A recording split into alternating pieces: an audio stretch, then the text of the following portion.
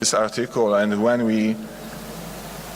we see the subgroup analysis, for example, in adult patients, in additional minutes of the time from EMS arrival to the administration of epinephrine was associated with the 4% decreasing in the odds ratio of survival to hospital discharge. In pediatric patients, it was not 4, it was 9.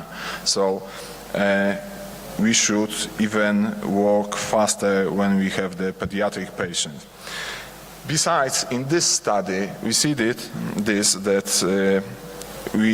I marked the time 10 minutes because authors show us that if we give the adrenaline in the time over 10 minutes, the first dose of adrenaline over 10 minutes when EMS arrival, the chances to survival rate decreasing 57% compared to those group in which we give adrenaline in the first 10 minutes on the place, on the scene of resuscitation. The second study, this study evaluate pediatric patients, and this study was conducted in the US and Canada, and this study confirmed the same in one thing. I mean that epinephrine administration was associated with the survival to hospital discharge among pediatric population. However, the timing in this study, the timing of adrenaline administration was not associated with the survival rate, but it's important that in the previous study they examined the non-shockable rhythm. In this study they examined all rhythms, so it was mixed shockable and not shockable. Maybe this parameter has place here, and we can this way transfer those data. Of course, we can also have other studies because, for example, in this study, in this meta-analysis, because I want to show you three most recent meta-analyses. In this cohort, studies show that adrenaline has an adverse effect on the long-term prognosis of out-of-hospital cardiac arrest. Why? I suppose we will discuss it because it's controversial. But in this one, I show you several forest plots. And on this forest plot, for example, which show the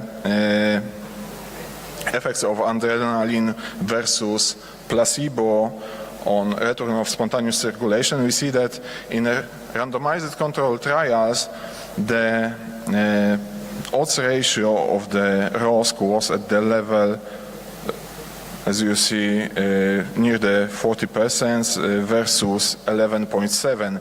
In the cohort studies, it was 22.1 versus 6%. So, according to this, we know that adrenaline increasing, giving the adrenaline, we increase the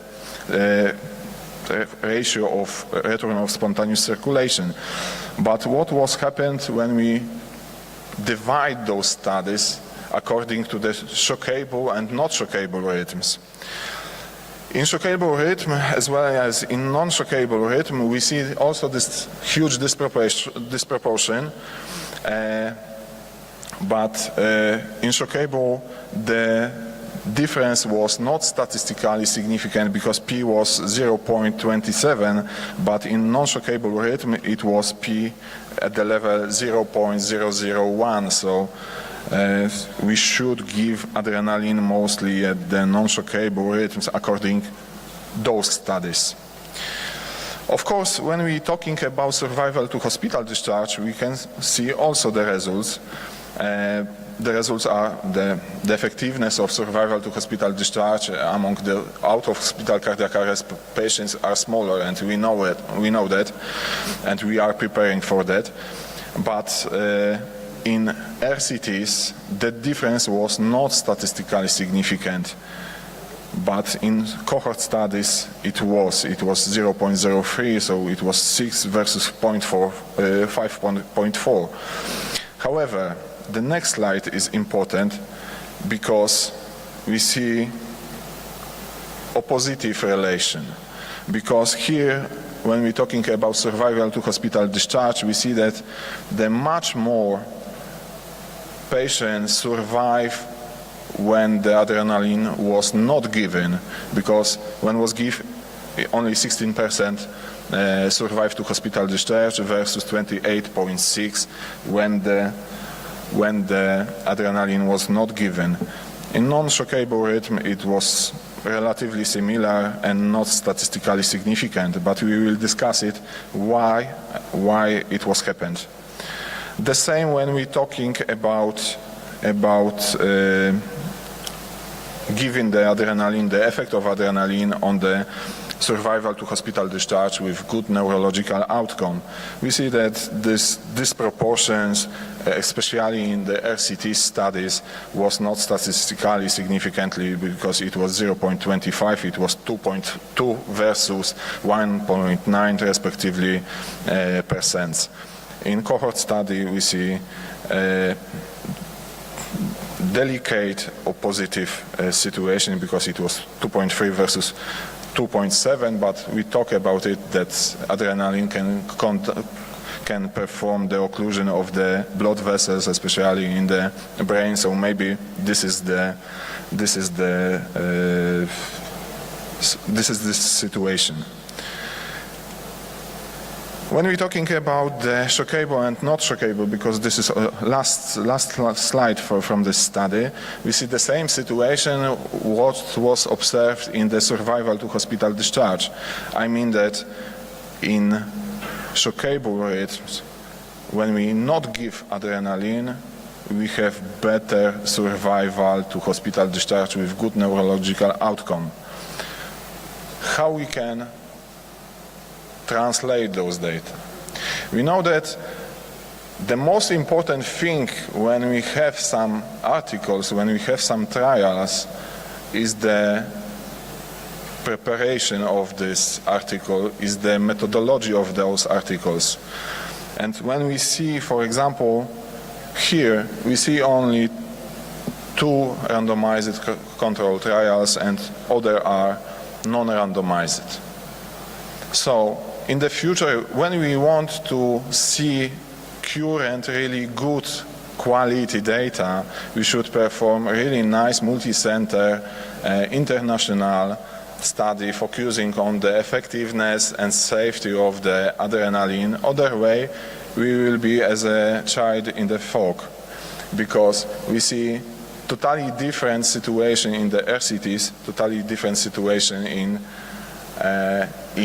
non-RCTs, because in RCTs we know that we should measure some points from time to time. We have the current protocol, but from the non-randomized we even don't know how long the resuscitation period taken, how many doses of adrenaline was placed, what was the delay of the adrenaline given from the EMS arrival, etc., etc. So we have many questions in the non-randomized trials, so we should focus on it, and in the future we should focus mostly on randomized trials. This is actually the results of our meta-analysis focusing on pediatric cardiac arrest, and in this, for example, we see that of course, when we're talking about out-of-hospital cardiac arrest, we should give the adrenaline, because the survival to hospital discharge was much more better when we give adrenaline, but in, for example, out-of-hospital cardiac arrest, the situation was totally opposite. But as you see, the number of publications are also small, so we cannot perform, for example, in this situation, some additional subgroup analysis, because we cannot do this. For do this, we need some extra publications, we need to create some really nice databases with those data of those patients. So I suppose this is the future, what we need to do.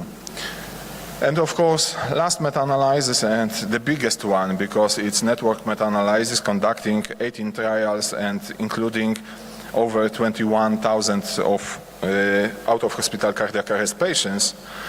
And as you see on this table, the use of standard dose epinephrine, because they analyze different groups. High dose of epinephrine and epinephrine plus vasopressin increase the return of spontaneous circulation and survival to hospital admission, but may not improve survival to hospital discharge with good functional neurological outcome. However, standard dose epinephrine improved the survival to discharge among patients with non-shockable rhythm, but not those with shockable rhythms. And this is the same as we see in the previous studies, so we should give the adrenaline as fast as possible in the non-shockable rhythms, and then we have chances to increase the odds ratio of the outcomes of the patient. What will be the future? When we're talking about the future, we should focus, as I say, on or create together, even together, a really nice prepared randomized control trial, including a lot of patients, including all data which we want to do, which we want to examine. For example, the time of resuscitation, the comorbidities of those patients, the time of EMS arrival, the delays, time, survival to hospital discharge, and longer outcomes, because we know that survival to hospital discharge or 1 month survival rate, it's not too enough for us. We need much more. We need to see what will be happened with those patients, for example, after 1 year, because it's totally depending. And for us as a clinicals, as a researchers, the most important thing right now is to create such a database, to publish it, to change the thinking about adrenaline and learn some much more knowledge about it, because of course, as I show you, we have some articles, we have some studies, but only a small amount of those are good studies with good data, with good knowledge. But even those knowledge, we have much more questions than previously. So I suppose the next step for us of all will be conducting next nice study, and I hope in the next year we will be able to show you, I suppose, maybe preliminary data of those studies. Thank you so much.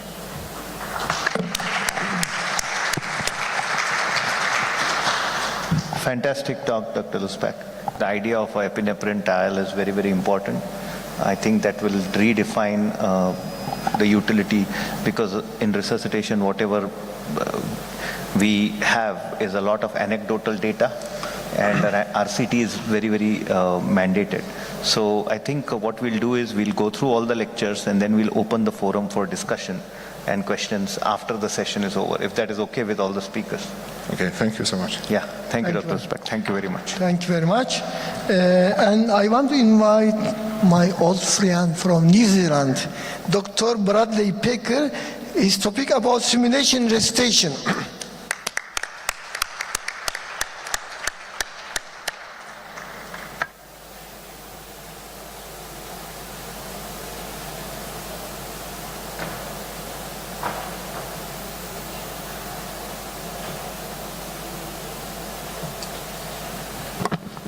Merhaba. Kia ora, tenakoto, kotoa. And that's just a traditional Maori, which is the indigenous people of New Zealand's greeting.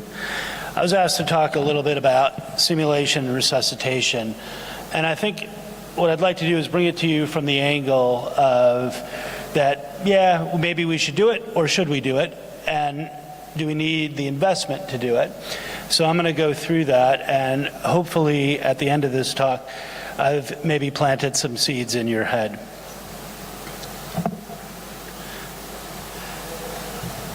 So simulation really is an important part of medical education, but it's not without risk. What happens in the sim lab stays in the sim lab. That's fair, because when people do simulation, they are putting themselves at risk. They're exposing themselves to make mistakes, errors, criticisms potentially, and it can get quite uncomfortable when you're debriefing very high acuity events. So what we ask is that you check your egos at the door and remember that there's always more than one way to do things. This is not the way I'd like you to do it, and this is really what this lecture is about, and trying to prevent you from doing this sort of thing. So I'm going to talk a little bit about what it is and why do we do it, why should you do it, why don't we do it, and how do we do it.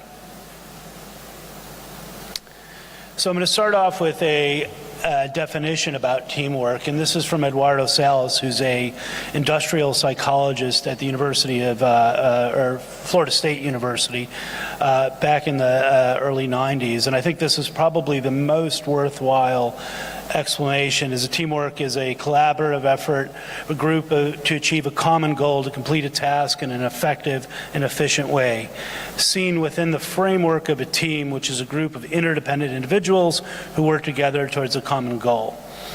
That sounds reasonable, I think, and I think that's really what we're trying to do. So we'll start with what is it that we actually do. So who do you actually train with? When you do resuscitation, who do you train with? Do you train with a bunch of doctors, or do you train with your nurses? Do you train with students? Do you train with the orderlies? Do you train with other ancillary staff? How often do you do it? What is actually your focus? What are you actually trying to learn? And I think at the end of the day, you have to ask yourself what you're doing, and does it actually make sense? So interprofessional training, some of you may be familiar with that term. Interprofessional is not intra-professional. Intra-professional is a bunch of doctors just practicing, or just a bunch of nurses. Interprofessional training means that everybody who actually will be in the resuscitation is actually taking part and doing it. So I've listed a couple of studies, one of them is mine, and what studies have shown is that when you do practice and you do interprofessional training, it increases performance of the team, increases morale, it increases satisfaction of the providers in their job, it increases communication and collaboration on many different outcome scales, and ultimately this is what actually helps increase outcomes. So we've just heard a talk about epinephrine, and that's really important, but I think if the team doesn't work, you're not going to get anywhere. And so it's great to get that technical knowledge, but I think this is the next step, and this is how you make it work, and that's what we continue to talk about. So the nature of what we do is very different from other operating teams within the hospital. All of our teams are what we call rolling teams, right? So you have a cardiac arrest or a trauma code or a medical or surgical code within the emergency department, and the teams are ad hoc. Who knows is going to show up? It's not always the same people, and you don't necessarily know who they are or what their skill levels is, and that's very difficult to assess when they show up and try to figure out in the heat of the battle, trying to figure out what's going on. And then of course, there's always the staggered presentations. When do people show up to the code? The anesthesiologist comes when they can, the surgeon may or may not be there, the ICU doctor may or may not be around. And so how do you then incorporate someone who doesn't really have all that knowledge into a team that's actually working at the moment? And so that is a skill that needs to be practiced and learned. So what I'm talking about are non-technical terms. The technical terms was the last lecture. This is more of the non-technical stuff. And this is communication. And when we talk about communication, we're thinking about things like leadership. How do you lead effectively? Active listening.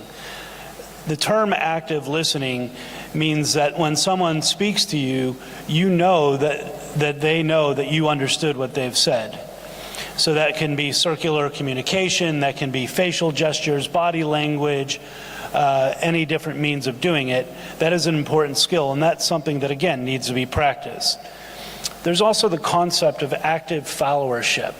Active followership within a working team promotes people to actually speak up and give their opinions and do what they think should be done. And incorporating that into a functioning team is likewise a practicable skill and difficult to master. Who hasn't negotiated in a resuscitation? As I started to say, there are more than one ways to do things. How do you figure out what the best way to go is, and how do you do it so you can move the team forward and continue with the resuscitation without alienating any of your team members? De-escalation is also an important part of this. When a member of your team is escalated and not functioning very well, how do you get them back into the fold and get them to start practicing and working with you? One of the most difficult things you might find as a leader is task delegation. How do you give up authority? How do you give up that power? That's really important, and again, that is a skill that needs to be practiced. We'll talk a little bit in a second about crisis resource management or stress management. All these situations are very stressful. And the last term there is graded escalation. And graded escalation means when one member of the team sees that there's something wrong and they point it out and it's not listened to, how do you step that up and how do you increase your opposition to what they're doing, and how do you do that in a polite way? And this is something that can be practiced again. And I ask you to think about who has been in a resuscitation where there wasn't civility. Civility is probably one of the most important things that we can, and again, that should be practiced. So critical resource management, or some of you may have heard it as crisis resource management, composed really of four things, and this is from the aviation industry. And it's divided into tasks, the individual aspects of the person, the team characteristics, and then interruptions that you have in it. Now, I'm not going to read these, but you can take a look at these. And if you think about all these different aspects of what goes into a team performance, those are all different things that you could potentially work on or take in a simulation and figure out how to address that and make your team function better. So these are some crisis resource management principles that we use, and I'm going to show you a framework at the end of how we decide. And these are what we use as our learning outcomes. And though they seem like very small things, they're actually quite important and can add lots of value to your resuscitation.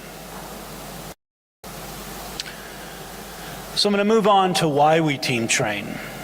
So this is the concept of practice how you play. Now, I know everybody here is really excited about New Zealand and South Africa and the World Cup rugby tonight. Go All Blacks? Yeah? No? All right. It's Australian football. Really, what we're talking about is increasing your performance, developing habits that make a team function well. Talk about the processes and things that make a system or a resuscitation go well, and to create a culture that actually is beneficial for patient outcomes, and test your systems to make sure that those systems are actually working and will increase your outcomes. So let me ask you, when you think about team training, is this what your team looks like? Can you play the video, please? Eric Maycroft, the front changer, Daniel Smith, Carrier, Mike Arno, Jackman, Stan Doolittle, and the fueler, Justin White. These five men were all together a year ago. Solid stop so far. Harvick says he needs help on entry and a little bit more help on drive-off. Here's the anatomy. So 15 seconds to change your tires. How many people have gone to the mechanic shop and had their tires changed in 15 seconds? Not too many, right? But to do that, they would have had to practice that. That's not something that just happens. And that's a really good description, obviously not medical, but how a team functions well together, interacts, and plays upon each other's strengths and weaknesses. This is a out of cardiac arrest. It's a simulated event that we did in the car park. And so the question for this particular one is, should they resuscitate the patient in the car park, or should they take the patient inside and resuscitate him? And obviously they've chosen to go inside, but as you can see, they figured out and managed and worked with themselves to actually do CPR, and rather than riding on the rails, the smallest nurse available jumped on the bed and started doing CPR. So when you can think about training and what we do, and you compare it to things like sport or music, aviation, space flight, nuclear reactors, or military, people practice these things. This doesn't happen in isolation. These people practice them, and arguably what we do is as or more important, and do we practice? And just as a side note, after you got your driver's license, does anybody actually practice driving? But as we all know, it's probably one of the most deadly things we do. So this is this idea that experience is the best teacher. But as I finish and go through the rest of this presentation, I want you to think about that statement and ask yourself, is it really the best teacher? So this is a quote from a American College of Emergency Physicians about physician training. It's conventional training cannot provide the optimal number of clinical contacts to obtain adequate competency in all clinical areas. So it's estimated that you need to see somewhere between 5,000 and 10,000 patients to become an expert in emergency medicine after you've graduated from training. So that's another 3 or 4 years. Right? So does that really go ahead with experience is the best teacher? Maybe not. So I'm going to step back a second and ask you, well, why don't we necessarily do this? Why isn't this something that's part of our normal day? Some places maybe do. I know that we do, but not probably enough. So the reasons, what are the barriers to doing this? Well, it's time, money, equipment, space, expertise, who does the debriefing, is someone familiar with this? And as I mentioned at the beginning of this, simulation does have a risk to participants. There is a psychological toll that does happen if things go wrong. So that goes back to the expertise of the person running the simulation and the debrief to make sure that it's done right. And there's also a little bit of desire. Does anybody have a desire to actually practice driving? No, right? We do these resuscitations every day, but do we need to practice those resuscitations? So when you're thinking about why should you do this, there is some evidence, and some of you may have seen this sort of data before, but in the late 60s, early 70s, the rate of small aircraft and commercial aviation disasters was alarmingly high. And so the American Aviation Association reached out to a bunch of psychiatrists, and they developed a process called crew resource management. And what they did was they looked at things that pilots needed and aircraft crew needed. And this is leadership, team coordination, decision-making.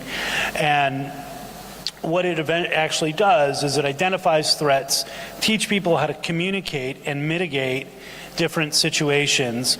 And as a result of that, aviation catastrophes steeply declined to the current rate, which is incredibly small. So no one would even think about really getting on a commercial plane and having a crash, but that actually was a real thing back in the 70s and 60s. So how does this parallel medicine? Well, what they did was proficiency and task-oriented. It requires a team to function well and have a good performance. And you looked at the different influencing factors that cause potential team dysfunction and develop and validate different performance and measurement tools. And what is the optimum size for a team for different emergencies? I must have run 1,000 of simulations. And one of the questions that I frequently ask is, did you have too many people or too little people? Or is it the three little bears and it was just in the middle and just right? I don't know that we know the actual answer. I think it probably more depends on team dynamics. The last thing on this list is cognitive overload, and I'm going to talk a little bit about that at the end. So how do we do sims? This is probably the most important thing. Well, it takes a lot of planning, it takes a lot of work. It's like herding cats, trying to get lots of people to do different things, especially from different specialties. But in reality, I think it's about building professional relationships. So if you're planning to do things with different members, whether they be nurses, different kinds of doctors, different allied health or security or orderlies, I think that in itself has value. You have to pick the right scenario and create your learning objectives. And our learning objectives we take from that list from our crew resource management, or CRM, crisis resource management tools. And you figure out which communication skills you want to actually debrief and talk about. And so what we do is we pick those out and then we use a framework for analyzing those. And so you think about the inputs, whether it's the doctors or the medicine or the situation, how we're going to train them, what are the different valuables that are the mediating circumstances, and then what are your outcomes? What are you hoping to achieve? And if you do that, it actually becomes a little bit easier and you narrow it down, and this big body of work actually can be broken down into different steps. So this is an example of this. This is a study I did a couple years ago where we looked at, should doctors actually be running codes? These are cardiac arrests. And what we did was we had this idea of cognitive offload where the nurses would run the code, the nurses would call out the drugs, the nurses would do the timing.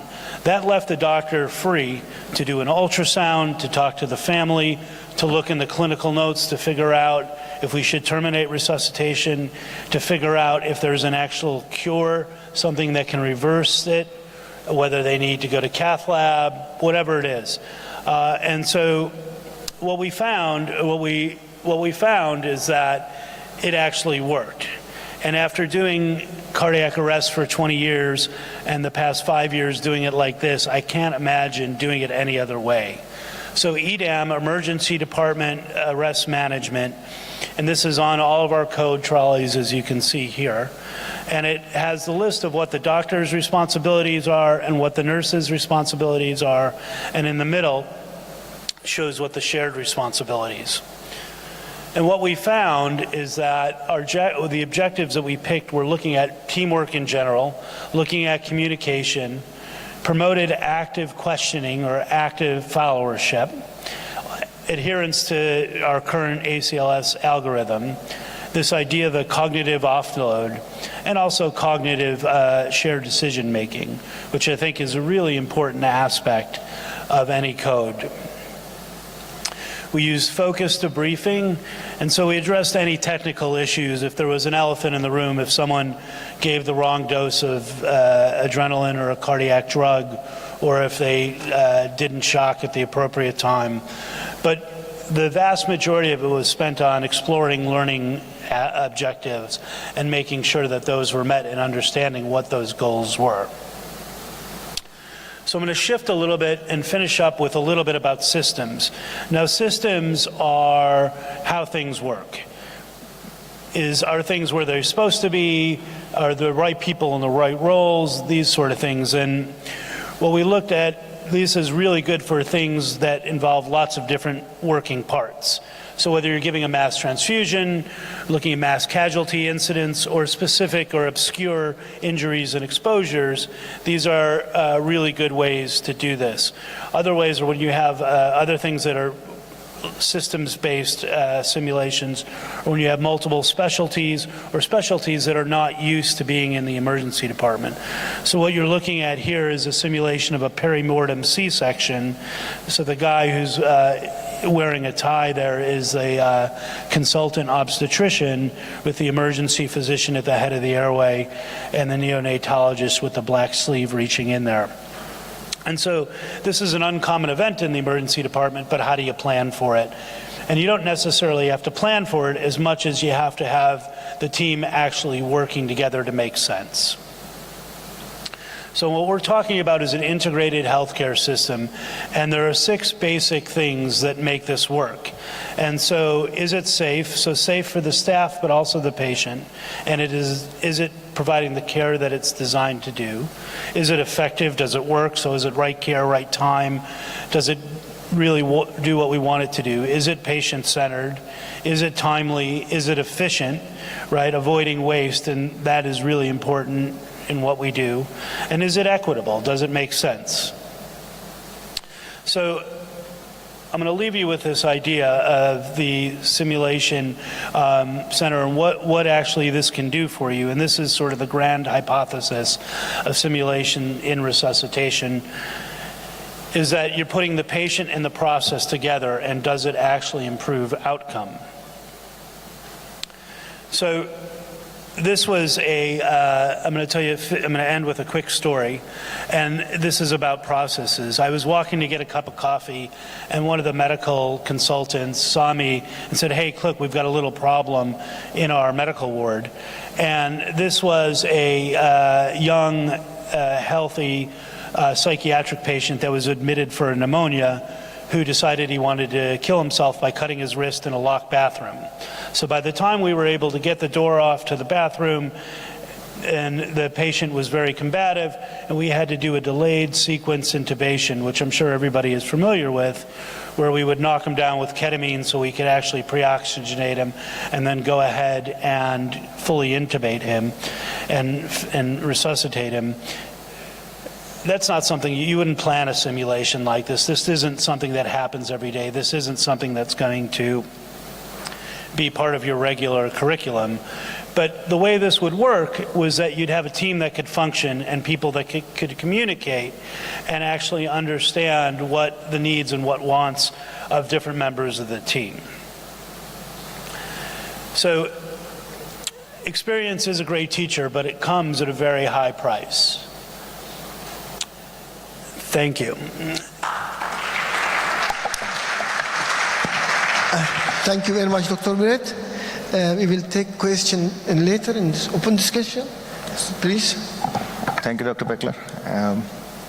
So I must remind the audience, I want to tell a story. Dr. Peckler was one of the earliest leaders in simulation way back in 2002, when simulation just started picking up in the world. And he was one of the earliest leaders. In fact, I was trained by Dr. Peckler. I was my faculty, and I was his resident about 20 years ago when simulation just started.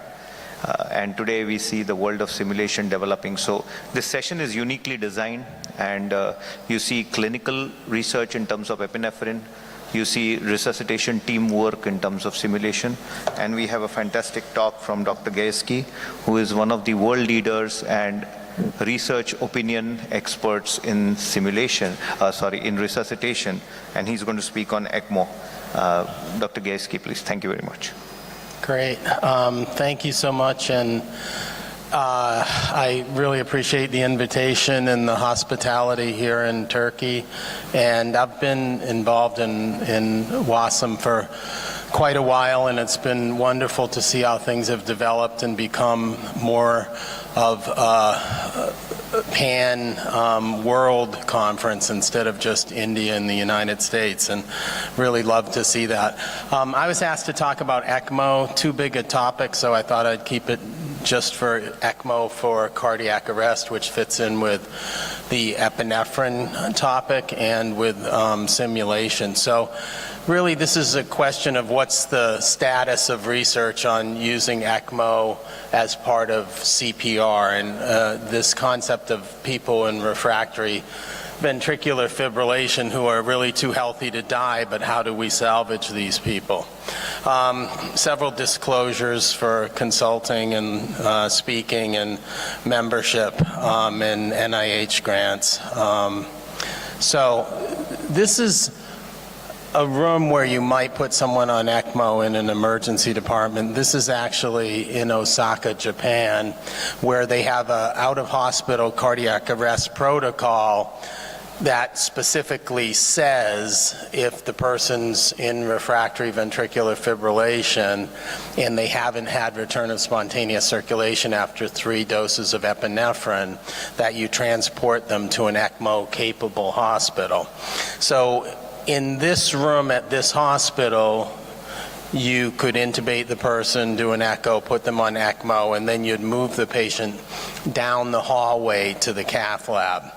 Some of the recent studies have been done where the people are taken directly to the cardiac catheterization lab, and then I'll show you a video in Japan where the cardiac catheterization lab's in the emergency department. So there's lots of different ways to approach this, but the goal is the same. It's to set up early perfusion that replaces the native perfusion and then fix the problem that led to the cardiac arrest. So we'll just run through a case and then ECPR as a rescue strategy, some early experience, and then the recent randomized trials and what's the future. And I think that's integrating CPR protocols for early transport and early ECMO. So here's a typical patient that you'd see in refractory ventricular fibrillation. She's 47 years old. She has a past medical history of hypertension and smokes cigarettes. And then she gets short of breath and calls EMS. So she's the one activating the EMS system. And then they arrive. This is a typical house in West Philadelphia, and they arrive and they see her behind a locked door, glass on the top of the door signaling that she can't breathe. Then she collapses as they come up to the door, which is locked, so they have to break the glass. And it takes them 2 minutes to break the window and then open the door and check for a pulse. And they start chest compressions, they put an AED on her, she's in ventricular fibrillation, she gets defibrillated, and then she has ongoing VF and gets continued ACLS. They make the decision to intubate her quickly and to transport her to the emergency department. So she gets a total of 3 shocks and 3 doses of epinephrine and a bolus of amiodarone en route. And it's only 15 minutes from collapse to arrival in the emergency department. So that's good. That's a short transport time. And then she gets to us in the emergency department, and we keep doing what we do, giving epinephrine, doing chest compressions, giving other medications, and trying to sort this out. And what you can see is that 44 minutes after ED arrival, so 59 minutes of cardiac arrest, she's been shocked 12 times. She's gotten 10 doses of epi, vasopressin, amiodarone. And if you look at the monitor, this is what you see. She's in ongoing ventricular fibrillation. So what do we do at this point with this patient? Do we call the code? Do we continue to do what we're doing? Do we have any other solutions? And do we have any physiologic parameters that we can look at that suggest that this person should be salvageable? Well, one quick parameter we can look at is her end-tidal CO2. Hers is 32. That's probably very similar to what mine is right now. That suggests that she should be salvageable, and it makes you wonder why we haven't been able to get this person back into a perfusing rhythm. So CPR works, but as time passes, survival and neurologic function decrease with sort of each passing minute.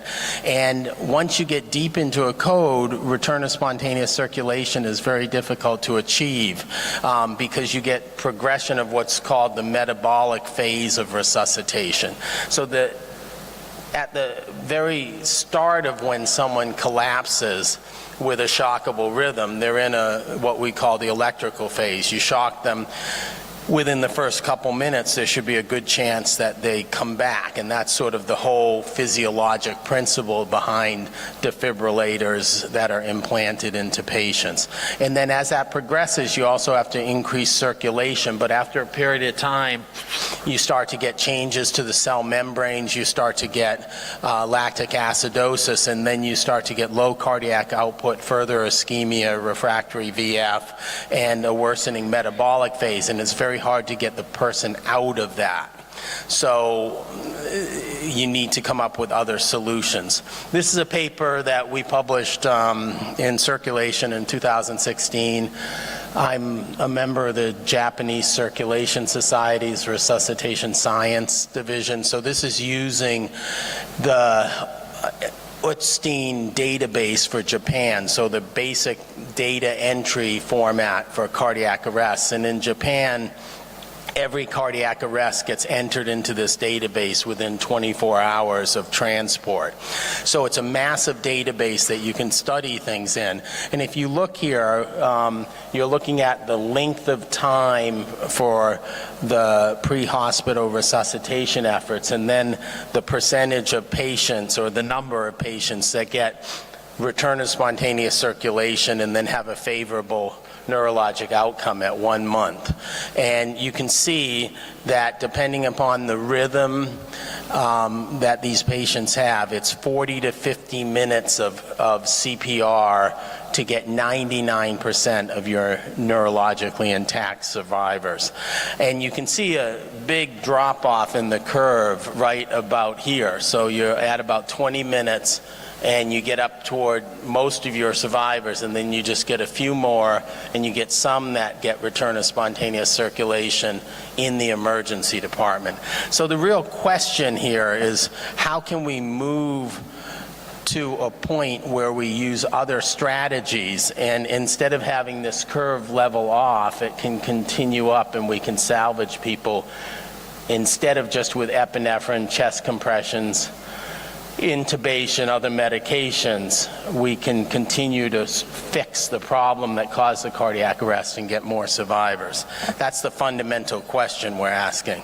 So what can we do for this patient who's had 59 minutes of CPR, 10 shocks, 10 doses of epi, and is still in ventricular fibrillation? Continue conventional CPR, is that futile? So people always say that Einstein said that doing the same thing over and over again is his definition of insanity. Einstein didn't actually say that, someone else did, but it's attributed to him, and I always think of him when I think of, are we doing the same thing over and over, and how's that going to help our patient?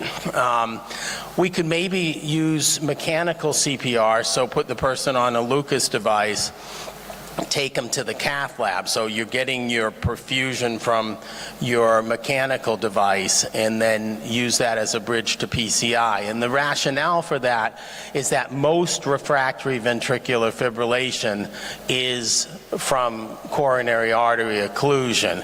And most of those coronary artery occlusions are either left main trunk or left anterior descending. So by taking that person to the cath lab, you should have something you can fix. So there's case reports of that, and there's some interesting ones. I'll show you one of those. Here's me on a mechanical chest compression device. I was stupid enough to turn it on. It hurts. Don't do that when you're conscious and sober. Or we could use eCPR. And this has evolved over time. The first times I talked about this, there were case series, and then I helped our Japanese colleagues with the development of the SAVE-J trial. Then that came out, and now there's been small randomized trials that have been published. So the data is accruing on this. And the other thing we could do, which is what most people do in these cases, is they terminate the resuscitation attempts, or they call the code. And that's just realistic. In a busy emergency department, you've been doing CPR for an hour and you have other patients that are sick and you need to get to them. So what are your options for that person? And that's really the standard of care in most American emergency departments is after a period of time you would call the code.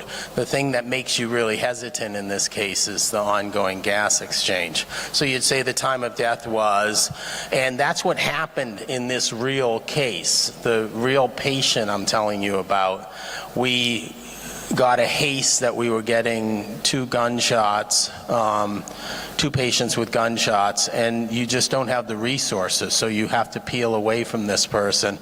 And we pronounced her dead at 63 minutes post-arrest. Her end-tidal CO2 was still 28. So is she really dead? And what is dead? Are her mitochondria dead? Are her cells dead? Or is she dead? And it's very difficult to call those, but that's what we did. So what about putting her on a Lucas or an auto pulse, mechanical CPR as a bridge?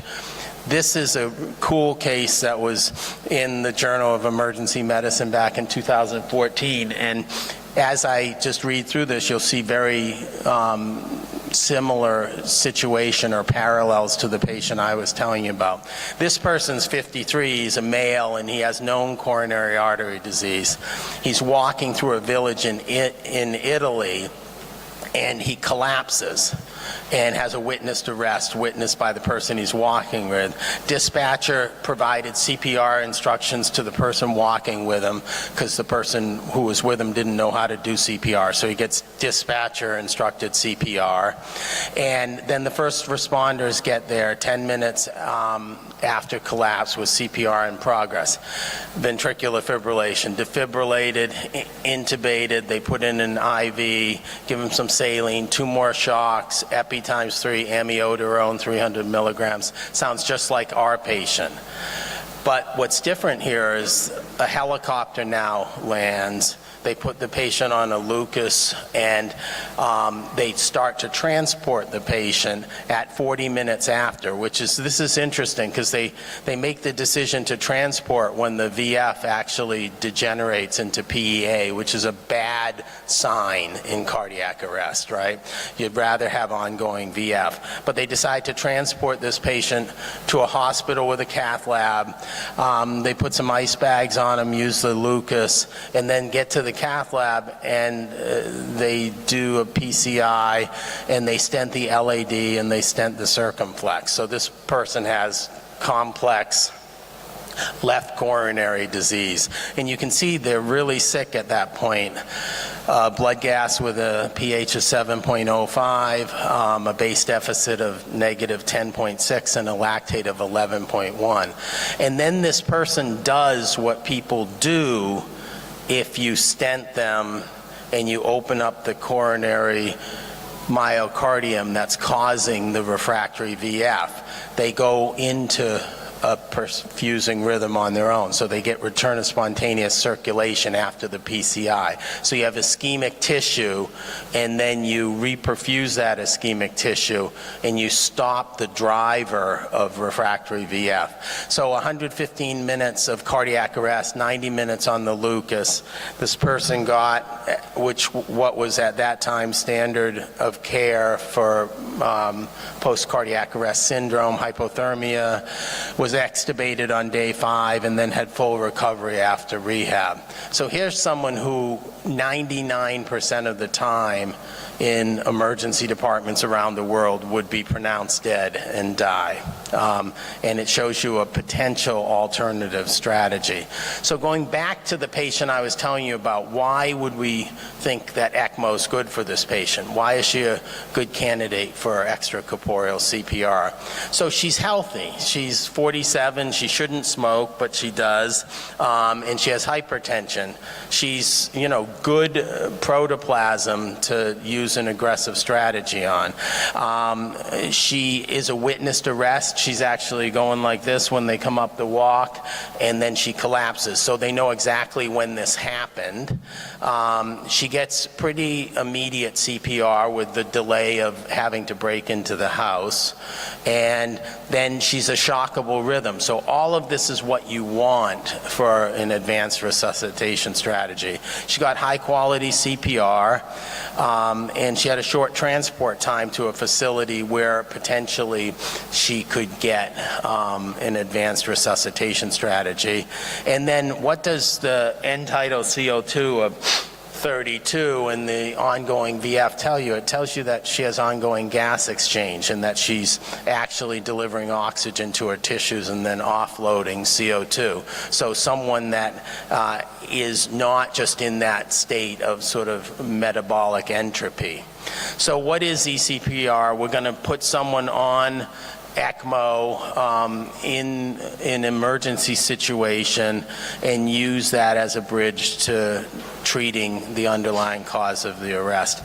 A lot of this came out of Japan. The first people getting put on ECPR around the world were really in Japan, and it grew out of their experience. I mean, everyone thinks of Japan as, you know, Tokyo and the big cities with Yokohama and stuff, but 90% of Japan's mountainous and lots of snow and a lot of environmental hypothermia. So the Japanese started using ECMO to warm people up who were in cardiac arrest with environmental hypothermia, and then they said, well, why don't we translate this to patients with cardiac arrest from a coronary cause? So the first big study was the SAVE-J trial, which came out in resuscitation in 2014. And it's a really important study with also really important limitations.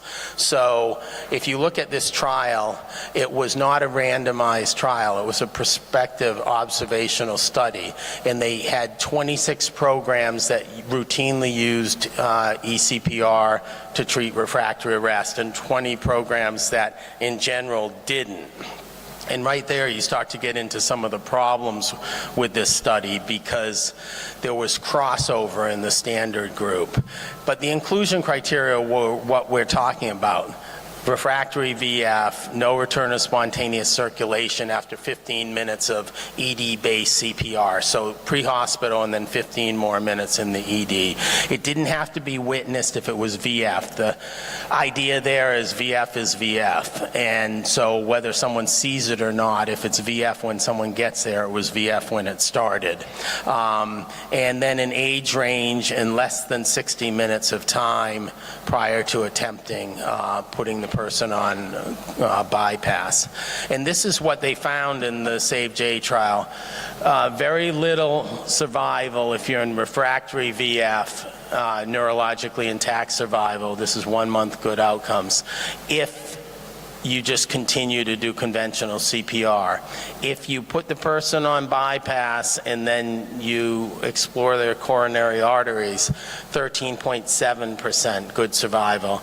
This is 50% of the survivors, so it was 25% survival, and then CPC 1 or 2 was half of that group. So it's promising, but there's a lot of difficulties with this study because of crossover and of some of the more potentially salvageable patients in the standard group. So it's not a randomized trial. Let's see if this will play. This is a quick look at what they do. So this is an emergency department in Japan. This is an out-of-hospital cardiac arrest that gets worked in the field with CPR, defibrillation, and then brought into the hospital. And this is the emergency department in the hospital there. You see it's 9 a.m. in the morning. This is downtown Tokyo. And the person had bystander CPR. He's 65 years old, and VF's his initial rhythm. And so you can see a very old chest compression device here. And then after defibrillation, the third time, he goes into asystole, which is actually a bad prognostic indicator. So they're preparing the ECMO machine, and they're preparing the patient for cannulation. And they start some chilled saline, and they continue conventional ACLS. But different from what we heard about in the first talk, they're going to actually back off the epinephrine as they cannulate, based on the idea that they're going to be putting the person on to the pump, and they don't want to just keep on giving the person a vasoconstrictor during this time. So these physicians are emergency physicians and interventional cardiologists, so they're cross-trained. They also, most of them are critical care trained as well.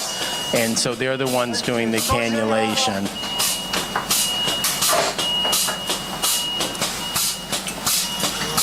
And so they're cannulating on both sides, and whoever, accesses the artery for the vein first is going to be the one putting them on ECMO, and then if the other side they're going to use for a balloon pump and a catheter.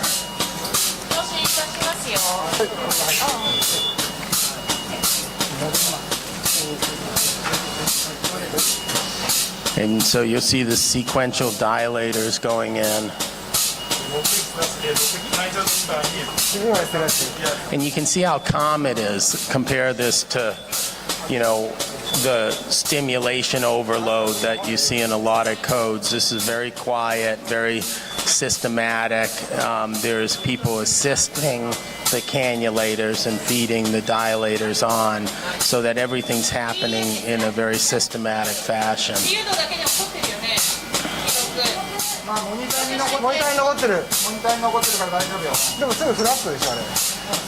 And this video is edited down to, the 5 minutes I'm showing you, but it's 15 minutes total that you'd be seeing for the cannulation, and then the next step is, so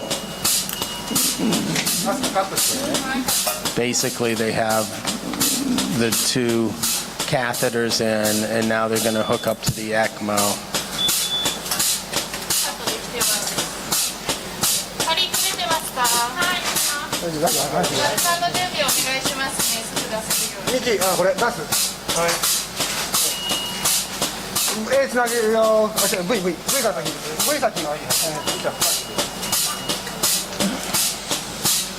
And then they're just making sure that there's no bubbles in the system as they hitch the catheter to the ECMO tubing.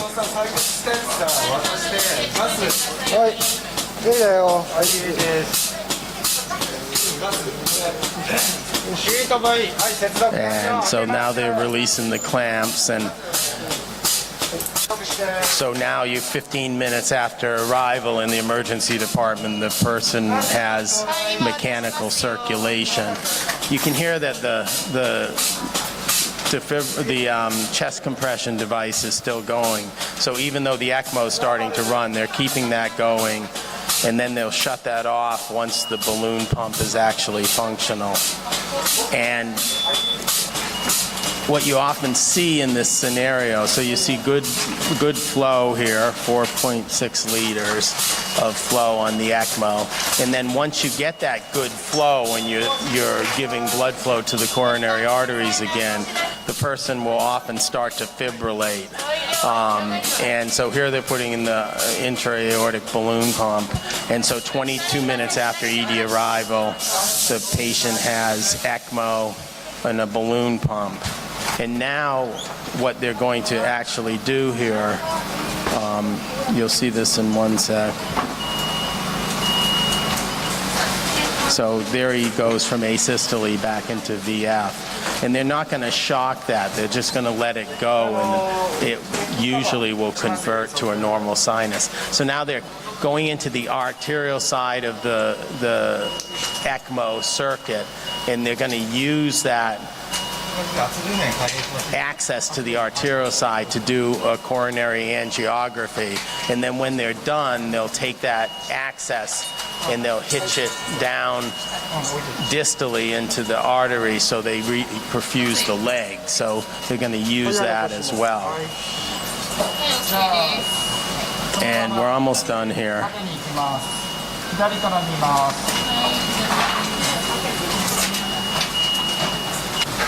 but here in the emergency department, they do the cath,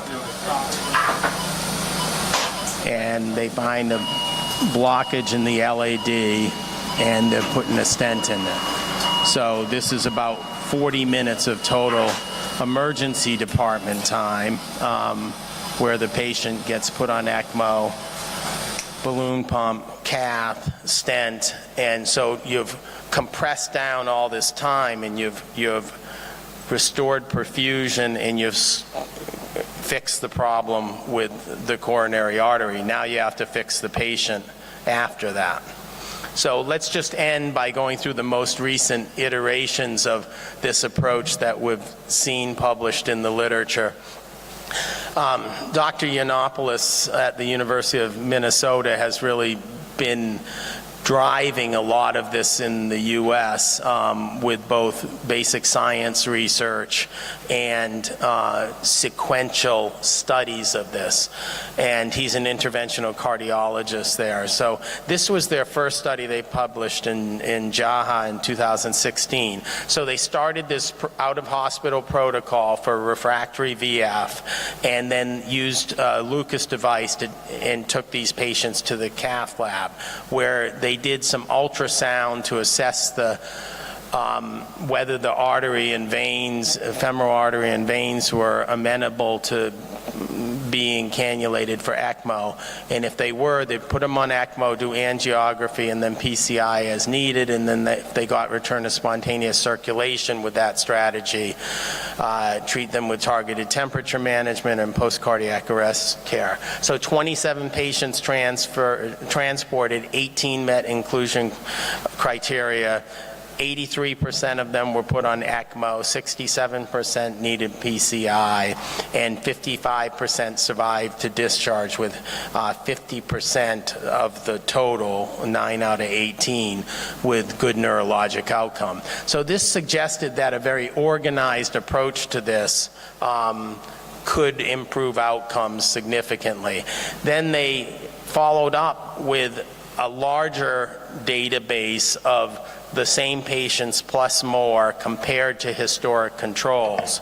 So up here is the group we were just talking about, ECMO, PCI, post-arrest care, and then they compared them to similar patients who either did or did not get ROSC using standard therapy. And you can see 45% survival to hospital discharge in the aggressive strategy and 15% in the standard therapy group.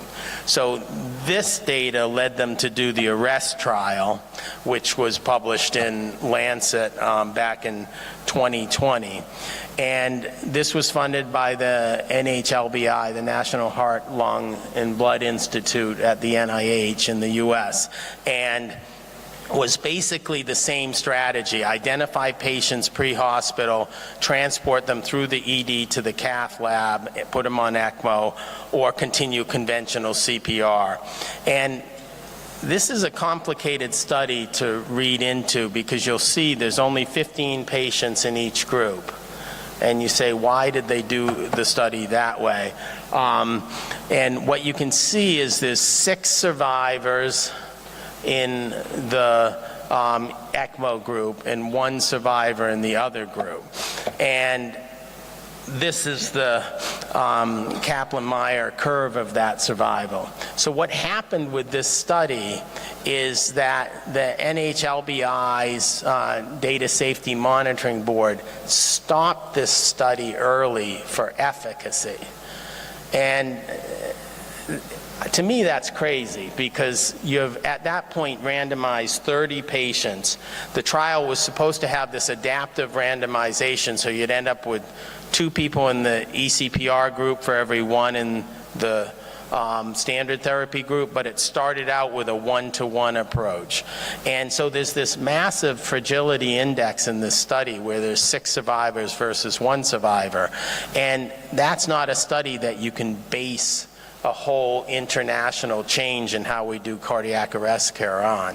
So very important trial, but really limited by the way the Data Safety Monitoring Board thought this study should be analyzed at the first interim analysis. The other study we have is the Prague study.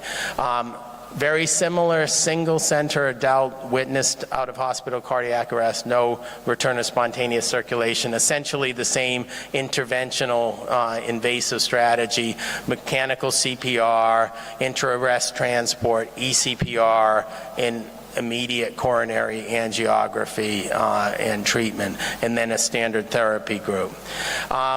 This trial was stopped early at the recommendation of the Data Safety Monitoring Board for futility, so the opposite reason. 256 patients were randomized, and the main analysis was based on survival to 180 days with good neurologic outcome. And you can see huge trend toward improved outcomes. 39 patients, 31.5% in the invasive strategy, 29 patients, 22% in the standard therapy group. So higher than Yiannopoulos' historic controls. And the odds ratio is 0.09. So big trend toward better outcomes, but probably an underpowered study that was stopped early because it's underpowered, so it can't reach significance by the end of the number of patients it was powered for. So to wrap that all up, I think the physiologic rationale for putting someone on ECMO during cardiac arrest and doing extracorporeal CPR is very sound. You need high quality CPR for salvage. Early cannulation may be another key. I showed you in the SAVE-J trial how it had to be under 60 minutes, and there's a lot of data that things really decline after that 60-minute period. There's case series and now single center reports that suggest a benefit, and as I just pointed out, the randomized trial data is mixed and affected by small sample size, interesting statistical approaches, but both show a suggestion of improvement. So the best data at present, and if you actually read the arrest trial in the Lancet article, it will say what's known until the trial's done, and then what do they suggest. Basically, Yiannopoulos and his colleagues said that right now we're at a point where specialized programs with clear protocols have the best success, that what we need is a multi-center trial, but that multi-center trial would require programs that got up to a certain baseline of therapy before you started the trial, because otherwise they're just learning how to do it while you do it. And if, like many huge international trials, you enroll 3 or 4 patients at each center while they're on the learning curve, you're not going to get any insight into what happens if you actually have expertise in this and then you start the trial. Time is of the essence, and we need more data from well-developed programs. This can be brought into the pre-hospital setting. This is from Regensburg, and this is an Audi sport wagon that is their ECMO car that they take to out-of-hospital cardiac arrests in Regensburg, and they've published on their results from that as well. So thank you. I'll stop there.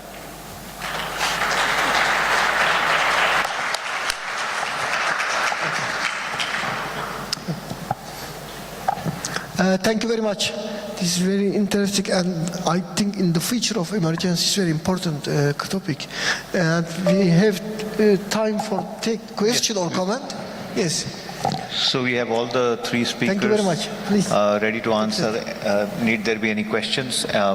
So to summarize all the sessions, the first session spoke about epinephrine and its expanded role in resuscitation and the upcoming research which has to open up the era to bettering resuscitation for the future. The second talk focused on simulation and the team building exercises around resuscitation. And the third lecture spoke about ECMO and its role in resuscitation. 3 different and important aspects of resuscitation were covered in this session. So if there are any questions you could ask, please introduce yourself, where are you from, and address the question to the speaker. Can we have a traveling mic, please?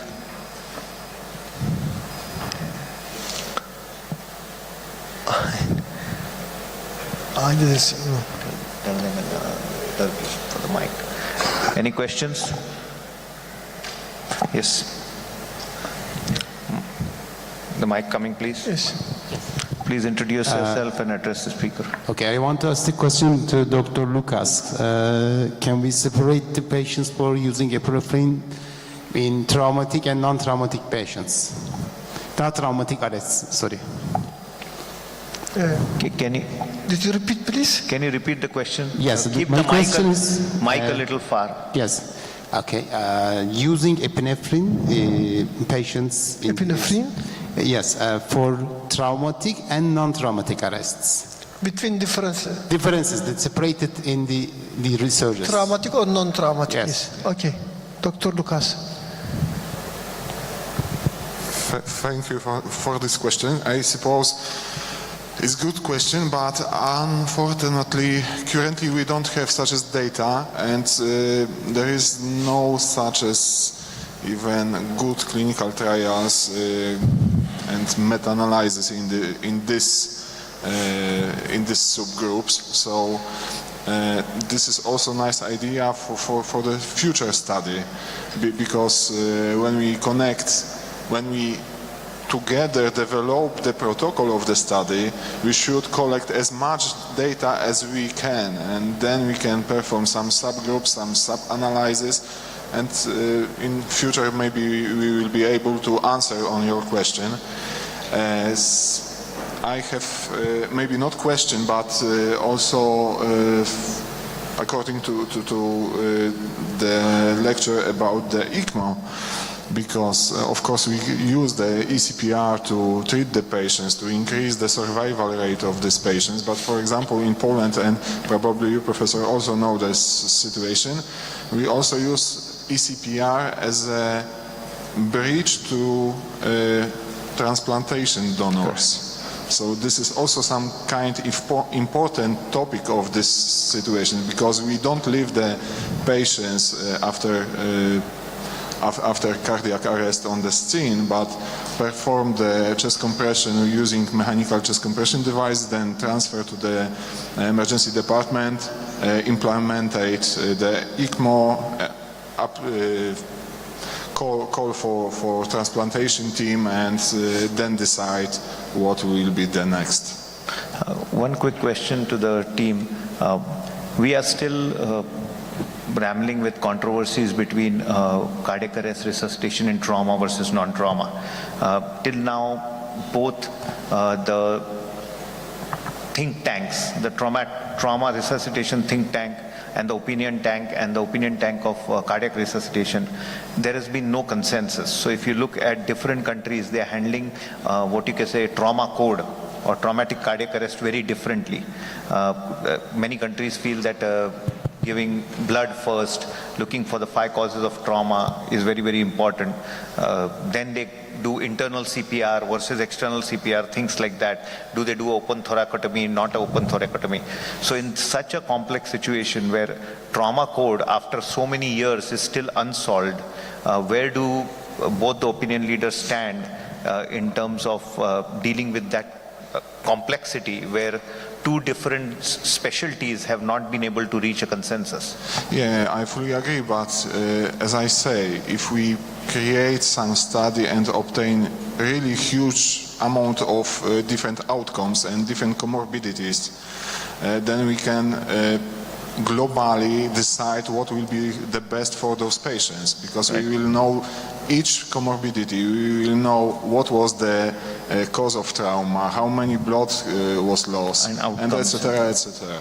So basically a traumatic cardiac arrest registry would be a better option. Yeah, I suppose not maybe only traumatic or no traumatic. I think the best option will be create some out of hospital registry, cardiac arrest registry, including traumatic and non-traumatic, because then we can decide much more. Yeah. All right. Sagar, I mean, I think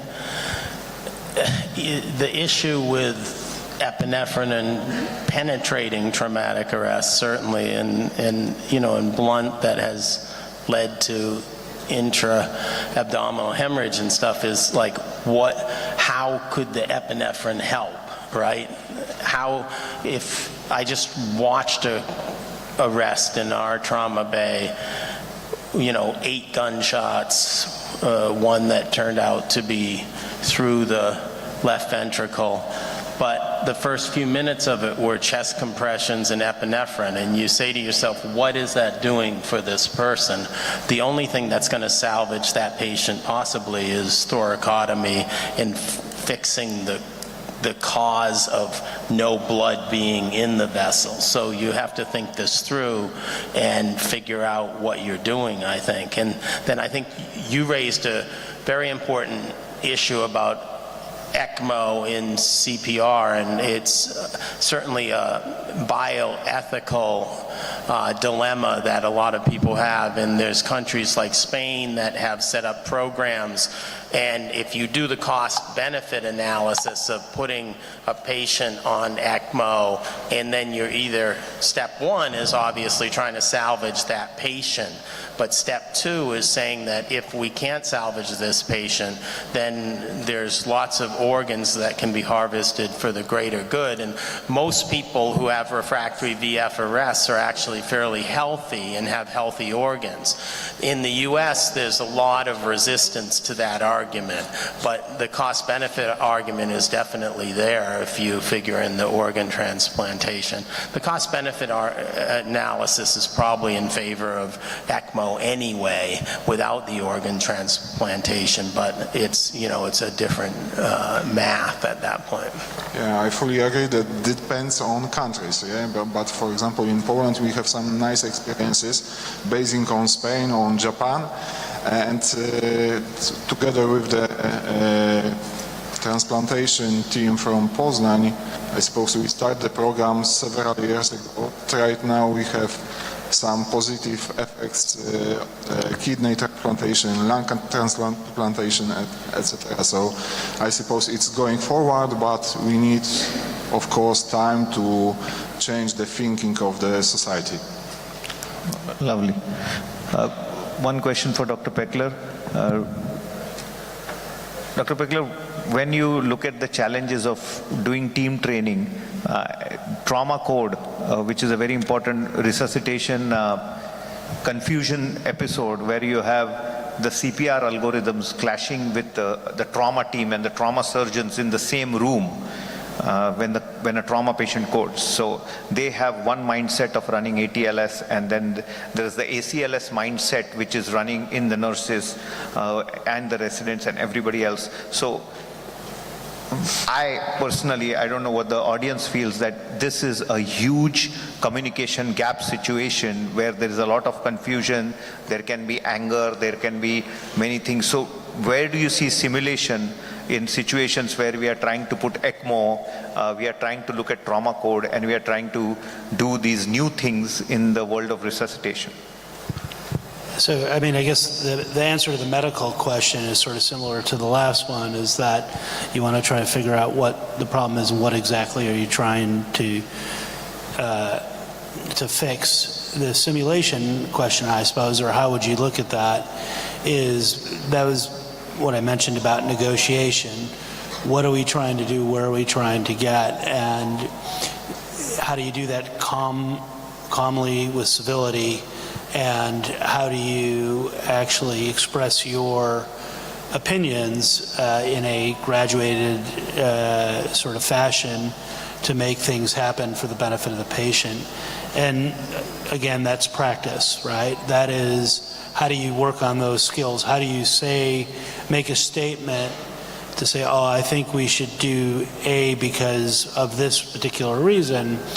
And I think the ability to do that, or to speak up, especially if you are a junior physician to the senior one and you have a difference of opinion, how do you do that and maintain civility and actually do that in the benefit of moving the care of the patient forward? And I think you practice it, and it doesn't have to be a specific incident. or a specific scenario. I think it's something that is a culture that you'd have to create within your institution to make that work. Hey, Brad, quick question just about your thoughts on simulation for complex things like airway or ECMO. And I've done a lot of ECMO simulation in the US and in Japan. And I guess, you know, obviously it's better than not doing it by a long shot. And I'm not denigrating simulation, but it seems to me that it takes you to here, and then the real world starts about here.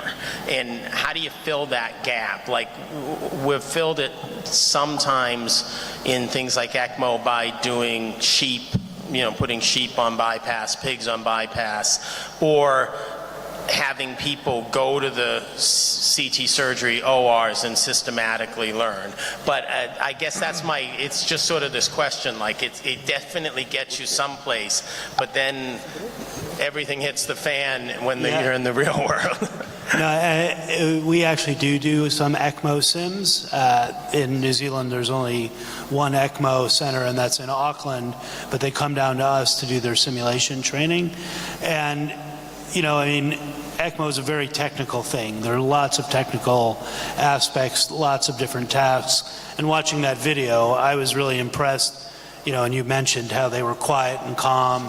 Like, that would be a really hard thing to do. That didn't happen overnight. Those people work together, they've practiced, and they all know and competent at their physical tasks. But I mean, I don't speak Japanese, but clearly they were calmly speaking to each other and communicating, and I think that's probably where that comes in, is I think that's probably it. And you're right, there's no way you're going to take that to that next level, but I think to get it up to that point, to make it work, and as you said about, you know, having 3 or 4 centers in a multinational, like, that doesn't work, right? Everybody's got to actually be good at it and know how to do it, but how do you get to that point? Thank you. Well, yes, please, Dr. Muzaffer. Sorry. Okay. I'm Ashish Pala. Okay. I have a question for you. ECMO is kind of a bridge till the time you have a definitive plan for a patient. You know, you can't keep a patient unlimited on an ECMO. So if you're doing an eCPR upfront, how do you know, or how do you decide that what is going to be the final outcome? And in a country like India, or in a developing country where the cost is a major constraint, so would it be wiser to go ahead with an eCPR kind of a process for every person walking in, or how would you make a choice? Yeah, I mean, I think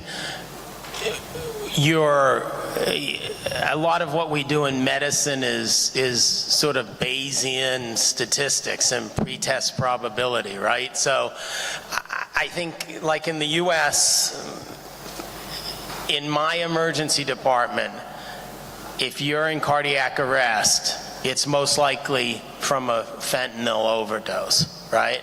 So there's probably no role of ECMO in that patient. We can get those patients back. Even 90 minutes after arrest, we can get a heartbeat again in those people, but their brains are already just gone, and we don't have a salvage strategy for their brain. So I think what you have to say to yourself is, do I have a reversible cause of arrest that was acute in onset? I mean, from my perspective, a 35-year-old woman who's either pregnant or postpartum who has an arrest, that person should go on ECMO, because you know why they arrested, right? They're a massive pulmonary embolism 90% of the time. So someone who's digging a ditch and grabs their chest and is in VF afterwards, we know what's going on. They have a coronary occlusion and that needs to be fixed. So that's sort of, I think, the approach to it versus putting everyone on ECMO, because I think there's so many patients that won't benefit from it. Yeah, and from our point in New Zealand, it's a very small country and we just would never have that kind of resource. And we've started to do it mostly ECMO for other things rather than cardiac arrest. As I said, it's only in Auckland and nowhere else in the country. And as I was thinking, you were talking, David, about the cost-benefit ratio, and in New Zealand, we sort of, as you would in India, it's the most for the greatest good, and unfortunately, we don't have sort of the volume that would actually make this worthwhile for us. And I think that's probably going to be something that you'd find quite frequently outside of really big places. Yeah, I mean, I would agree, and you just have to sift through these people, and that's why if you look at the ECPR protocols, they're trying to get to the patients with LAD occlusion or left main trunk occlusion or something like that. And then there's select other populations, overdoses that aren't opioids, beta blocker overdose, calcium channel blocker overdose, nortriptyline overdose, things like that respond to this kind of therapy. And then obviously refractory hypothermic arrests are perfect for this. Okay, thank you very much. Thank you very much. Any other question or comment?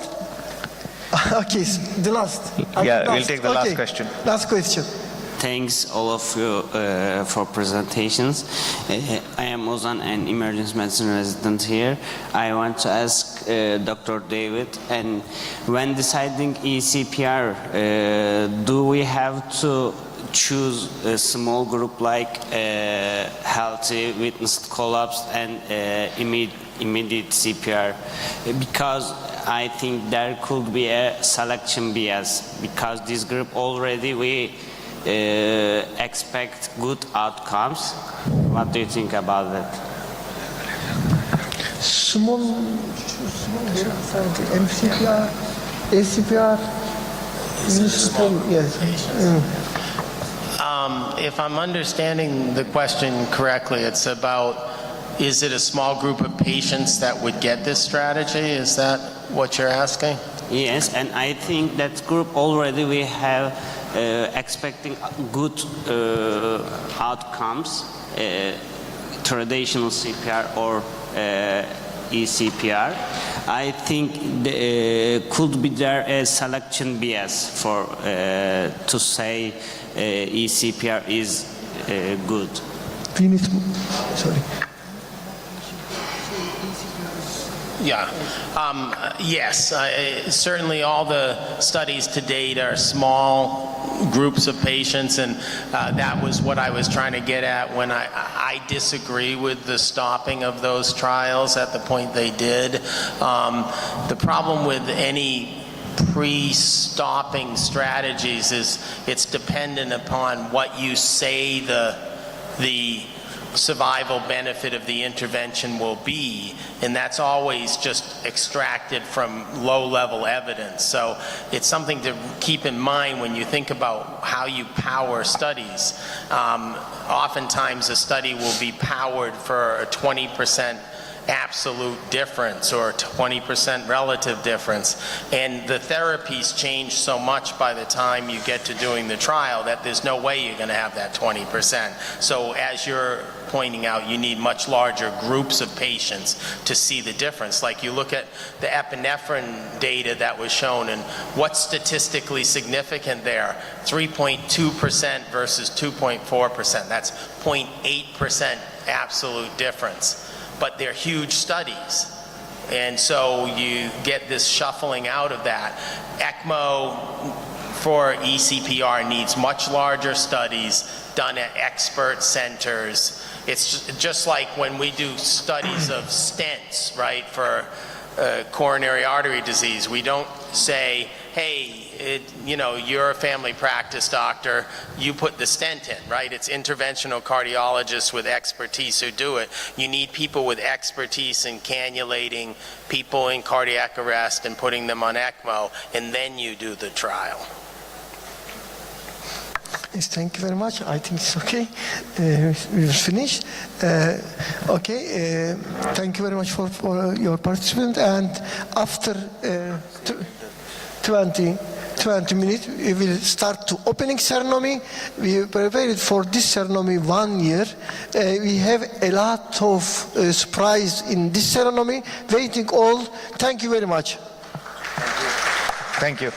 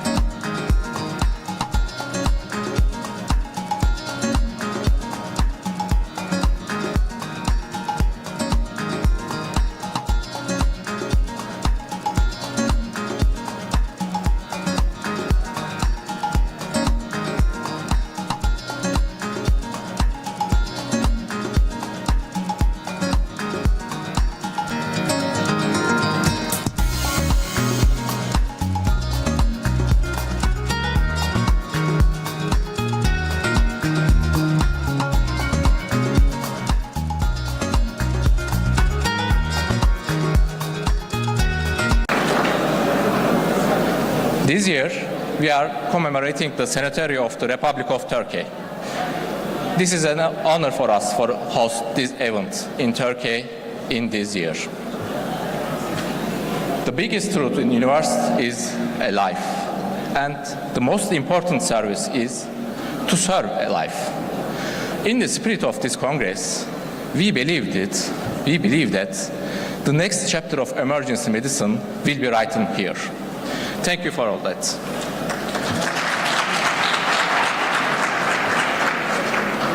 Firstly, I would like to express my deepest gratitude to our rectors, to President of EPAT, to President of VAJEM, and Director of VAJEM, and also to EPAT team, to VAJEM team, to faculties, to all who contribution for this event possible, and of course to you, all participants interested in VAZEM 2023.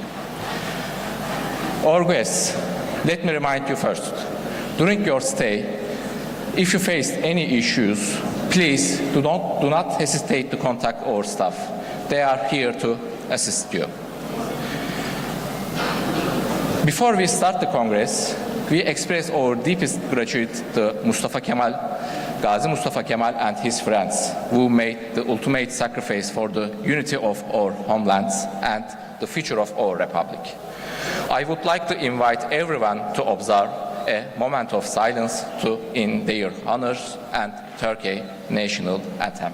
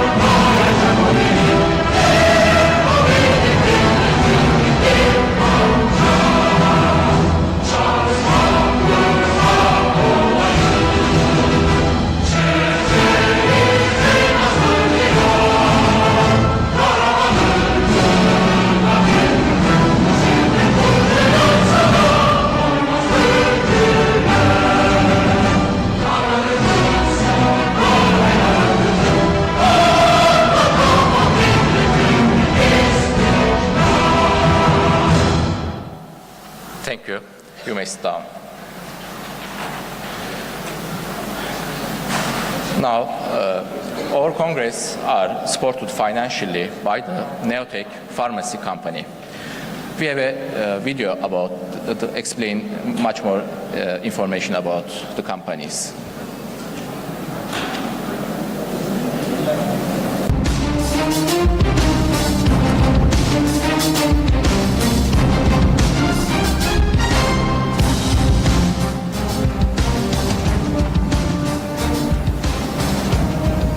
Neotech Grup çatısı altındaki Celtis ilaç, insan sağlığını korumayı ve yaşam kalitesini arttırmayı hedefleyerek 1992 yılında Türk ilaç sektörüne adım atmıştır.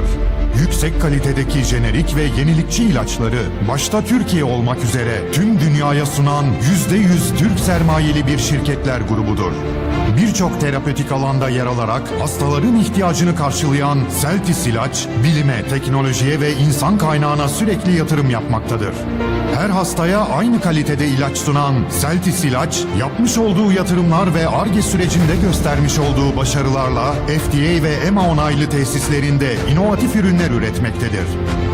Celtis ilaç, ürettiği inovatif ürünlerle yenilikçi tedavilere öncülük ederken, yerli ürünleri 36 ülkeye ihraç ederek dünya sağlığına katkıda bulunmaktadır.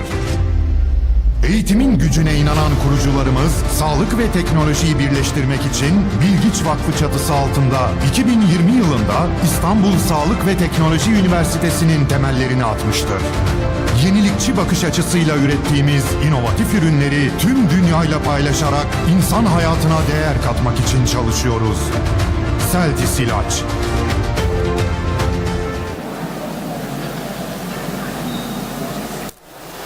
Now I'm pleased to invite Hulusi Sarıcaoğlu, CEO of the Neotech companies. Please come in.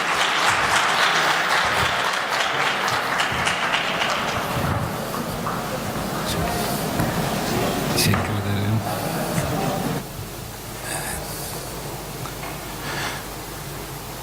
Merhabalar. Öncelikle bize bu imkanı veren değerli derneğimize çok teşekkür ediyoruz. Böyle güzide bir toplulukta, güzide bir organizasyonda, uluslararası bir organizasyonda, uluslararası bir firmayı tanıtmak bizim için büyük bir mutluluk olacak. Biz Neotech Grup olarak çatımızda birçok ilaç firmasını barındırıyoruz. Bugün Celtis ve Basel kimliğimizle beraber burada olacağız. Ben kısaca Neotech'i sizlere anlatmak istiyorum. Yaptıklarımızı ve yapmak istediklerimizi, nereye varmak istediğimizi siz hekimlerimize paylaşmak istiyorum. Hedeflerimiz büyük. Hedeflerimizi güzel kılan belki de yarın kutlayacağımız 100. yılın arifesinde burada olabilmek. Bu 100. yılımıza layık bir firma olabilmek için neler yaptığımızı, neler yapabileceğimizi siz değerli hekimlerimize dilim döndüğü kadar anlatmaya çalışacağım. Çok da vaktinizi almadan tabii ki. 3000'in üzerinde sadece ilaç sanayisinde istihdam sağladığımız bir yapımız var. Bu yapımızın 35 bin metrekaresini şu an üretim tesisi olarak kullanmaktayız. Ve çok önemli bir unsur, bunun altını çizmekte de fayda var. 10 bin metrekarelik de Ar-Ge alanımız bulunmakta. Bu üretim tesislerimizde 325 milyon kutu ve üzeri üretimi yıllık kapasitemizde yapabilmekteyiz. Ama bugün belki de en fazla değineceğim konulardan bir tanesi yeni yatırım alanlarımız. Uluslararası bir firma olabilmek için, ulusumuza layık bir firma olabilmek için, belki de dünyaya küçük düşünmeden, daha büyük düşünerek dünyaya çare olabilmek için Neotech olarak biz ne yatırımlarda bulunacağız, neler yapacağız, siz değerli hekimlerimize anlatmaya çalışacağım. Evet, uluslararası akreditasyonu olan bir tesisiz biz. Sadece Sağlık Bakanlığı akreditasyonu değil, Avrupa noktasında, Amerika noktasında uluslararası akreditasyonu olan bir yapımız bulunmakta. Bu yapı içerisinde görmüş olduğunuz 35 metrekare alan içerisinde bir üretim tesisimiz var şu an. Bunun içerisinde bağımsız 7-8 binamızla beraber biz üretimimizi gerçekleştirmekteyiz. Ama burada vurgulamak istediğim sizlere daha çok bizim yeni yatırım alanlarımız 145 bin metrekare ile beraber tüm ulusumuza, uluslararası paydaşlarımıza, dünyaya açılabilmek için yapacağımız unsurları sizlere anlatmak istiyorum değerli hekimlerimiz.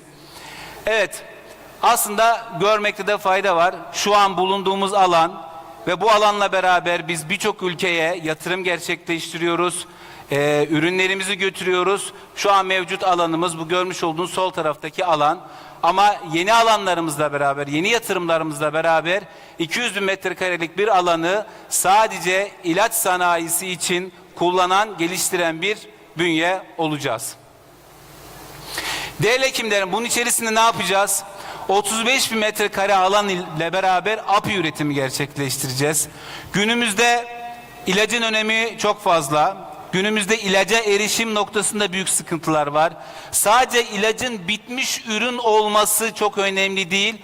Aslında bitmiş ürüne, yani hastaya ulaştırdığımız o ilacın API'sini, etken maddesini yapabilmek, gerçekleştirebilmek muazzam bir iş. Bizim en büyük hedeflerimizden bir tanesi dışa bağımlılığı ortadan kaldırdığımız, API ürettiğimiz, etken madde ürettiğimiz, ulusumuzu güçlü kıldığımız bir yapıya yürüyebilmek. İnfüzyon tesisimiz hedeflerimizden bir tanesi ve bu projeler başlamış bulunmakta. Sekonder ambalaj tesislerimiz, enteral beslenme, Türkiye'de çok içine girilen bir yapı değil bu. Biz bu yapının içerisine girmek istiyoruz. Global şirketlerin bünyesinde olan bir sistem bu. Enteral beslenmeye de girmek istiyoruz. Medical device'ımız çok önemli. Onunla alakalı yine Türkiye'de ilk olabilecek bir fabrika oluşturuyoruz. Neokulet projemiz var. High potent, yüksek teknoloji gerektiren ilaçları üreteceğimiz tesislerimiz ve bunların daha ötesinde hedefimizi daha yukarı çıkartacağımız biyoteknolojik ürünleri yaptığımız tesislerimizi ulusumuza, uluslararası alanlara kavuşturmak istiyoruz. Biz bunları yaparken, evet bunları yapıyoruz ama bizi güçlü kılan, bizi akredite eden unsurlar da oldu. Günümüzde şunu çokça duymuşuzdur. Türkiye'den herhangi bir firmanın lisans almasını, herhangi bir global bir firmanın ürününü belki Türkiye için satış haklarını, tanıtım haklarını almasını çokça duymuşuzdur. Biz ama tam tersini yaptık 2015-16 yılları içerisinde. Uluslararası bir firmaya, çok uluslu, global bir firmaya ve full jenerik değil, orijinatör olan bir firmaya tamamen bize bağlı ürünlerin lisans haklarını verdik.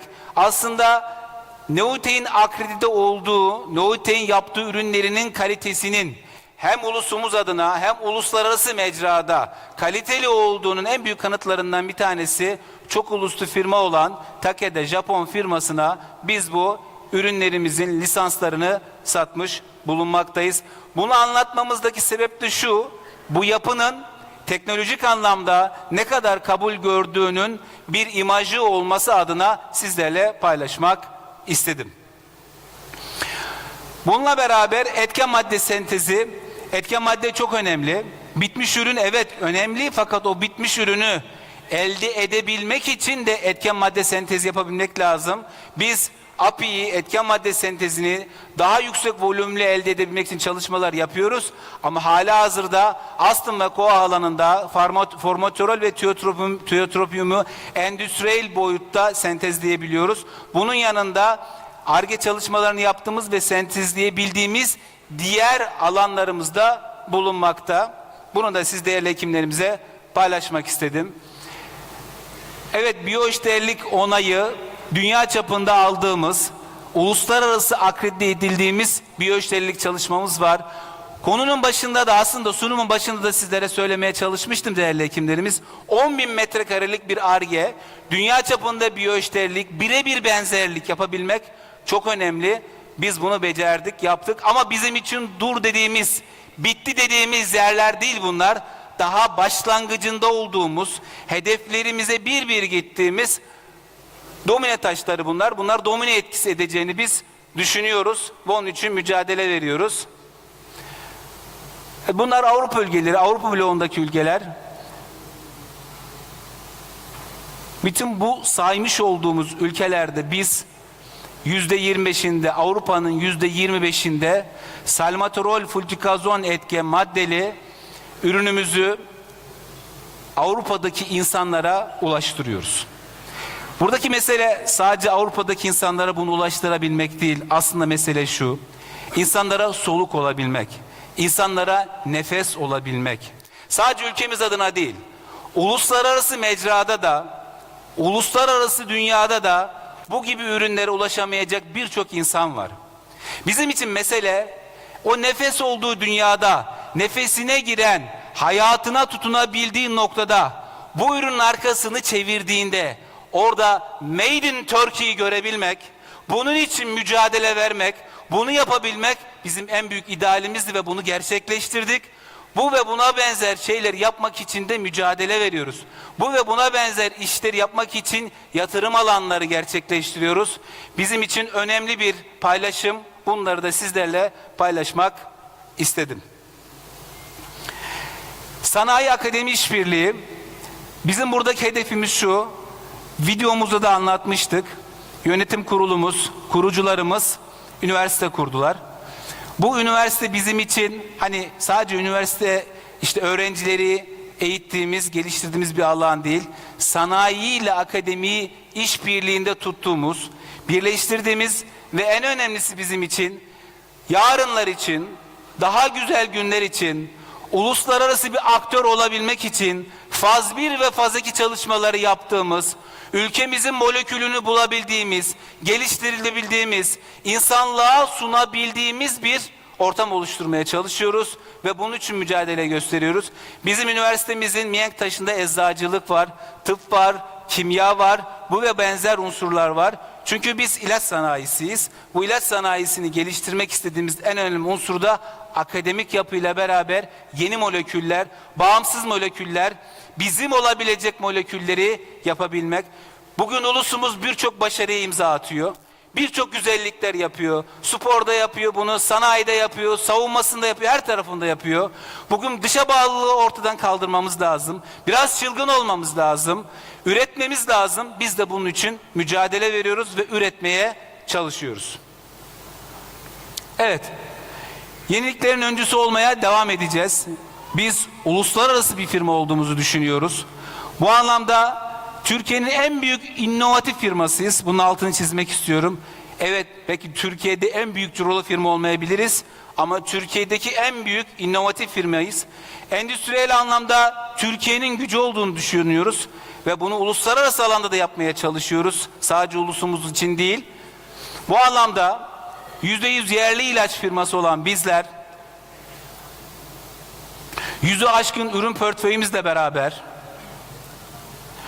100'ü aşkın ülkeye ihraç ederek Cumhuriyetimizin 100. yılına layık olmaya çalışıyoruz. Saygılarımı sunuyorum efendim.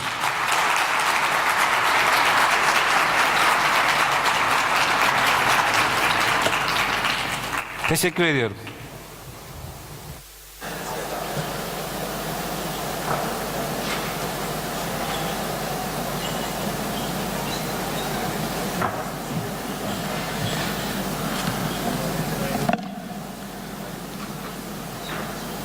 In this congress, we have participants and lecturers from all over the world. I would like to invite them to skiing, please. Dr. Pekler, New Zealand. Dr. Carl, Canada. Dr. Pekler, New Zealand, please.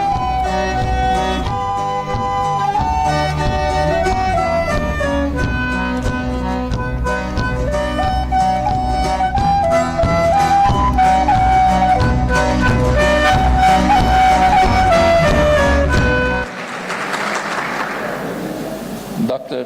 Carr from Canada.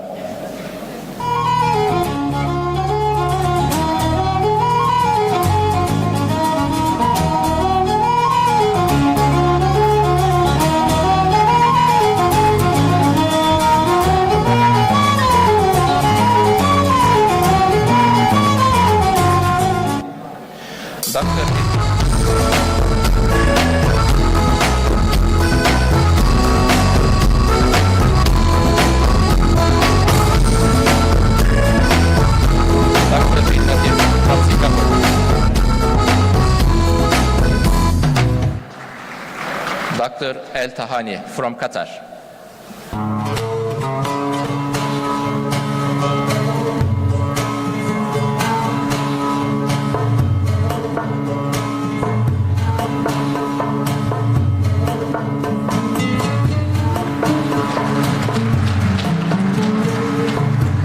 Dr. Buhai from India.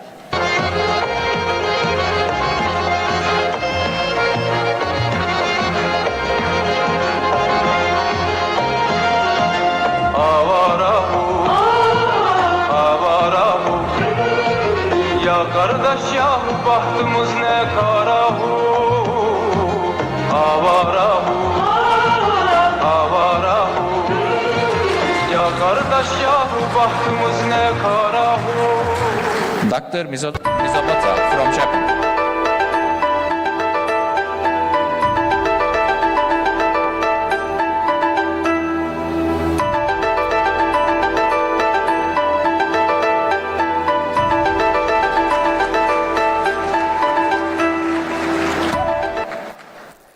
Dr. Kaze from Lebanese.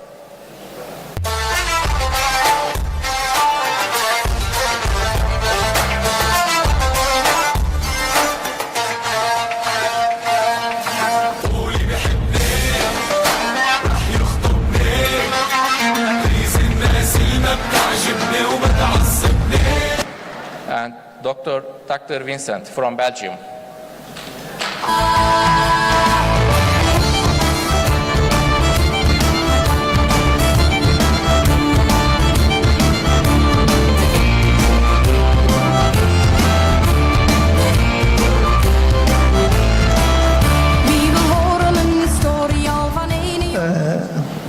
Okay, it's a big honor to see you all in Turkey, and we want to give me for the 1 minute for speak and say hello to all participants. Okay, very.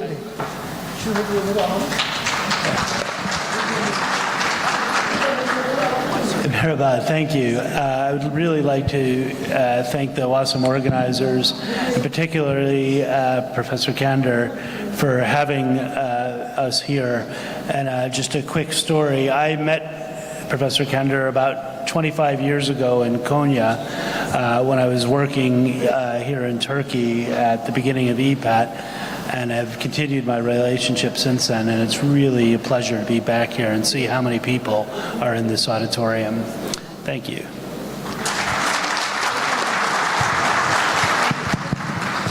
So, what an incredible honor. Tomorrow I have a chance to speak on the 100th anniversary of your country, and I have the honor to speak at the same time. And at the same time, I know that for 25 of those years, the Emergency Physicians Association of Turkey has been thriving. I look forward to this conference. I look forward to learning together, to teaching together, and to seeing emergency medicine flourish with the natural bridge between Asia and Europe and the rest of the world. We're looking forward to an amazing conference together.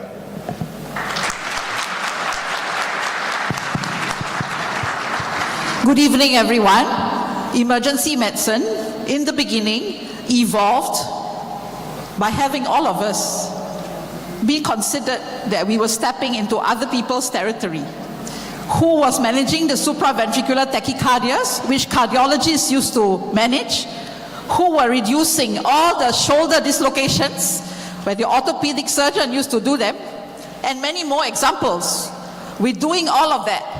And now emergency medicine has evolved to be at the center of the practice of medicine. Nobody can forget us, not any other discipline.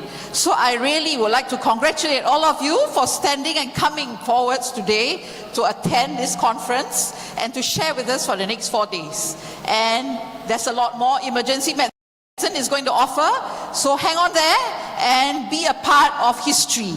Thank you very much, and I also would like to congratulate EPAT on the 25th anniversary, and thank you to all the Turkish hosts that are hosting us for your hospitality. Thank you very much.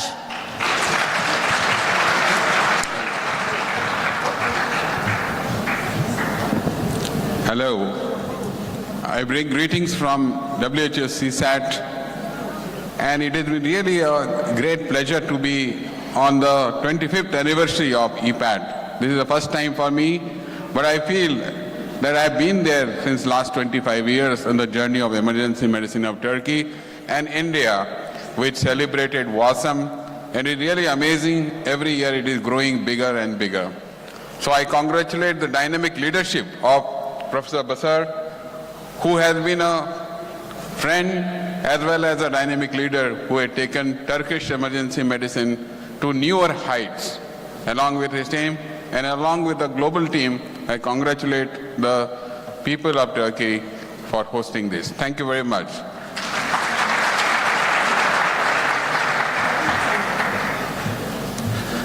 Assalamu alaikum wa rahmatullahi wa barakatuh. I would like to thank the organizing committee for the outstanding meeting, as usual, in Turkey. Last year for Qatar was exception year because we hosted the World Cup 2022.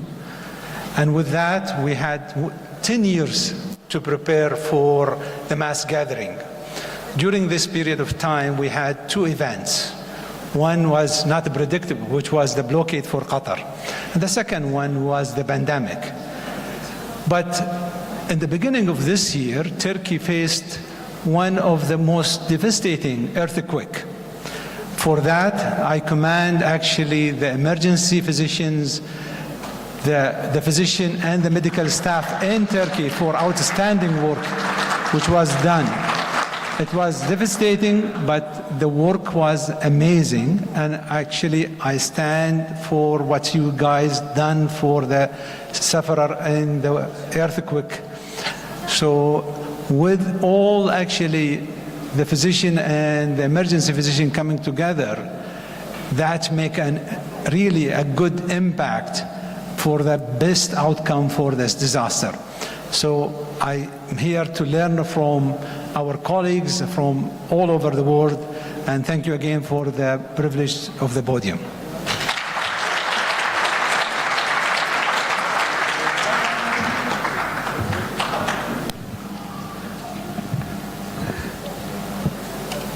Years ago, I met Sagar at the first Mediterranean meeting, which at the time was the first opportunity to meet Turkish colleagues and European colleagues and American colleagues and Middle Eastern colleagues coming together. There were some Koreans and Indians, but not many. The point is, I remember Joe Wood at my side looking ahead and telling me, look what we've done. It was a turning point. Today, I look here and I look at Besar and I look at Sagar, Kuram together, and I say, look what you've done. So I will say you are making history. This is a turning point for the specialty of emergency medicine all over the world, and I wish to congratulate Turkey, emergency medicine, WASM, EPAT, and everybody who put Sagar and Besar for all the effort they have put into making this a great success. I am currently the president of the Lebanese Society for Emergency Medicine. Prior to that, I was president for the American Academy of Emergency Medicine. And I am wearing the pin of the American Academy, which says, "When minutes count." When minutes count, because in emergency medicine, we count. As you all have learned from Corona, we are not only the front line, but we are also the last line. So to see us all together, coming together to speak the same language, to create exchange of information, of material, of relationships, progressing together to really establish the specialty is a great honor. I would like to end my two words by saying, considering that yesterday I was training 1,200 physicians in Lebanon for what could hit us, and I would like to just take maybe 10 seconds of silence among us all to think of all today, all the rescuers and emergency physicians that have lost, and nurses that have lost their lives in the lines of duty all over the world, and I'm not really singling out anybody here. So let's think about them for a moment and think of the great obligation and the responsibility we'll have together. Again, thank you, and a moment of silence.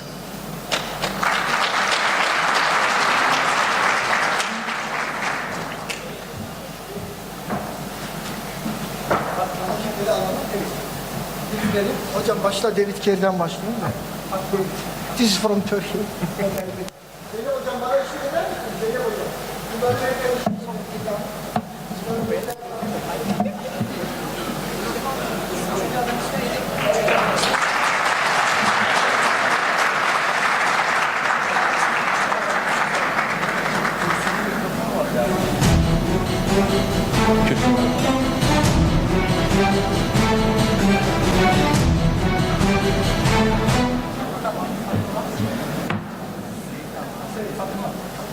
hangisi bak? Verelim Fatma. Amerikan. This is for cup.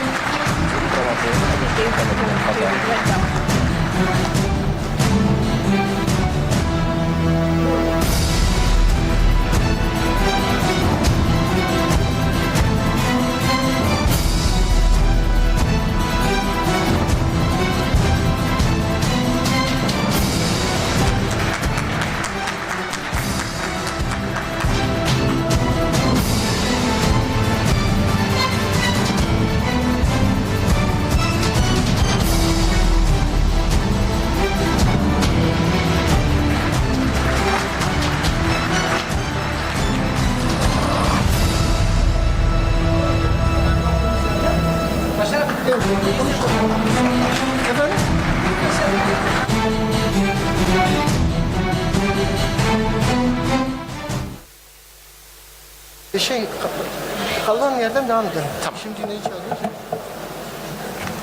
Kalan yerden devam edelim. Thank you for your all contributions. Now I'm pleased to invite Vice President of EPAT, Professor Dr. Zeynep Çakır.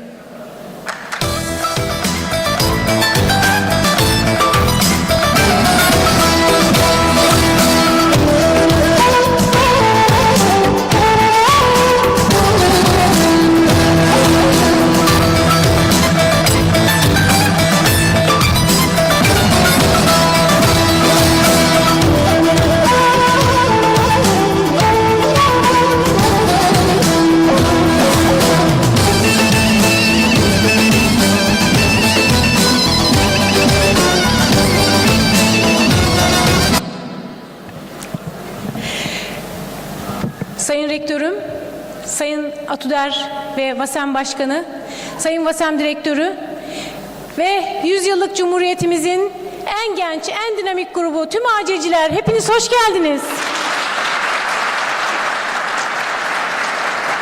İyi ki buradasınız, iyi ki bu salondasınız, iyi ki bizlerlesiniz. Çok uzun bir yola çıktık. Bu yolu sizlerle yürüdük, sizinle beraber yürüdük. Daha yakın, daha kol kola yürüdüğümüz arkadaşlarımız vardı. O yollarda ne taşlar olduğunu, nelere takıldığımızı, ne kadar zorlandığımızı onlar gördüler. Sizler de belki bu yolda ne kadar zahmet çektiğimizin bir kısmını gördünüz ama sonunda sizleri burada, bu salonda görmek, hepinizi bu güçle, bu dinamizmle burada görmek bizim en büyük ödülümüz.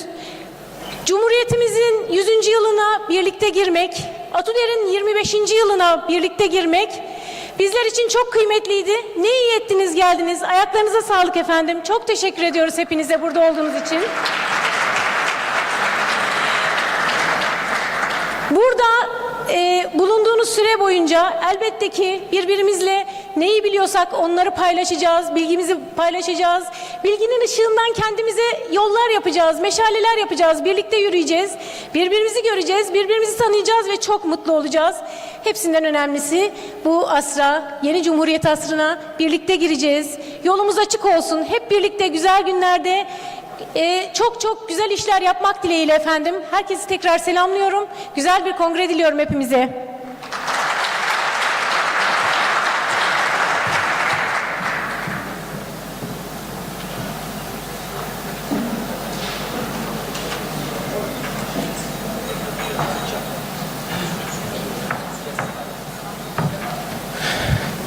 Now, I would like to invite the Rector of Health Science University, Professor Dr. Kemalettin Aydın.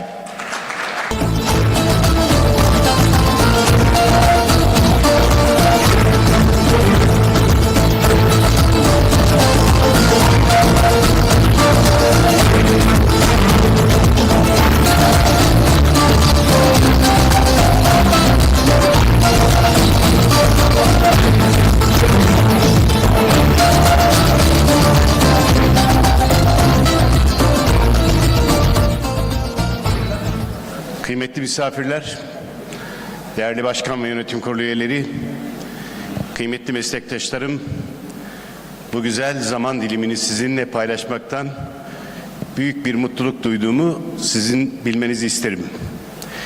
Öncelikle uluslararası anlamda katılımı olan ve bir dünya kongresi olan bu kongrede aramızda olan yurt dışından gelen misafirlerimize de Cumhuriyetimizin 100. yılının tadı içerisinde hoş geldin demek isterim.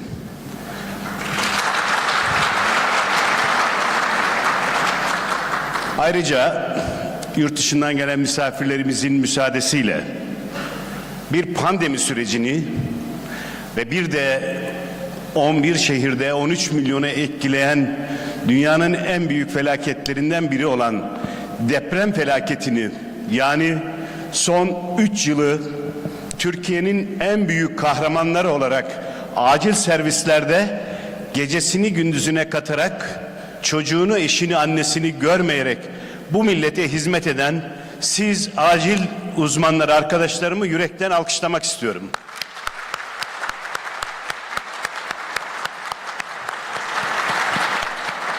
Hem burada hem de başka zaman dilimlerinde olan TAT ve Türkiye Acil Vakfı'nın üyeleri ve yönetimlerinin bu ülkeye acil hizmetlerinde nasıl katkı yaptığını, acil hizmetlerinin 1987'de 2,5 yıl o zaman acil uzmanlığın dahi olmadığı bir Türkiye'de mecbur hizmet kurası olarak Kastamonu Devlet Hastanesi acilini çeken birisi olarak, yeni nesil öyle kura çekildiğini bilmiyor.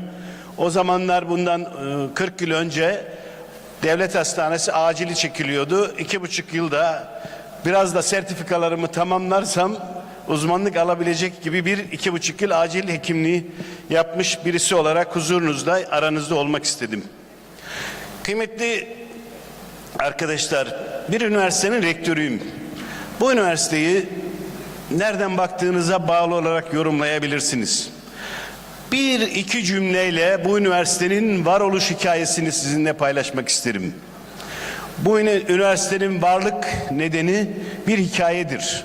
Bu hikayenin bir tarafı büyük şehir hastaneleri ve sağlık binaları yapmak, bir tarafı bunun içerisini yüksek maliyetli teknolojik cihazlarla doldurmak.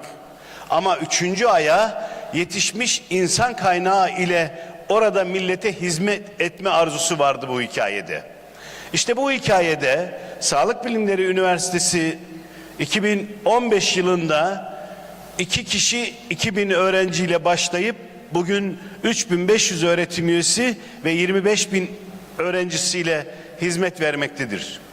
Ve Türkiye'de 60'ın üzerindeki eğitim araştırma hastanesinde kendi akademik gelişmişliğini tamamlamış ve onunla beraber hizmet ettiği kliniğe yüksek teknolojili ve yüksek sağlık hizmetini getiren kadronun millet ile buluştuğu bir hikayedir. Bu hikaye bir Cumhurbaşkanımızın hayal projesidir ve milletin daha fazla akademik yetişmişliği olan insanla buluşma hikayesidir. Öyle olunca da bugün geldiğimiz noktada 65 Eğitim Araştırma Hastanesi'nin yanında Somali'de, Sudan'da, Çobanbey'de, Buhara'da, Taşkent'te ve Filipinler'deki Bangsamoro'da dünyaya hizmet eden bir üniversite konumuna ulaşmıştır. Önümüzdeki günlerde de yeni dünya ülkelerinde hizmete gidecektir. Acil hizmetlerinin geldiği sürecin içerisinde bakanlıkta, Sağlık Bakanlığı'nda çok yakın çalışmış olduğum ve bu hizmetin oluşmasında büyük emekleri olan tüm genel müdürlerimize de bir huzurunuzda teşekkür ederken, beraber kongremize iştirak ettiğimiz Semih Korkut hocamızın da ne kadar acil sağlık hizmetlerinin gelişmesinde emeği olduğunu da paylaşarak kendisine de bir teşekkürü şahsen borç biliyorum. İlerlemeyi arkadaşlar çalışmadan gelince dersimize. Okey. Önce kısaca bir acil hizmetlerin Türkiye serüvenini konuşmak gerekirse 1900'lü yıllarda bir vatana muhabbetin yaralılara hizmet anlamında geldiğini, bunun bugün acil sağlık hizmetlerine evrildiğini, o günkü koşulları sizler biliyorsunuz. 100 yıllık bir hikayenin başlangıcı böyleyken, dünyada havadan hasta naklinin konuşulduğu 1917'lerden, daha sonra Türkiye'de de 1924'lerde başlayan bir sağlık hizmeti, onu 1924'te Besim Ömer'in Avrupa seyahatlerinde bu havadan sağlık hizmeti ve acil sağlık hizmetlerinin önemini içeren çalışmalarını yazdığı bir kitap Türkçe'ye çevrilmiş ve üniversitemizde bulunmaktadır. Türkiye'de bu sisteme kendini entegre etmeye çalışmış. 1941'lerde Türkiye acil sağlık hizmetlerinde kullanılmak üzere uçak yapmış. Hatta bu uçağı Danimarka'ya da ihraç etmiştir. Ama o günün koşullarında Türkiye'de bu fabrika ve bu uçak yapımının durdurulmasına karar verilmiş. Alınan siparişler de yaptırılmayarak bir sekteye uğramıştır. Elbette ki bu sekteye uğrayışın millet nezdinde de bir bedeli olmuştur ve kendim acilde çalışan birisi olarak bundan 35-40 yıl önce cebinizde paranız yok ise ambulansın sizi başka bir yere götürme şansı söz konusu değildi. Ben Kastamonu Devlet Hastanesi'nde çalışırken hastayı Ankara'ya sevk ettiğimiz zaman hasta sahibini odaya çağırıp, o günkü parayla söylüyorum, bilenler bilir, 254 TL Türkiye Cumhuriyeti'nin parasıyla maaş alırken 19 TL ambulansın mazot parasıydı.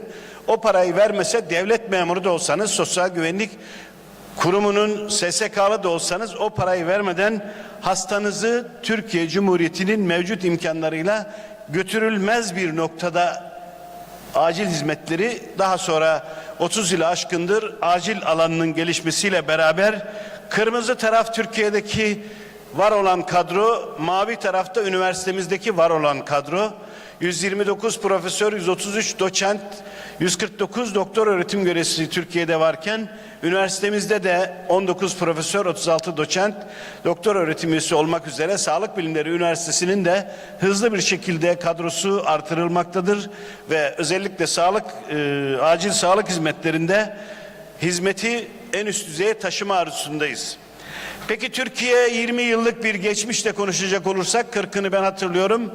Bundan 20 yıl önce acil yardım istasyonu 481 iken bugünlerde 3500'e ulaşmış. Toplam acil yardım ambulansı bundan 20 yıl önce 618 iken 6000 ambulansa ulaşmış. Yeni doğan ambulansı yokken bugün 50, bu yılın sonunda da 100'e tamamlamak üzere bir ambulans hizmetine ve diğer sağlık altyapısına yatırım yapılmıştır. Yine 20 yıl önce 383 bin vaka bir yılda taşınırken bugün 6 bin vaka, 5 milyon vaka taşınmaktadır. İstasyon başına düşen toplam ambulans sayısı 1,5 iken bugün 2'ye, istasyon başına düşen kişi sayısı bundan 20 yıl önce 138 binken bugün 25 bine inmiştir. Yani 3500'e yakın istasyon ile civarında 25 bin kişiye hizmet eder duruma gelmiştir. Ambulans başına düşen kişi sayısı da 100 binden 14 binlere inmiştir. Bu neyi sağlamıştır? Türkiye'de acil sağlık hizmetine ihtiyaç duyulduğunda ücretsiz ve dakikalar içerisinde ulaşılan bir altyapıya, bunun insan kaynağı olarak da siz meslektaşlarımın yetişmesiyle beraber güçlü bir Türkiye'nin acil sağlık hizmetine kavuşmuştur. Bugün pandemi sürecinde özellikle Batı toplumlarında, sokakta, evde ya da yaşlı bakım yurtlarında Covid'den ölen hastalar söz konusuyken Türkiye'de bir vaka dahi olmamıştır. Her kişi evinden veya istediği yerden hastaneye transfer edilmiş.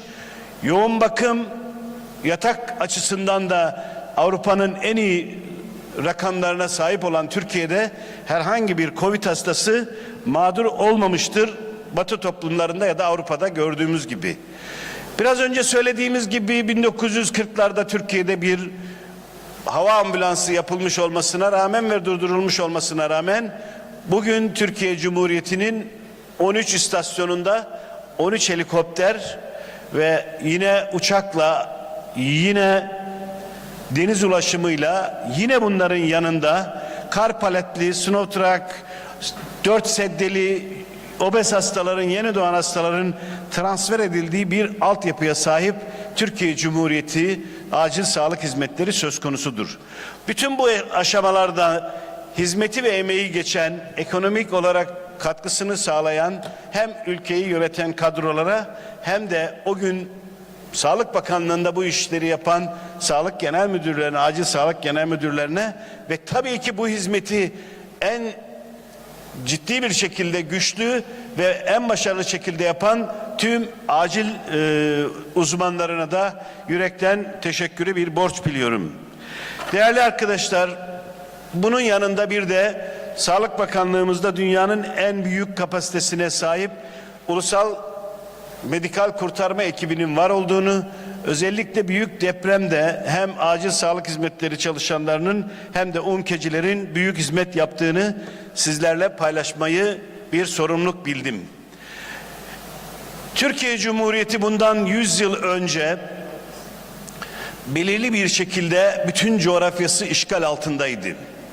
İşte o işgal günü, o işgalde Türkiye'nin doğusundan batısının parçalanmış, bölünmüş ve Batı toplumları tarafından her birinin belirli bölgelere bayrağını diktiği bir yerde bu Türk milletinin içinden bir yiğit Mustafa Kemal Atatürk çıkarak Türkiye'nin bağımsızlığını, Türkiye'nin kurtuluşunu ve bugünkü Türkiye'yi yaşamamıza ve bugünkü Türkiye'nin Cumhuriyet değerleriyle beraber var olan Türkiye Cumhuriyeti'nin değerleriyle beraber bizi buluşturan ve 100. yılına gelen ecdadımıza huzurunuzda bir şükran, rahmet ve minnet sunmak istiyorum.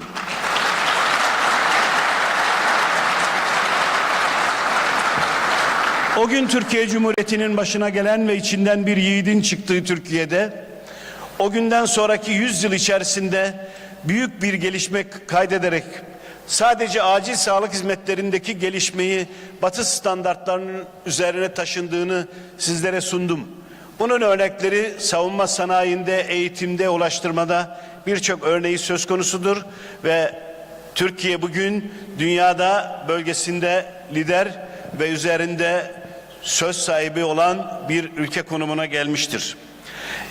Dileğim şudur ki sözlerimin sonunda 100 yıl önce Türkiye'nin başına getirilmiş ve getirilmek istenen emperyalist güçlerin parçalanan Türkiye arzusunun içinden çıkardığı bir Mustafa Kemal ve arkadaşlarıyla bize bağımsızlığımızı ve özgürlüğümüzü ve bize 100. yılımızı yaşatan o kadrolardan Allah bugün Filistin'e de nasip etsin ve Filistin'in de annesinin memesinden kesilmemiş, daha gözlerini açmamış bebelerin üzerine bomba yağdıran ve ona tüm gücüyle destek veren Batı emperyalistlerine karşı da Filistin'e de Allah bir Mustafa Kemal ve Allah Mustafa Kemal ve arkadaşlarına nasip etsin. Özgür Filistin dünyanın özgür ülkelerinden birisi olsun. Saygı ve hürmetlerimi sunuyorum.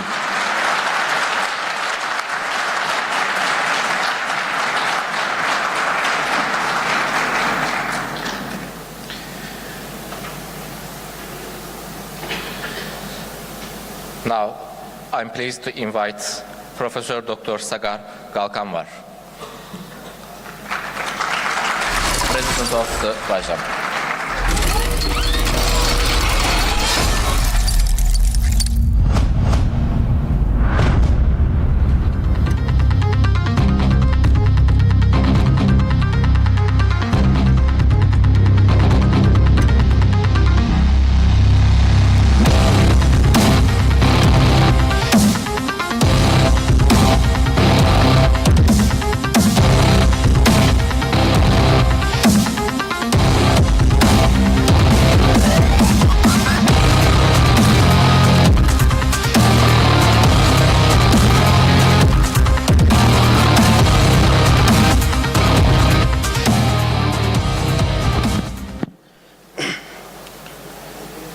Sevgili iş arkadaşlarım, muhteşem Türkiye hoş geldiniz.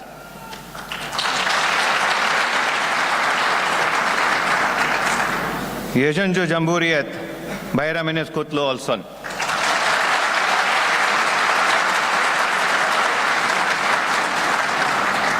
Sevgili İpek, 25. yılın kutlu olsun.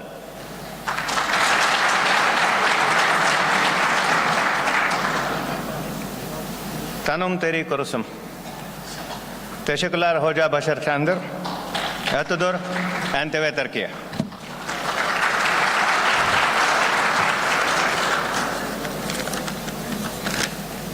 Dear colleagues, from around the world of academics, welcome to the 9th annual edition of the World Academic Council of Emergency Medicine. Today, the World Council turns a new chapter as we enter our 10th year. But this is also a great occasion when I am very privileged to speak on the eve of the 100th Republic Day of Turkey. I was looking through the pages of history in Turkey, and it was at this time that the founder of the nation was discussing what the name should be for Turkey. He had dinner with his friends, and then he decided that it should be the Republic of Turkey. So at this very time, the Republic of Turkey got its name as I speak to you today, 100 years later, when we celebrate 100 years tomorrow. It is also a great occasion for EPAT because this is the 25th Etudar, which is being hosted. It was founded in 1999. And this year starts the Silver Jubilee celebrations of the Emergency Physician Association of Turkey. So many things came together. The COVID pandemic put us back, but the COVID pandemic also taught us that disease never has any borders. Today, emergency medicine faces a major divide. It is the geographical divide, it is the economical divide, it is the educational divide, and the most important is the linguistic divide. Languages are a great hindrance for us to learn from each other all the time. This is the first time WASEM has tried to break that barrier, to bring a World Congress, to bridge that divide, to get colleagues from Korea, to get colleagues from Japan, to get colleagues from countries where other languages are prominent and spoken, and the science is discussed and developed those languages. Once we cross the barrier of the languages, we will be able to interact, share our science, and learn from each other.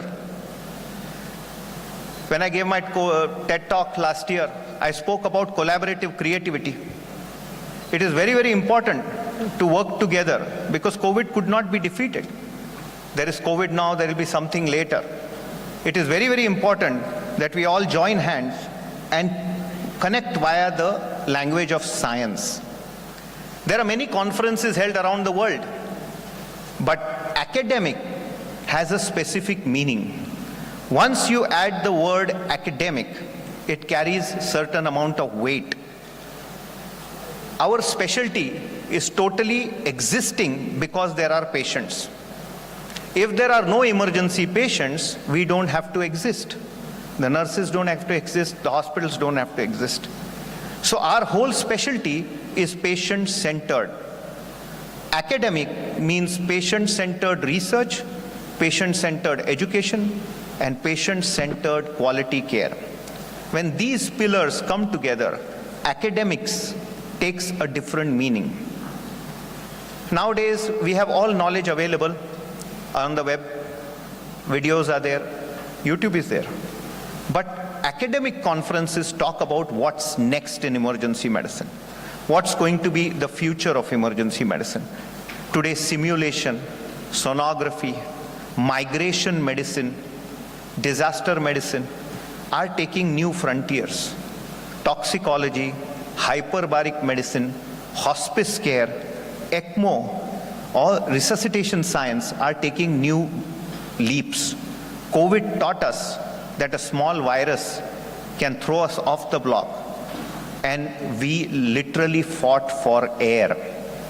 We fought to breathe in that pandemic.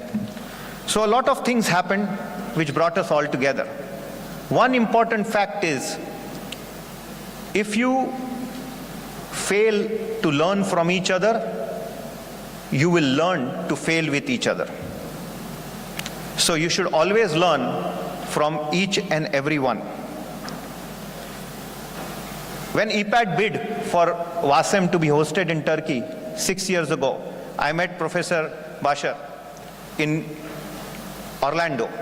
So I called him, I said, I want to meet you. He said, well, I'm coming to Orlando for the American Academy meeting, and I want to meet you. So there was at 11 o'clock at night, a simple man sitting outside McDonald's, discussing what he wants to do for Turkey, what is his vision for Turkey, how he wants to bring the world to Turkey and present Turkey to the world. He talked to me about various things achieved by EPAT, the multiple journals, the TV channel, the conferences, the workshop ideology. It is a holistic system. When you develop a specialty needs a newsletter, it needs media, it needs a journal, it needs a conference, it needs a workshop. But after achieving that nationally, a country's specialty wants to present itself internationally. And that was the time when he said, I want to take Turkey to the global level. And it took us 7 years to bring WASEM to Turkey, but he waited patiently. I think such a vision is needed in every specialty. A leader, a champion is needed, because you need to have a direction. What we see is that we get too bogged down in diplomacy, we get too bogged down in day-to-day affairs that we forget that patients need better care every day. And it is conferences such as these which help us develop better care algorithms. The world will learn from what happens in Turkey, and Turkey will learn from what happens across the world in many, many situations. Each and every session has been designed to have a 360-degree approach. You will not find sessions on chest pain, shortness of breath, UTI, pneumonia, but the next frontier. So you will see simulation, ultrasound, education, research being integrated into each session. So each session is something different, something unique, something to remember. And that's very important.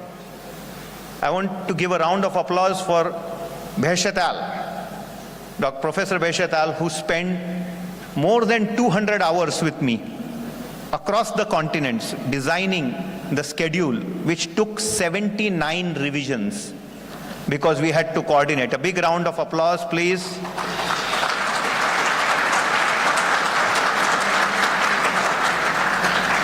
I also want to commend the leadership of Dr. Zeynep, who worked very hard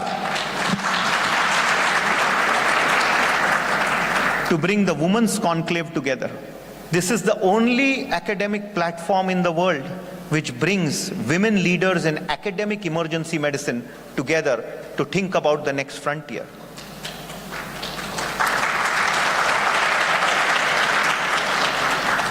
The best multitaskers, not to be against anybody, are women. They manage the home, they manage the relationships, they manage their patients and manage their job and still continue to provide care every day. So it is commendable to the leadership of women that we are holding the Women's Conclave at WASEM 2023. So these were the unique things we did. One of the other things which we have brought is gaming. So tomorrow, the World CPC competition will be held, where 19 teams from around the world will compete across 9 time zones to fight for the World Championship of clinico-pathological case. So a case from one university is being solved by another university and vice versa. And in a round-robin format, the person who solves the case wins the competition. So it is a 9-hour competition which will start tomorrow. And gaming is an important part of learning today. The current generation is used to 2-minute reels on social media. We used to spend hours listening to our professor talk. This generation does not have that hours. They want instant education. And if they don't get it, they find it. They are used to reels on computer and social media. So their mind triggers to education given in that format. That means academics has to reinvent itself to the art of education, because this is not a generation gap, this is a generation leap. This is the next generation, fully tech savvy, understanding where they can get data, verifying whether you're teaching them the right thing or wrong thing. And that's where World Academic Congresses like these bring together these new ideas of bridging social media, technology, simulation, sonography, and education together to build this phenomenal platform. Tomorrow, we celebrate 100 years of the Republic. Republic means representing the public. For us in emergency medicine, re means a lot. It means resuscitation. It means research. It means rescue. It means resilience. It means reboot. And it means managing the daily research. So, re is very important to us. So, as a republic means representing the people, for us, re means representing our patients. We are the emergency medicine republic of the world. WASEM stands for the rights of patients worldwide. It stands for the right of good science and correct science. And that is where our conference and our organization goes ahead. In WASEM, there is no red tape, only red carpet. We do not have any parameters or any hurdles for a university to become a member, for a department to become a member, for an association to become a member. Anybody and everybody could be a member of WASEM, because for us, science is important for skills and survival of the patient. I would like to end by quoting a few points. It's been 10 years since WASEM. We have been able to establish a global dominance in terms of our simulation models, our ultrasound models, our big data models, as well as our focus on disaster management. We hope to expand our portfolio to include artificial intelligence, social media medicine, that is taking medicine open access into the social media, expanding to migration medicine, which is very, very important to us, and newer corridors which can change the course of time. Wellness is a very important part of our fundamental. We saw a lot of physicians leaving medicine and going away. Hence, wellness and burnout will be a very big frontier to capture in the coming years. We want to work with everybody who wants to work with us. I have 4 words which I would end my speech. In WASEM, I have always believed we have to come together, we have to commit together, we have to work together, and finally, we have to win together. Thank you very much, and God bless you all.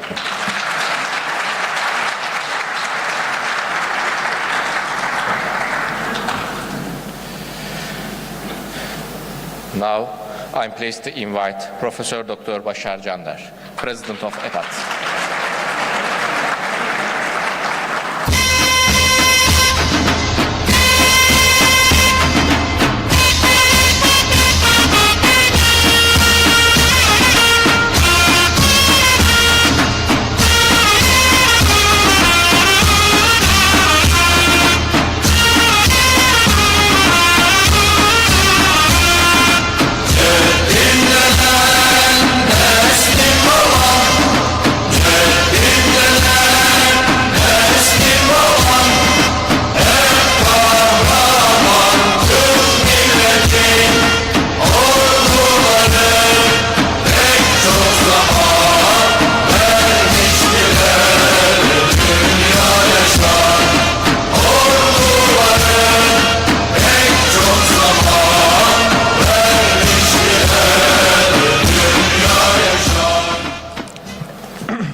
Evet değerli arkadaşlar, çok güzel bir açılış töreninde bir aradayız ama tabii konuşulacak çok şey konuşuldu.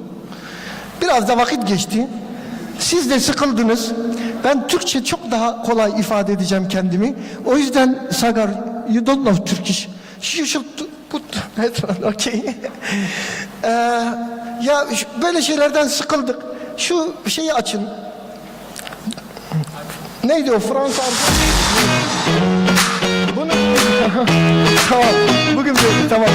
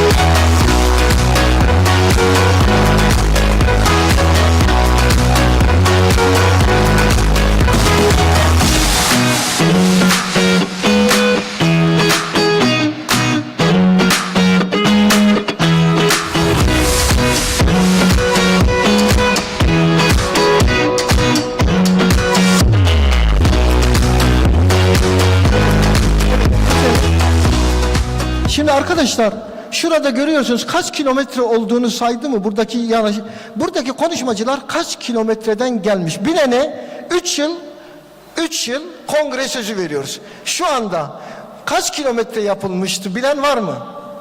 Toplam burada aranızda hiç bilen var mı? Bileni 3 yıl boyunca uluslararası kongrelerde ağırlayacağız. Tamam 89.000. Onu not aldım. Eğer doğruysa 3 yıl kongredesin. Ben de bilmiyorum onun için. Şimdi evet. Ama arkadaşlar şu Antalya'dan bu kongreye gelmeyen var biliyor musunuz? Yeni Zelanda'dan Brez geliyor. Kanada'dan David Kerr geliyor. Bunlar dünyaca herkesin saygı duyduğu büyük bilim adamları. Ama şuradan buraya gelmek çabası göstermeyenler var. İşte VASEM'in özelliği bu. VASEM gerçek bilim adamlarıyla olmayanlar arasındaki farkı sadece Türkiye'de değil, Hindistan'da, dünyanın birçok yerinde ortaya koyan bir kuruluş. VASEM'i incelerseniz bunu anlarsınız. Tamam buradan geçelim, şu şeyi ver. Maçı ver ya, maçı ver. Biraz da maçtan bahsedelim. Çünkü hep acilden konuşuldu. Evet, bunu hatırlayan var mı? Bu hangi maç? Hasan El Tahani, you know. Bu Dünya Kupası ve final maçı, hatırlıyorsunuz. Arjantin Fransa. Doğrusunu isterseniz Arjantin'in kazanması çok iyi oldu ama Mbappe için biraz Fransa'yı tuttuğumu söyleyebilirim. Hasan El Tahani şahsında, Almanya'nın şahsında Katar'ın bu muhteşem organizasyonu tekrar tebrik ediyorum, alkışlıyoruz. Şimdi arkadaşlar bunu niye anlattım biliyor musunuz? Çünkü ben Dünya Kupası aktivasyonunu gördükten sonra şunu hissettim. Ya Avrupa Kupası falan hikaye. Önemli olan Dünya Kupası. Çünkü bütün memleketler orada toplanıyor ve onu hissediyorsunuz.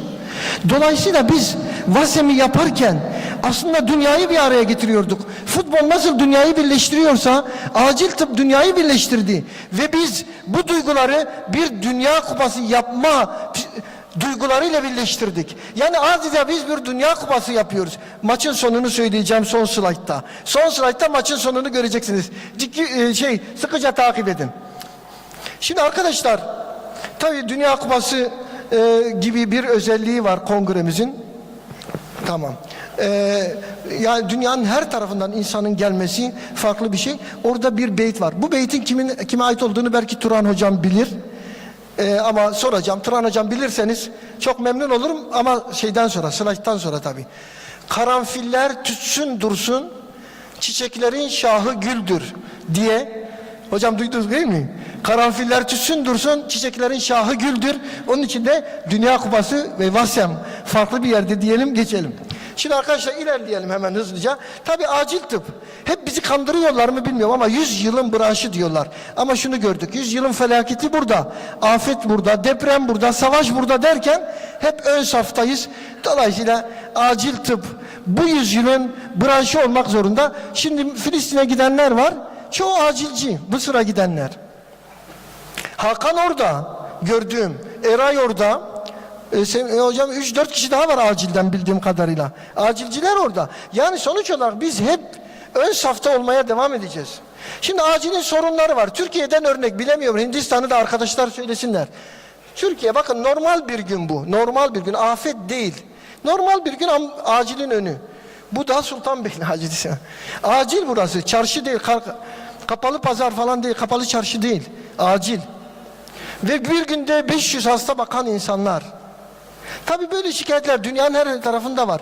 Kuru öksürükle 5 yıl süren kuru öksürükle acile gelmiş. Yani sadece Türkiye'de zannetmeyin bunu. Ya da vücuduma metal hissediyorum diyenler. Peki Amerika'daki durum nasıl M90? Yoğun bakım yatağı yok. Hastalar bekliyor. Acilin sorunu yoğunluk ve bu da hep artacak. Hepimizin sorunu bu. Devam edelim. Bir diğeri şiddet. Tabii yoğunluk ve şiddet iç içe. Şiddetle ilgili bizim çok çalışmamız oldu. Tabii onları gösteremem şimdi ama şöyle göreceksiniz. Ya bizim şeyimiz yok mu burada ilerletme şansımız olan bir şey? Hayır o değil.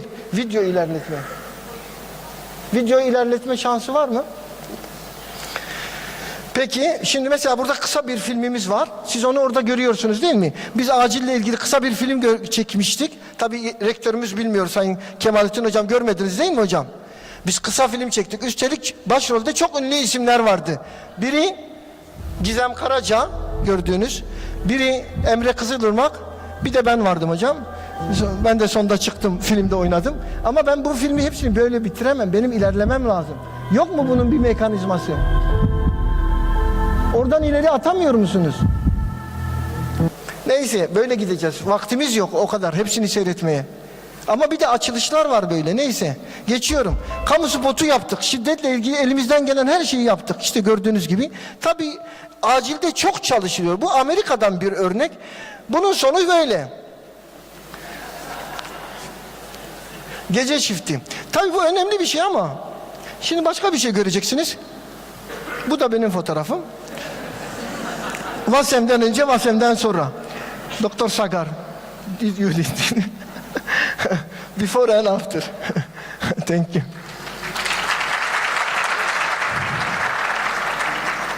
Bunları geçmek zorundayım. Zaten video yokmuş. Konsültasyonlar biliyorsunuz. Evet şimdi TUS'ta bakıyoruz en yüksek puanlar. Dermatoloji, radyoloji, oftalmoloji. Çünkü bunlar böyle tatil yapıyor. Biz nasıl tatil yapıyoruz? Bizim tatilimiz de bu. Gördüğünüz gibi.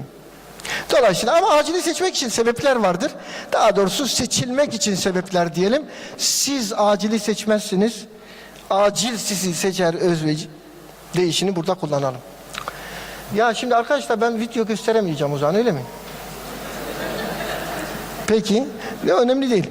Tabii biz sakin olmak zorundayız. Bu kadar kalabalıklarda, bu kadar şiddette bunu hep gösteriyorum. Eğer sakin olmazsanız sakin olmazsanız bu işi yönetemezsiniz. Evet. Tabii medyayla ilişkilerimiz biliyorsunuz. Medya bizim de iç içe gördüğünüz gibi. Laringoskopu böyle tutup entübe etmek. Buna retro entübasyon mu deniyor acaba bilemedim. Evet. Bunlar videolar işte. Neyse geçiyorum. Bunu hepiniz ezberlediniz ama görmeyenler için göstermekte fayda var. Belki görmeyenler olur. Acil servis böyle bir yer. Acil, som du säger. Para hålla hodet ut. Ja, det går så fint. Var så här. Jag føler meg litt som pjusk. Å herregud, slipp alt dere har i hendene! Vi har en mann som er pjusk her! Få den rullestolen! Få ut. Få den ut. Hvilke rom er det vi har som er ledig? Og så få ut den der jævla vibrasjongen. Sånn, få han med. Så få tak i noen store puter fra barneavdelingen. Herregud, han har nesten 38 i feber. Hastaların istediği bizden bu Covid'den sonra o kalabalık acil servisler böyle olmuştu. Smash it through it, but it's going to be hard otherwise.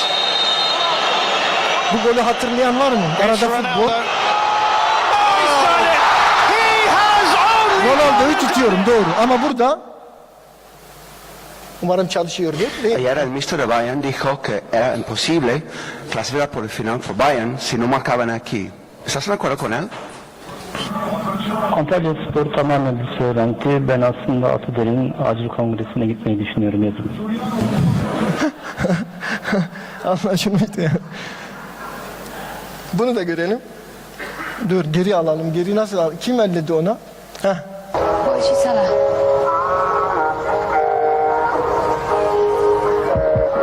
just said you might want to think about your children.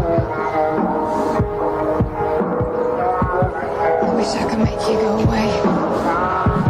Well, good luck with that, Francis.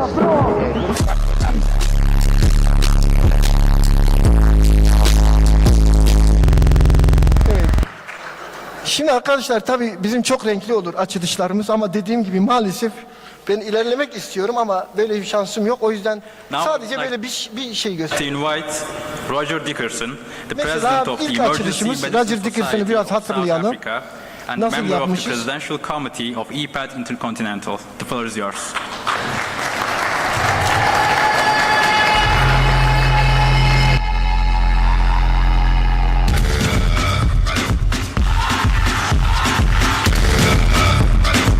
Bilimsel konulardan önce en azından böyle şeyler yapmakta dediğim gibi bunları tek tek göstermek isterim. Çok önemli bulgular ama maalesef I would like to invite gösterme Professor şansım yok. Luis Garcia Castro Ama şunu da dinleyelim. Arada biz President dinlemiş of the olalım. European Society for Emergency Medicine, USEM. Kongreler bize nostalji.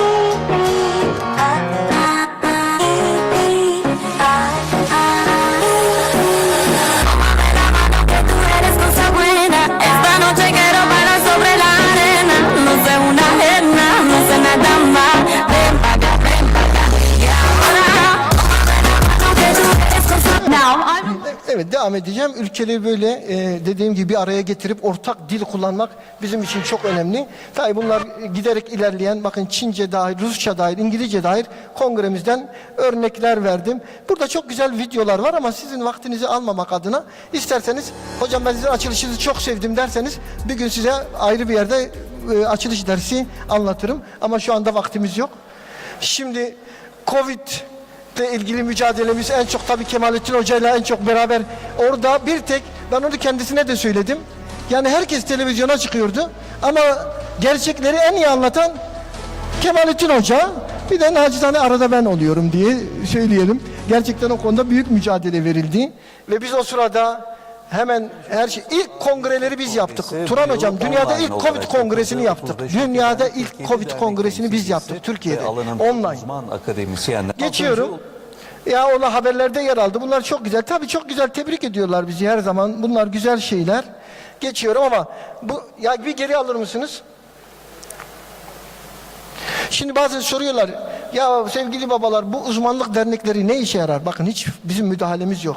Şu Onur Sakarya tanımıyorum orada. Atuder işlerinde en aktif çalışanlar.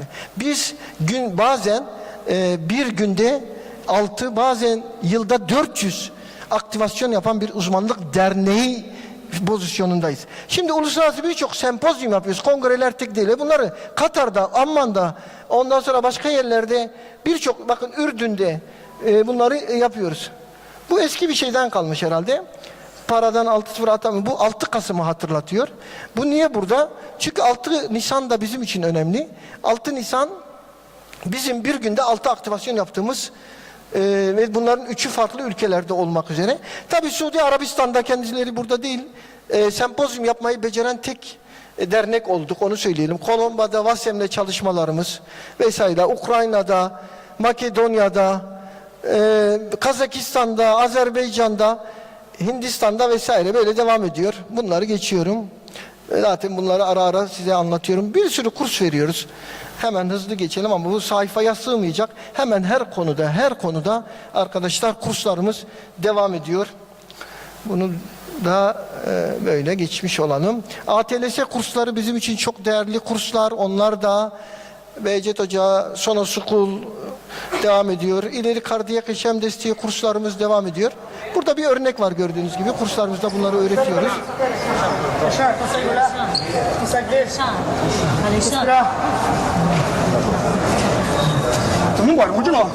Kalp tekniği oldukça iyi görüyorsunuz. Masaj tekniği.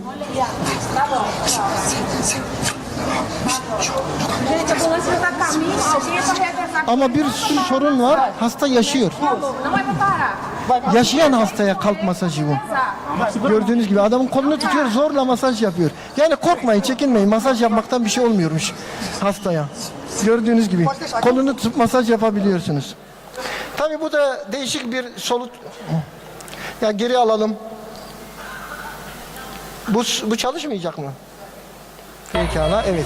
Bu da hastanın en ileri teknik kendini solutma yöntemi. Ama arada bana ne yaptınız der gibi. Yani bugünleri geçirdik. Tabii bunların hepsini Instagram'da Fatma falan paylaşıyor dakika başı. CPR'dan önce yapmıyoruz bunu ama yine de şundan iyidir diyoruz. Yani meslek hatırası. Şimdi bir sürü kitap yazdık ve bunları biliyorsunuz. Takip edin kitaplarımızı ama doruk noktası 4000 sayfalık 400 otelle textbook'umuz, yoğun bakım 4 dergimiz var. Geri al, 4 dergimiz olduğunu tekrar vurgulayalım. 4 dergi geçiyorum, tamam. Tamam ya, işte 4 dergimiz var. Biliyorsun her derneğin bir dergisi olur. Bizim 4 dergimiz var. İşte o dönemlerde medyada çok fazla yer aldık. Ama burada dikkatinize kaçarsa başkan ulusal seslendi diye yakalamışlar. Yani öyle bir şeyimiz yok ama bir şekilde yakalamışlar bunu diyelim, geçelim. Bunları geçiyorum. Sırbistan'da ilk toplantıyı yaptık. Evet, bir sürü video var, gösteremeyeceğim. Ödüller, Özbekistan. Nadir burada mısınız? Özbekistan ekibi burada mı? Özbekistan, evet, çok teşekkürler. Özbekistan ekibi burada, Buhara'dan. Tabii bu Ürdün'de genelkurmaylıkta aldığımız çalışmalar ve Katar Sağlık Bakanı'yla Tahani, çok teşekkürler. Tahani yine birlikte o Vasem'i yaptığımız zaman Sağlık Bakanı olmaya devam ediyor değil mi? Still Health Minister? Okay. Okay. Daha gitmemiş yani, orada işlemiyor bizimki. Evet. Suudi Arabistan'da yaptığımız çalışmalar. Tabii burada üniversiteden yüksek bu çalışmalar sonunda aldığımız yüksek puanlar ve ödüller. Murat Arafat, Romanya İçişleri Bakanı. Önce Sağlık Bakanı'ydı, İçişleri Bakanı şimdi. Acil tıpta olduğumuzu söyledik. Yani gerçekten güzel şeyler yaptık.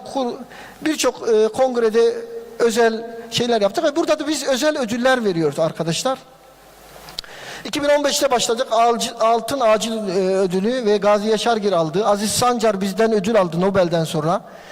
Gold Frank ödül aldı. Paul Kivela aldı. Bingür Sönmez aldı. Sonra Louis Vincent, kendisi burada mı şu anda? Louis Vincent geldi mi? Yok ama herhalde akşam gelecektir. Bugün de burada bulabilirsiniz Vincent'i. Ve Brugada sendromunu tanımlayan Brugada da bize son altın acil ödülünü almıştı. Bu yine Özbekistan'dan bir örnek. Bizim de aldığımız ödüller var. Ukrayna'dan, Amerika'dan, Hindistan'dan.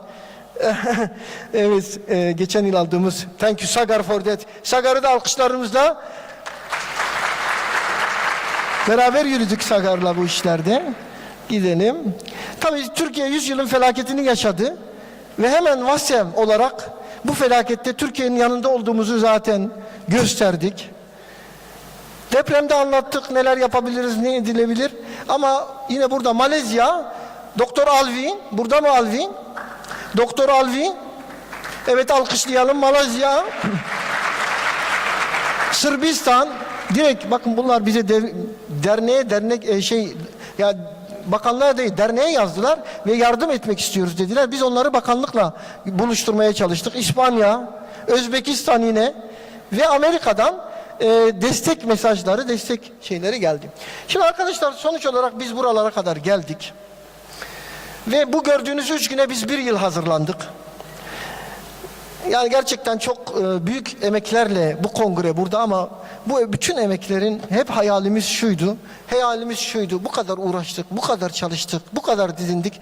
Şu açılış dolsun, dersler dolsun, sayılar artsın ve gerçekten rekor sayılara ulaştık.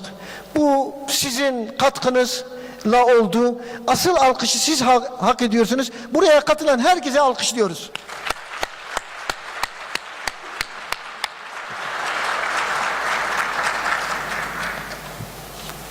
İyi adamlara ihtiyaç var. Gördüğünüz gibi Vasem'den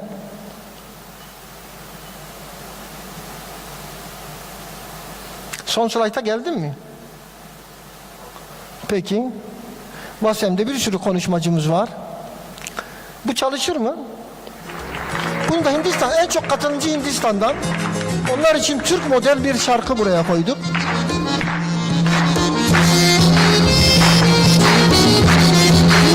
Turkish Hour.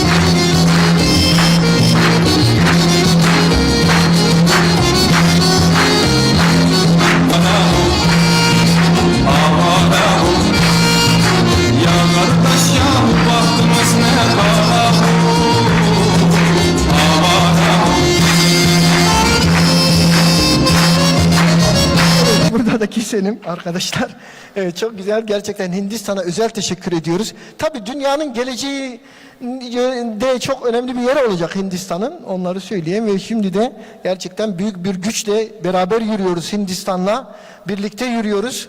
Umarım ki dünya geleceğinde de güzel adımları beraber atacağız. Tabii bütün bu şeyler sonra maçın sonucu bu. Evet, maçı kazandık biz hepimiz bu şekilde.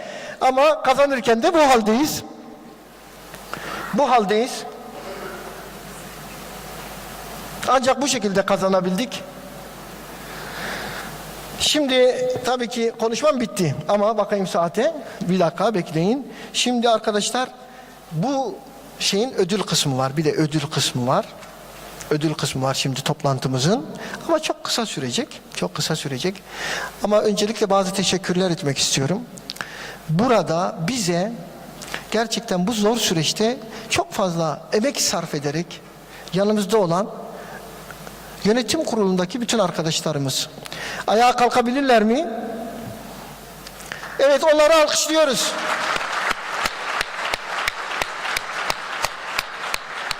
Tabii Kongre Sekreterimiz Ayhan Aküz, Uluslararası Kongre Sekreterimiz Behçet Hocamız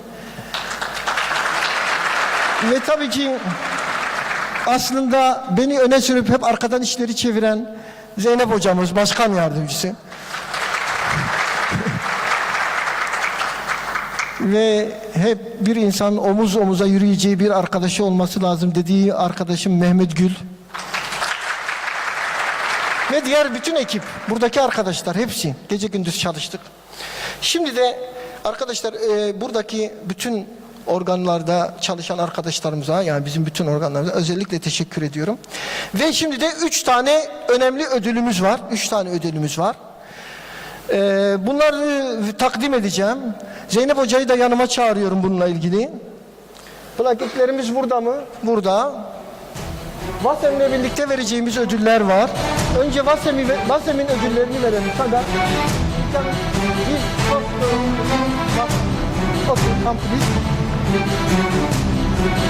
Ödül törenimiz uzun sürmeyecek arkadaşlar. 10 dakikaya ihtiyacımız var, bitiyor. Çıkmayalım.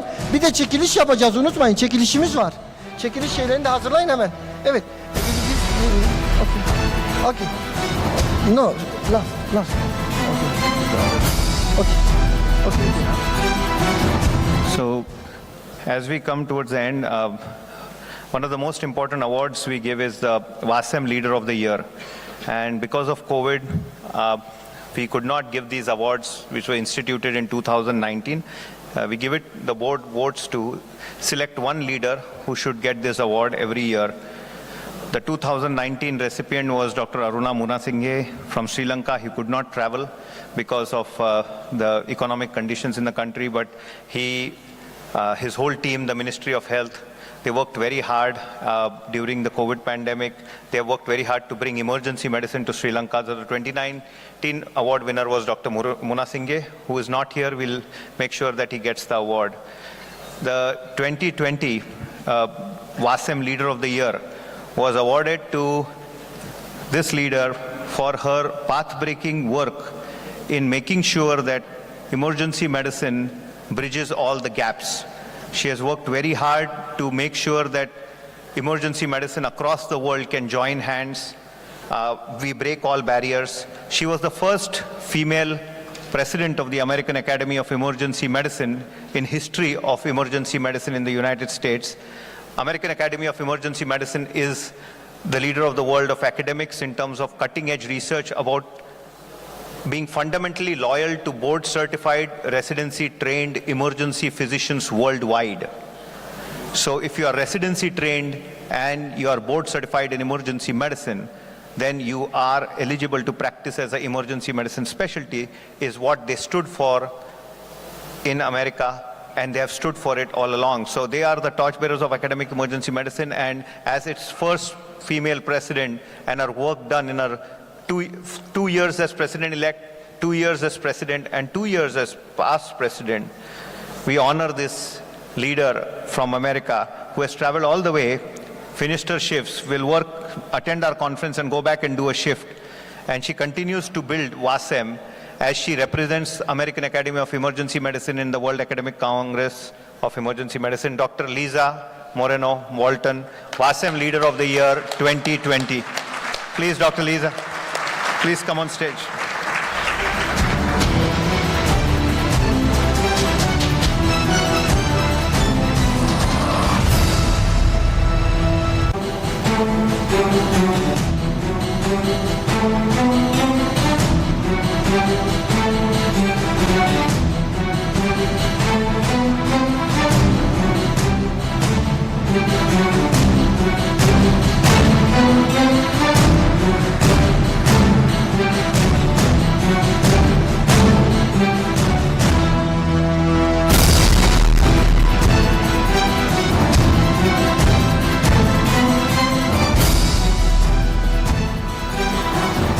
The 2021 WASEM Leader of the Year was awarded to Dr. Kazi. As you know, international emergency medicine as a fundamental branch of emergency medicine was spearheaded by the vision of this man. The highest award in international emergency medicine, which is equivalent to the Nobel Prize in international EM, is named after Antoine Kazi in the United States, and it is awarded to a world leader across the world who has changed the course of time. And about 25 years ago, the branch of international EM was started by the vision of this person who has really embalmed that story of being American board certified but going back to his home country and developing emergency medicine. So the 2021 award was given to Dr. Kazi. Please, if you can come on stage.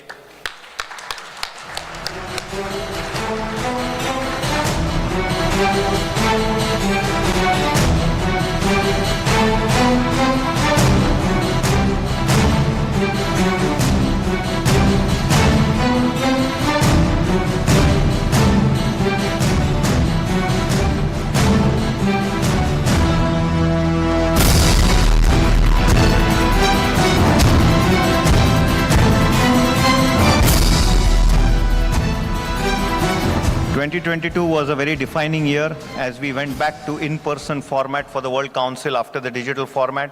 2022 also brought to light the efficiency of emergency and trauma services when after the COVID pandemic, after all the challenges, the FIFA World Cup was held efficiently and very historically in Qatar. And the leadership of this leader was very crucial as he prepared for the FIFA World Cup with the 4th WASEM in 2018 and then annually holding a FIFA Congress, and the famous Qatar Health Congress, which happens every year, is the brainchild of this leader, His Excellency Honorable Dr. Hassan Al Thani, Chairman and Director of Trauma and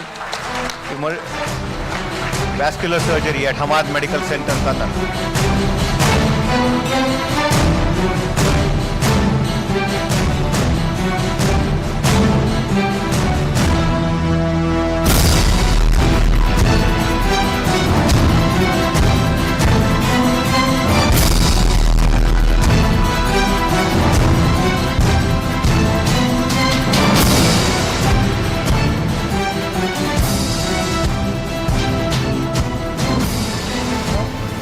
And this year's award, the WASEM Leader of the Year Award 2023, goes to a person who Wasem has known for years. So whenever anybody wants to start a new journal, they don't get articles because the journal is not in PubMed. So this leader will say, I'll contribute, I'll give my research to you. If anybody wants to start the specialty, this leader will go there and help them. Apart from working full-time in the emergency department, she was also the member of parliament for 15 years. So when she spoke to me last time, I said, so next is Prime Minister or UN Ambassador? What do you want to do? And she said, no, I will retire from politics and go back to patient care. And she runs the biggest simulation center in the world. She does a full-time job, and now she has launched a mental health wellness alliance for doctors across many countries. And her diplomatic skills, her skills to think about our patients and also the physicians is what makes her legible to get the Wasem Leader of the Year 2023 award, Professor Dr. Fatima Latif of Singapore.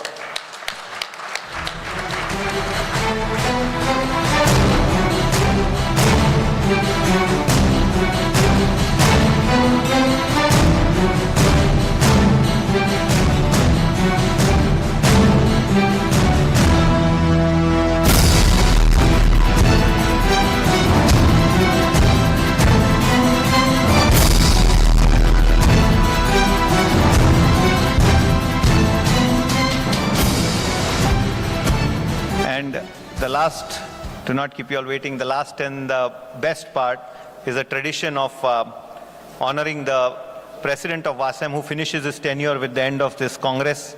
And Atadur hands over the charge to Italy as Wasem moves to Rome next year. And we all at Wasem, I worked very hard to make sure that it is done during the 25th EPAT Congress, during the 100th year of Turkish Republic, and this recognized the ceremonial plaque from Wasem to the president to keep in his room as a remembrance for Turkey that the World Congress, the first of its kind in emergency medicine, was hosted during the 100th year of the Republic, the 25th year of EPAT, and this glorious occasion will be my honor to give this to Professor Bashar and to EPAT, the gold plaque.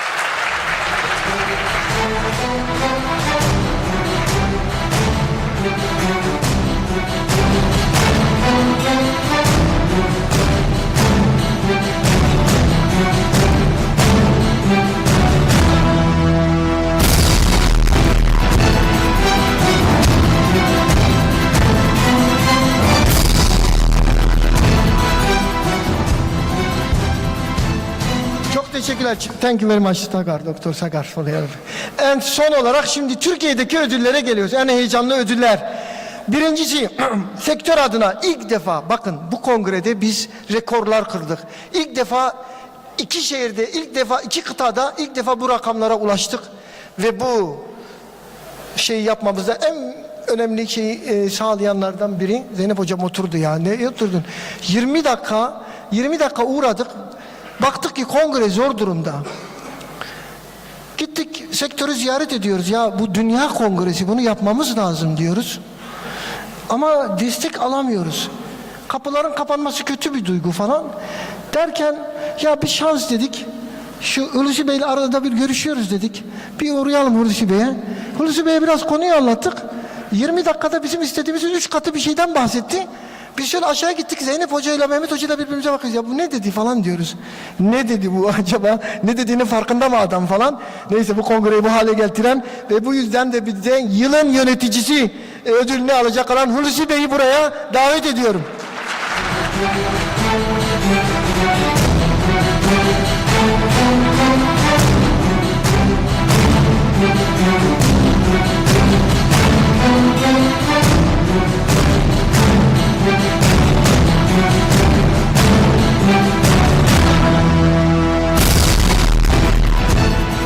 Değerli arkadaşlar, ikinci ödülümüz şu anda. Ben bir gün Becmalim'de ders anlatırken baktım hoca böyle eski yıllar önce gördüğümüz bir hoca gelebilir miyim dedi. Ondan sonra hocam dersteyim geçin hemen geliyorum dedim. Sonra kendisini ziyaret ettim. O gece de biraz dua etmiştim ya bu kongreyi ne yapacağız falan. Bir baktım Turan Hoca yanımıza gelmiş. Ondan sonra Turan Hoca yılların hocası, Hıfzı Sıha'nın kurucusu, dekanlıklar yapmış, bir sürü öğrenci yetiştirmiş ve gerçekten hocaların hocası olma unvanını kazanmış. Turan Hoca'ya yılın hayat boyu başarı ödülünü takdim edeceğim. Buyurun Sayın Hocam.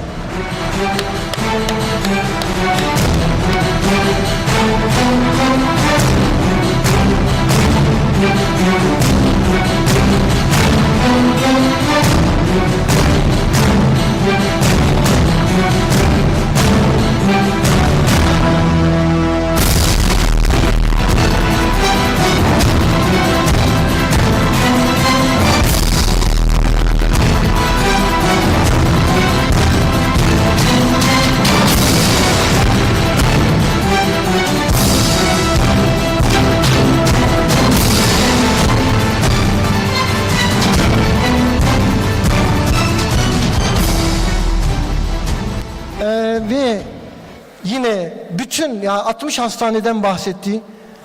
Kaç tane hocadan bütün işleri güçleri bıraktı. Bize destek verdi, yanımızda oldu. Covid'de büyük mücadeleler yaptı ve hak ederek liyakatla belli yerlere gelen çok değerli hocamız, bizim önümüzde yol açanlardan, bizden önde gidenlerden Sayın Profesör Doktor Kemalettin Aydın hocamıza tekrar sahneye davet ediyorum. Yine hayat boyu başarı ödülünü takdim edeceğim.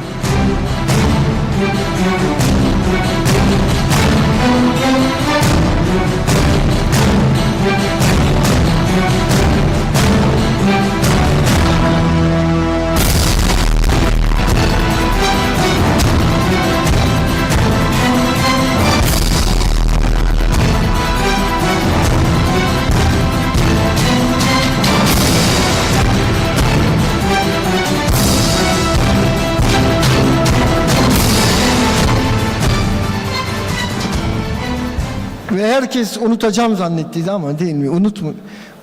Yani unutmuyoruz biz bakın. Ama zamanı geliyor. Şimdi son ödülü bu derneğin kurulmasından itibaren büyük çabalar veren, sonra dernek başkanlığını bana devreden ve benden önce dernek başkanı olan Profesör Doktor Figen Coşkun hocamıza vereceğiz.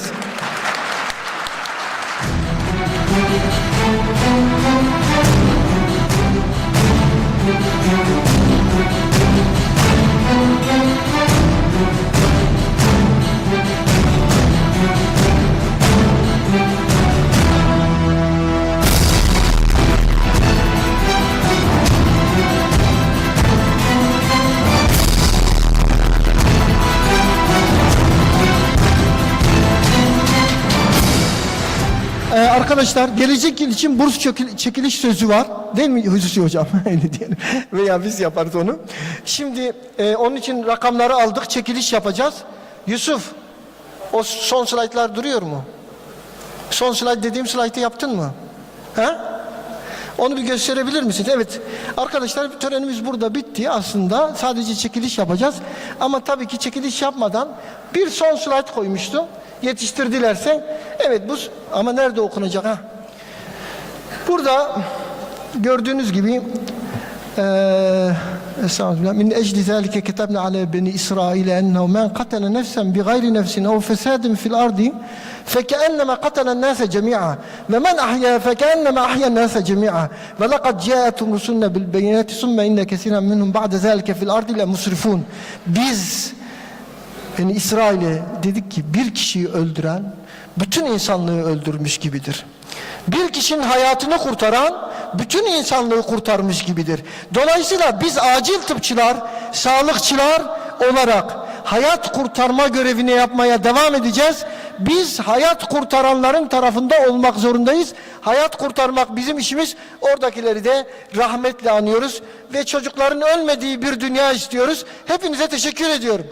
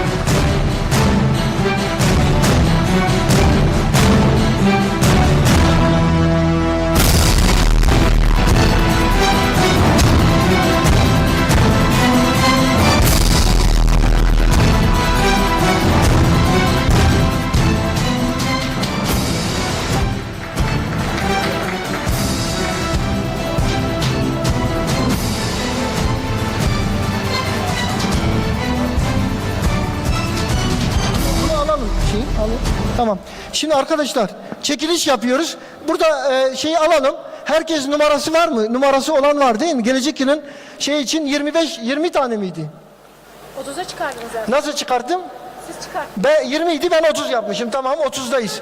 30 tane. Şerefine Herkes- 25 dedi, sonra 30 dedik. İlk numarayı ben çekiyorum, sonrasını devam ediyoruz. Numara değil, isimmiş. Erdal Demirtaş yabancıya gitmedi.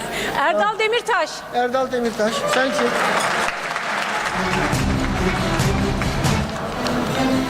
Sevgi Yumrutepe.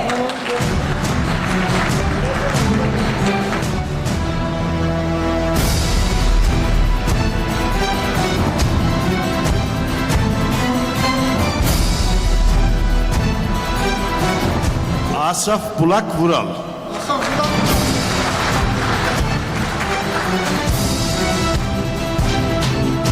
Büşra Kutlu. Bağırana. Evet hocam. Alttan çekeyim. Asaf Burak Vural. Duyuldu herhalde değil mi? Büşra Kutlu. Ayşe Öktem. Ayşe Öktem. Ayşe Ekler. Ayşe Ökten. Ökten. Ökten. Ayşe Ökten. Kaç tane oldu bu arada, saymaya devam edin. Vay hocam maşallah. Gözüm görmüyor. Seher. Bir tanedir herhalde. Örün. Seher Örün. Doğru mu? Serhat Örün. Serhat Örün. Serhat Örün. Gözüm almayınca. Serhat Örün. Serhat bak gördün. Sena Zeybek. Kaç tane oldu bu arada, sayıyor musunuz? Furkan Çavdar. Furkan Çavdar. Furkan Çaytar.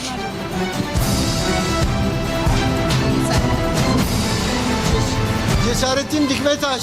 Cesarettin. Cesarettin Dikmetaş. Tamam, onların üzerine. Nur Betül Coşkun. Nur Betül Coşkun. 10 oldu.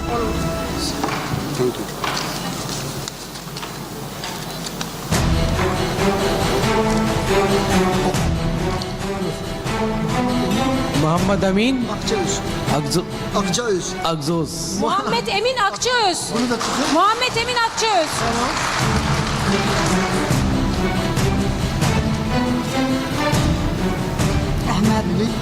Ahmet Melih Savaş. Ahmet Melih Savaş. Bu da burada. Ahmet Melih Savaş. Ahmet Melih Savaş.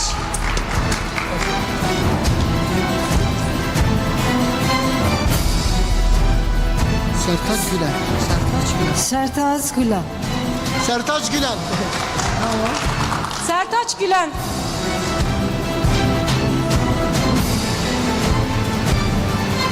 Kaç oldu? Muhammed Burak. Özbek. Muhammed Muhammed Burak Buğra Özbey. Daha 13 de miyiz? 2 de orada çektik 13. Şeyleri yazabilir miyiz onları? 13. Diyar, Mesela ne zaman 11'di ya? Nasıl saydım? Diyar Badem olmuştu. Badem Kıran. Diyar Badem Kıran. Okey. Okey. Hadi.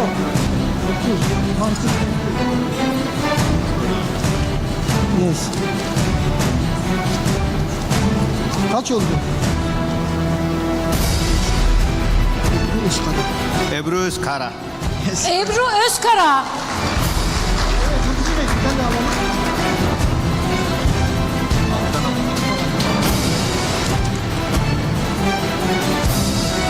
Faruk Aydemir. Buradan alalım. Ben de çekeyim. Ayşe Güldiken. Sayılıyor abi, 15 oldu. 16. Şuraya geçelim. Oraya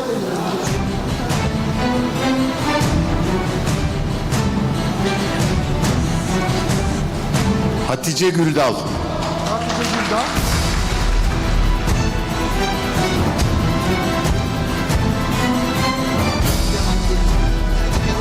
Bilgan Demir.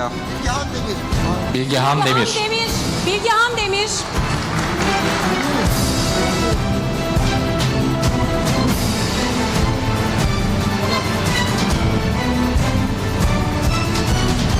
Demet Acak. Demet Acar. Demet Acar. Demet Acar.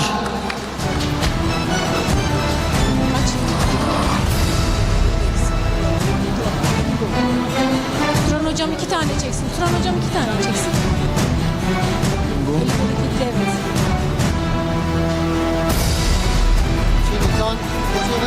Hocam. Kim? Ben Semiha Güzel. Semiha Güzel. Semiha Güzel.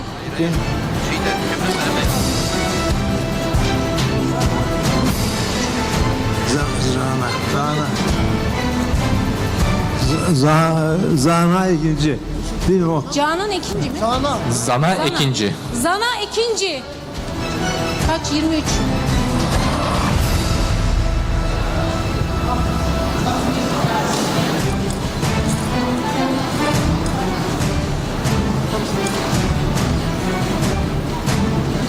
Ben en alttan çektim zaten. Melike Menendi. Melike Menendi.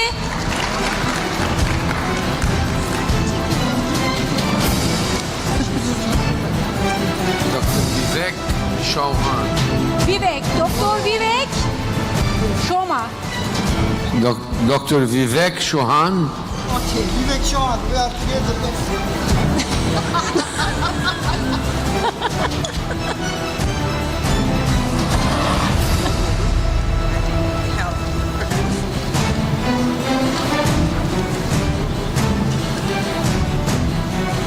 Figen Özcan.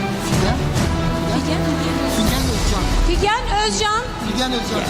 Figen Özcan. Figen Özcan. Kaç oldu ka? Osman Ogas. Osman. Osman Ogas. Osman Ogas. Osman Oğuz Kıraç. Osman Oğuz Kıraç. Son 3 mü? Son 3.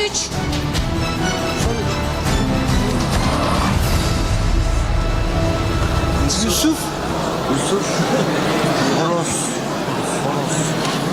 Horus. Yusuf Oruz.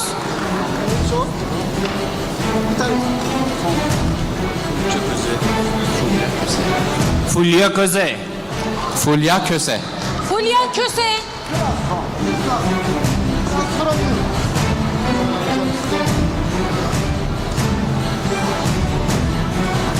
Rika Sener.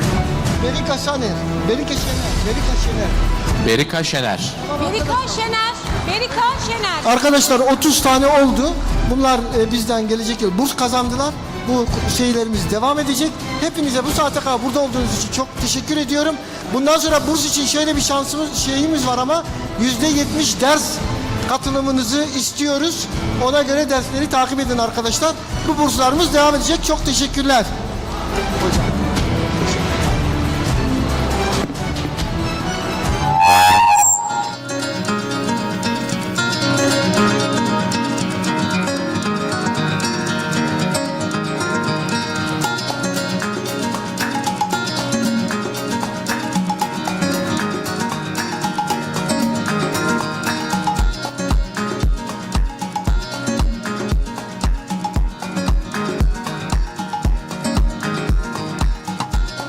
For your invitation, Mrs. and moderators, and welcome to our great Congress in Emergency Medicine.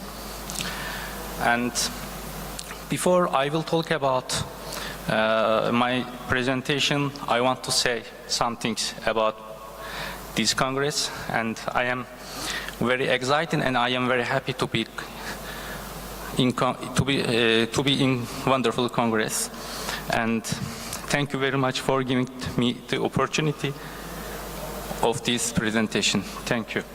First of all, My submission's title is Prognostic Evaluation of CRP, Albumin Ratio, and Neutrophil Lymphocyte Ratio and Platelet Lymphocyte Ratio in Aortic Dissection Patients, a retrospective analysis. Acute aortic dissection is rare, but life-threatening condition characterized by separation of the layers within the aortic wall. But without prompt surgical intervention, patients may often confront severe complications such as aortic rupture. Unfortunately, even with surgical intervention, mortality rates can be made high. So, this study aims to assess the prognostic significance of the CRP, albumin ratio, and neutrophil lymphocyte ratio and platelet lymphocyte ratio, as I said, CAIR, NLR, and PLR, in predicting a length of hospital stay and mortality in emergency patients diagnosed with aortic dissection.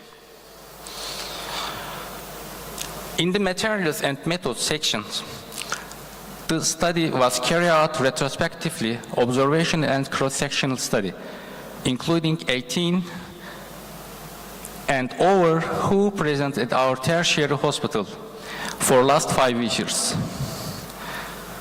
The set of patients diagnosed with aortic dissection were determined via ICD code, via hospital database system CARMET, and we confirmed the patient's diagnosis by thorac-abdominal CT angiography. Patients with incomplete data were excluded from the study. The mortality status of the patients referred to another hospital for surgical intervention was obtained from the patients themselves or their relatives. What are the variables analyzed in the study? We studied many factors, including patients' mortality rates, especially hospital stay durations and mortality, and the other variables such as laboratory parameters and demographic data. In the statistical analysis, we made comparison between survival and non-survival groups, and the descriptive characteristics of the study are given in numbers and percentages. Quantitative data expressed as mean and standard deviation for normal distributed data and median for non-normally distributed data. For normality test, we use Shapiro-Wilk test because of n lower 50. Independent t-test was used to compare the means between the two groups. And also correlation analysis was made. All analysis was performed in 90% confidence interval, and statistical significance was defined as a p-value less than 0.05. In our study results, the retrospective analysis include 32 individuals diagnosed with aortic dissection in our emergency medicine, with 24 of them being male. 81% of patients were diagnosed with type A dissection, and also surgical intervention was also performed in 81%. The mean age of patients was greater than 65. The median length of hospitalization was 4 days, and also in hospital mortality rate was 25%. Furthermore, the descriptive characteristics of all patients and between groups are summarized in Table 1.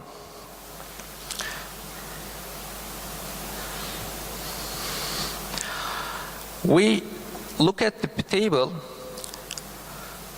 We compared the patients and diagnosed with aortic dissection in survival and died patients. We saw there was no statistical differences between the survival and non-survival groups in terms of age, gender, surgical status, and length of stay.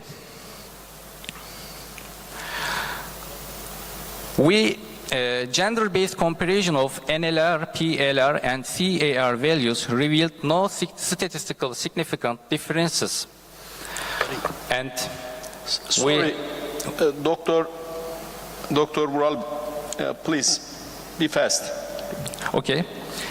However, when age considered, significant variations were observed in CAR values. The comparison of the effect of CAR, PLR, and NLR rates on hospital stay and mortality is shown in Table 2 and Figure 1.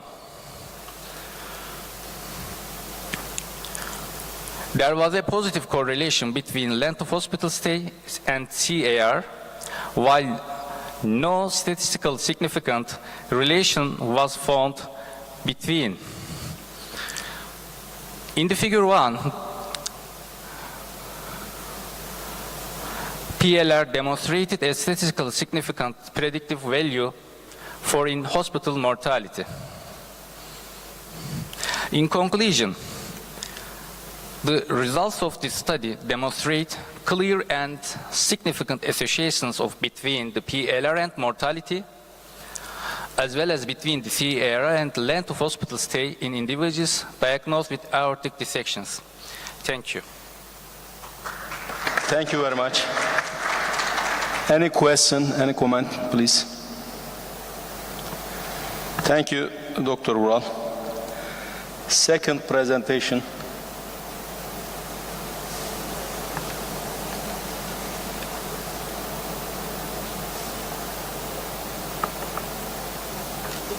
The value of rate of oxygenation shock and diastolic shock indices in COVID-19 patients. Dr. Sertaç Güler, please. Absent. Okay. Yok herhalde değil mi? Please, third presentation. İki yok. Evet.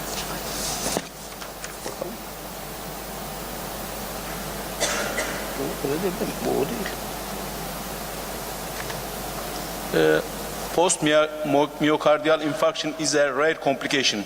Ventricular septal rupture. Dr. Miraç Özcan. Peki, yaz. Burada yaz. Yaz. Tamam, o zaman şöyle bir tamam de, iki şunlara eksi diyelim. Please, fourth presentation.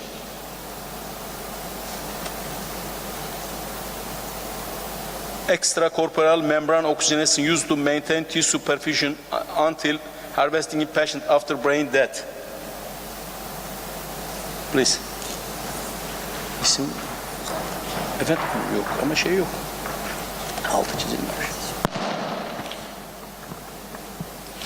Hi everyone, my name is Mehmet Emre Akçay. Sorry for the interruption, but my professor, who is Mücahit Avcil, is COVID now. That's why I will present this presentation for him.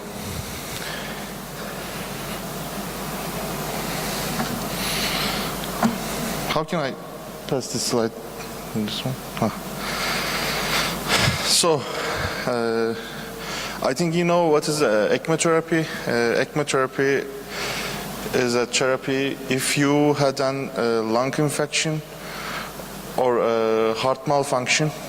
This device provides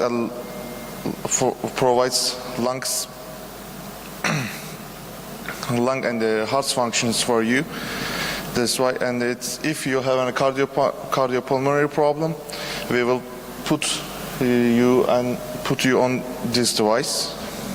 So our case, who is a 48-year-old male who presents with syncope, no known disease or drugs, and the EMS services in our city recognize cardiac arrest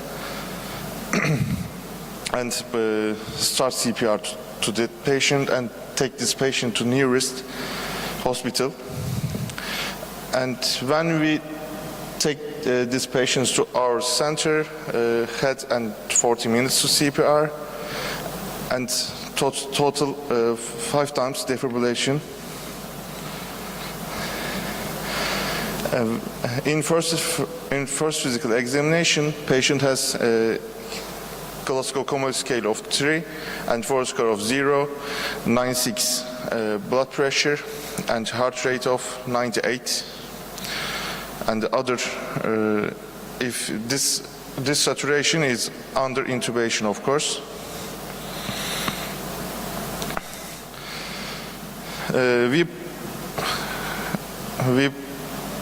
We make an CT angiography for intracranial arteries on the 3rd day, and the patient ruled for brain death. And we talk with other patient's family for organ donation, and the family accepted the organ donation. And we put this patient for critical care unit for follow-up. Of course, and patient is hypotensive despite 3 of inotropes and the vasopressors. So we decided to put this patient on ECMO. On later diagnosis of this patient, urine analysis comes with amphetamine positive, and patient takes heparin, sedation, inotropes and vasopressors. So you can see a picture of us here. We are putting ECMO to this patient, and in interaction we are placing cannulas here. On the left side you see Mücahit Avcil, and the donated organs on ECMO: liver, right kidney, heart, aorta and iliac arteries after 20 hours on cardiac arrest. So we are taking these patients to surgery room for extracting organs. So normally ECMO is a new therapy. The medical world is trying on it, so we think it is beneficial for using it. But I think it's the 3rd one that we use for organ donation patients, and its ECMO's usage areas will be widened in the future. And this is on the surgery room. So we think ECMO device can be utilized to buy time for harvesting in a brain dead patients, and it is proved ECMO device can be beneficial for organ perfusion. Thank you for listening. Thank you. Any question, any comment? Thank you. Please, 5th presentation.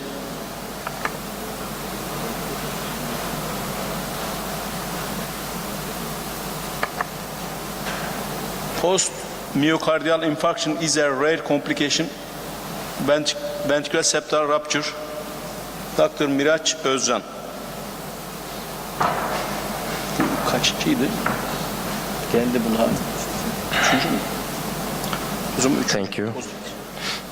Değil mi? Lütfen. Var mı? How do we use? Yeşil. So welcome again. Myocardial infarction is one of the leading causes of death in our country and in the world. As a result of the establishment of coronary care units and the development of the reperfusion methods, the mortality and complication rates due to MI have decreased considerably in recent years. Complications can be examined under the subheadings of ischemic, mechanical, arrhythmic, embolic, and inflammatory complications, such as pericarditis. The majority of MI-related deaths are the result of arrhythmic complications. However, although mechanical complications are much less common, they are more deadly. The most important ones are ventricular free wall rupture, ventricular septal rupture, and acute mitral insufficiency, and they often progress with cardiogenic shock and sudden death. Other mechanical complications include left ventricular aneurysm, ventricular pseudoaneurysm, cardiogenic shock due to severe left ventricular dysfunction, right ventricular failure, and dynamic left ventricular outflow tract obstruction. So in this case, an 85-year-old female patient was transferred to our emergency department after ST elevation was detected in the anterior and inferior leads in the EKG taking at this center where she applied, with complaints of typical chest and back pain. The patient's history was unremarkable except for hypertension and the medication she was using for this reason. In the physical examination of the patient, her general condition was fair, she was conscious, cooperative, oriented, her Glasgow Coma Scale was 15. Her vital signs were 90 to 60 millimeter, pulse was 95 beats per minute, respiratory rate was also 12 minutes per minute, temperature was normal, her saturation in room air was normal. No pathological findings were found in the system examinations except chest pain. In the EKG taking in our emergency department, there was ST elevation in the anterior and inferior leads, and bedside echo revealed her ejection fraction was 40%. Anterior and inferior were hypokinetic, or her also left atrium.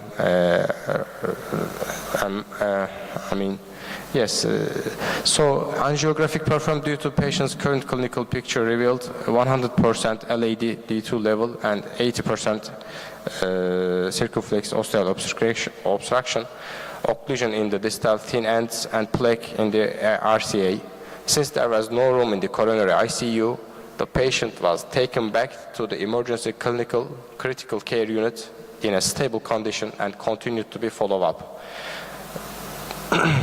However, the patient who was hypotensive and unstable was consulted by the cardiovascular surgery clinic and was taken to ICU after ventricular septal was observed in the repeated echocardiography. This is a common situation in some of some ER departments around our country.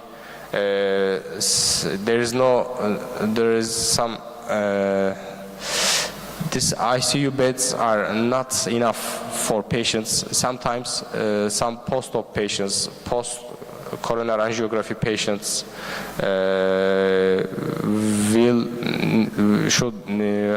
will need it to take care in ER after their surgery. So they are not taking ICU treatment because ER is not like ICUs, but we are trying to do our best. But we are, for example, this patient was taken back to ER after her coronary angiography. So the patient was taken to intra-aortic balloon pump and inotropic aging was started. The patient arrested in the 3rd hour of the follow-up and was accepted as extus as she did not respond to the interventions. Discussion. Transthoracic echocardiography is used to determine mechanical complications caused by acute MI and has a sensitivity and specificity of nearly 100%. Especially with TTE, the location and the size of rupture, ventricular functions, and shunt degree can be determined. In this case, post-MI hypotension was detected and VSR was supported by bedside echo in terms of possible complications. Cardiac catheterization is also effective in confirming the diagnosis and measuring the shunt. Rupture localization can also be detected by left ventriculography. Aggressive medical methods and early surgical intervention are the basic approaches in providing hemodynamic stabilization in these patients. Intra-aortic balloon pump support, vasodilator agents, diuretics, and inotropic agents should be used to reduce left ventricular pressure and provide hemodynamic stabilization. However, since 24 of patients receiving medical treatment alone die within the first 3 days and 75 within first 3 weeks, early surgical interventions must be performed. However, despite surgical treatment, mortality increases up to 70%, especially in VSR that develops after inferior MI. Although coronary bypass performed with surgical repair does not affect in-hospital mortality, there is data that increases long-term survival. Although percutaneous closure is considered an alternative to surgery in patients with acute hemodynamic disorders, long-term data are needed. So these are the references. So I'd like to say a little few words about this again. These ICU bed insufficiencies are, as well as coronary ICU or normal ICU units, are a big pain for our performing our job. Any questions, any additions? Thanks. Thank you, Dr. Özcan. Any question, any comment? Thank you. Next presentation. This is my other presentation. I'd like to talk about a case with superior mesenteric artery dissection. Abdominal pain is one of the symptoms that constitute the majority of the reasons for admission to the emergency department, both acute and chronic. Abdominal pain, which occurs especially due to vascular pathologies of the intestines, is one of the rare conditions that come to the minds of clinicians less frequently and that significantly increases the mortality and morbidity if it's not diagnosed in the early period. Spontaneous isolated superior mesenteric artery dissection is a very rare condition without an underlying iatrogenic or traumatic cause. Since early diagnosis will change the treatment method, the time it takes for the patient to apply to the emergency department and the time of diagnosis in the emergency room are very important. Here we will examine a case with the spontaneous isolated superior mesenteric artery dissection and thrombosis. According to the anamnesis taken from a 47-year-old male patient who applied to the emergency department with sudden abdominal pain that started 4 hours ago. His current pain started suddenly and he applied to the emergency department due to its increasing severity. There was no feature in the patient's medical history other than hypertension and therefore 8 mg benidipine hydrochloride usage. In physical examination, his general condition was moderate. He was conscious, cooperative, oriented. Vital signs were blood pressure, arterial blood pressure was, they all in the normal scale. An abdominal examination revealed tenderness and rebound in all 4 quadrants. No pathological findings were found in other system examinations. The patient's history and physical examination findings were evaluated as acute abdomen and symptomatic treatment was started and tests were requested. Laboratory test shows leukocytes were determined as 9,000 millimeter cube. His CRP was 9.8 milligram per liter. Lactate was 1.6. In the repeated examination of the patient, as the abdominal findings increased, intravenous contrast enhanced abdominal computed tomography was performed as an advanced imaging method, and the thrombosed dissection line was detected along the long segment of the superior mesenteric artery, causing partial obstruction. Interventional radiology was consulted for endovascular stenting within the current findings. However, since the procedure was not considered, he was admitted to the general surgery clinic for follow-up and treatment. The patient was discharged with full recovery on the 4th day of hospitalization. Spontaneous dissection of isolated superior mesenteric artery is a rare condition. While connective tissue disorders may be the underlying cause of this disease, which is more common in young men in the 4th and 5th decades, definitive evidence for the disease is still lacking. In this case, no additional risk factor other than hypertension was found. Although treatment varies depending on the nature of the case, it may include medical treatment such as anticoagulation or antiplatelet therapy or invasive interventions such as endovascular stenting and also open surgery. Due to the emergency department crowd, the time allocated per patient is not sufficient. Appropriate imaging methods used together within the patient's history and physical examination are effective in reaching the correct diagnosis. Thank you. Any questions, any additions? Thank you very much. Any question? Any comment? Thank you. Thanks.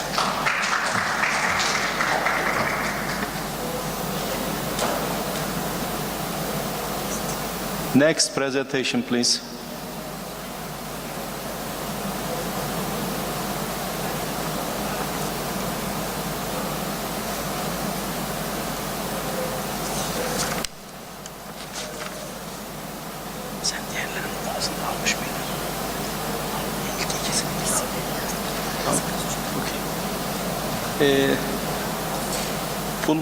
Pulmonary artery dissection in young patient with pulmonary hypertension. Dr. Elif Çamcı, please.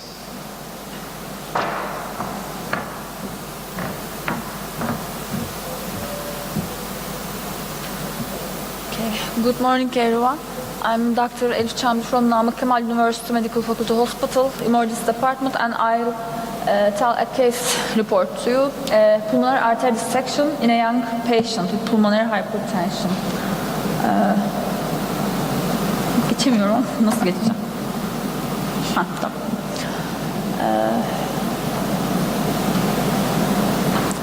Pulmonary artery dissection is an extremely rare but highly fatal condition. It is first described in 1842, and due to high fatality rates, most diagnoses are made from autopsies.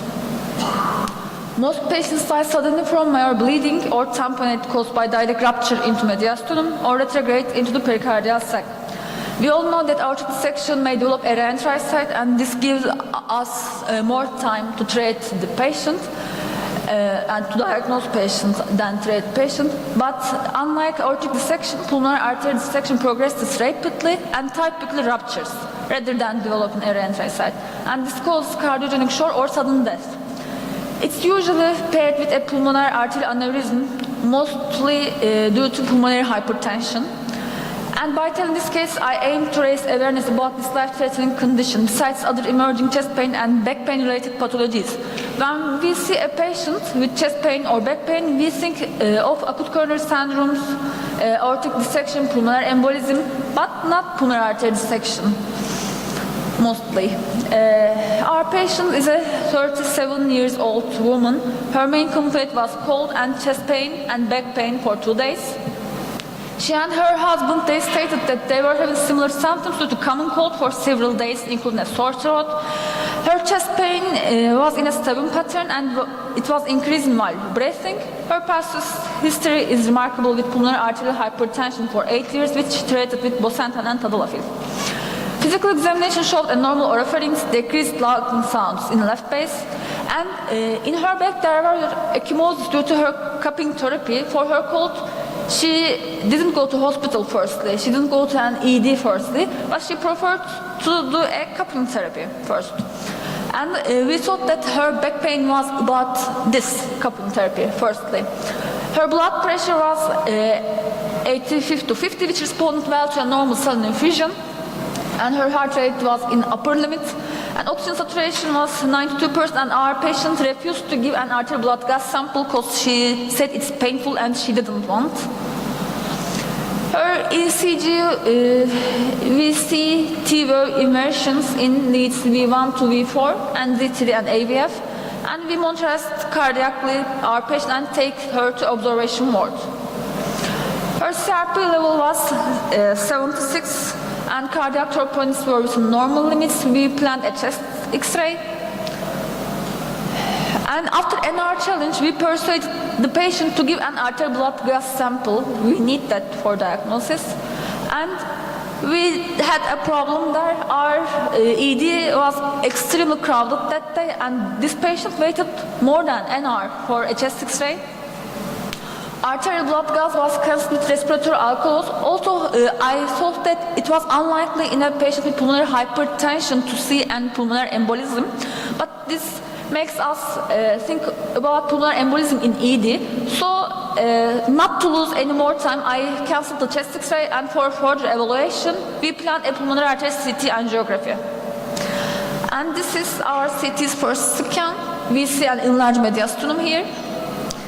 And we see a giant enlarged pulmonary artery about 10 centimeters in diameter. And there is an 17 millimeters length dissection site. And we see an enlarged right pulmonary artery approximately 5 centimeters.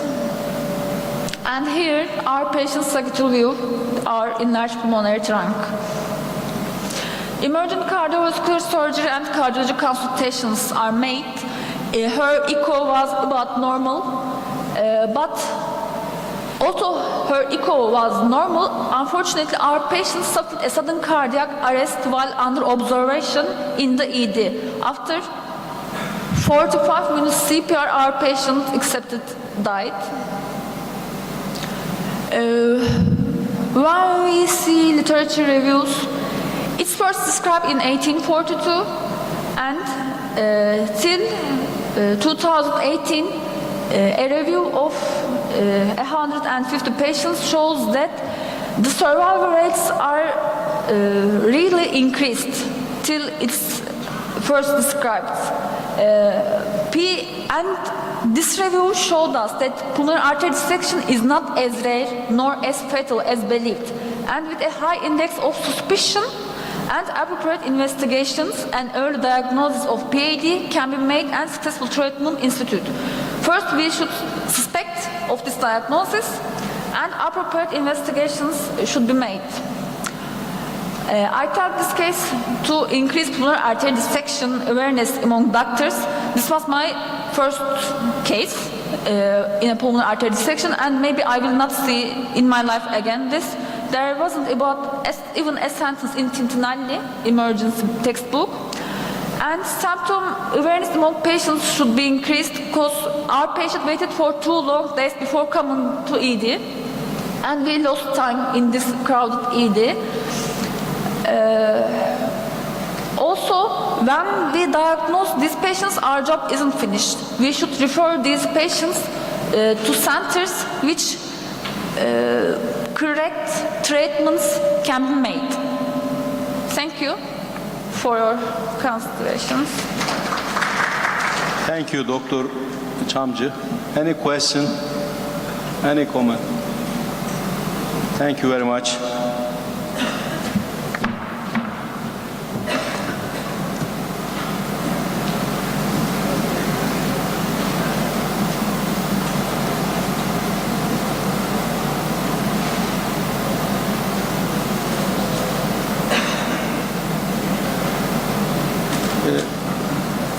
Bullous skin disease is occurring due to bed bug bite as report. Dr. Abdurrahman Yılmaz, please. Good morning, everybody. I will present a case report, bullous skin disease occurring due to bed bug bite. Bed bug bites are arthropod bites that are commonly seen especially in developing countries and in countries with low socioeconomic status. If an allergic reaction occurs due to these bites, urticarial skin rashes, macular and papular lesions can be observed. Its etiology is not clearly known. The aim of this case study to present the skin reactions observed in a 40-year-old male patient who came to our emergency service due to a bed bug bite. Cymex lectularis, popularly known as the bed bug, belongs to the Simistae insect family. They feed with the blood of human and animals. A single symptom of bed bug bites for individuals who have not been bitten before can be ectodermatous mucus. This case report presents the skin reactions in a patient who has been bitten by a bed bug previously and has present with the same complaint again. It also details the management of this reaction using corticosteroid treatment. A 40-year-old male patient presented to our emergency service complaining of bullous and papular skin lesions persisting for nearly a week. During the physical examination, it was observed that the patient had healed ulcerated lesions and fluid retention around his left eye. The patient reported that his symptoms arose after contact with semicirculars, commonly known as a bedbug. Upon arrival, the patient's vitals were stable. The patient's lesions are depicted below. We got permission from the patient, and this photograph is taken. These are skin lesions of the patient, and there is a ödem in his left eye. We learned that the patient doesn't have any chronic disease. Other system examinations of the patient were normal. We evaluated for prednisone, pantoprazole, and phenylmalat to this patient. This treatment continued for 3 days. Simultaneously, the patient was prescribed mepramylaat, lidocaine, hydrochloride, and gel consisting dexpantanol and antihistamine. The change the patient lesions were second day, as the picture.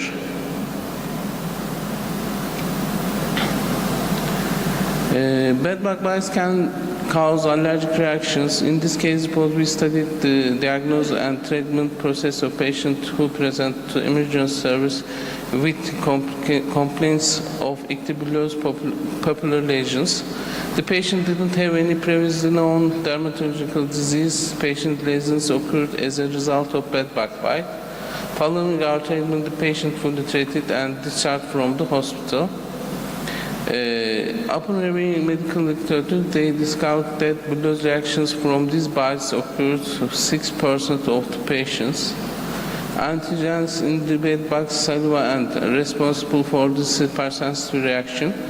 Robin and colleagues emphasized in their study that bedbug bites should be considered during differential diagnosis. These bites, which can cause various skin lesions and physiological disorders, may even lead to anaphylaxis.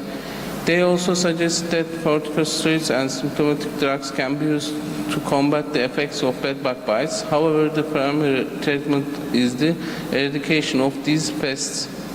Alexandra and her team report that their study that bedbug bites can resemble bullous disease such as pemphigoid or Dunning disease. They note that differential diagnosis of this autoimmune disease can be accurately made using immunofluorescence examinations. As a result, medical professionals should inquire about potential bedbug-related issues when patients present to the emergency department with erythematous, bullous, or papular lesions. This concern should not be overlooked. Conflicts of... Okay. It's the end of that. Any questions? Thank you. Thank you. Any question? Comment? Thank you. Next.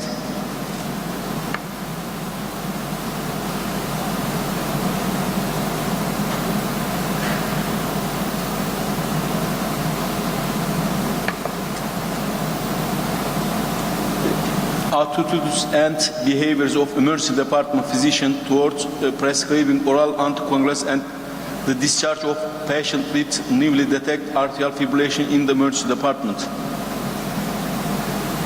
Profesör Doktor Görkem Alper Solakoğlu.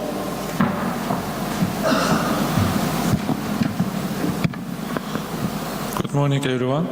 I am Murat Metin from Istanbul. Professor Dr. Süleyman Yalçın City Hospital.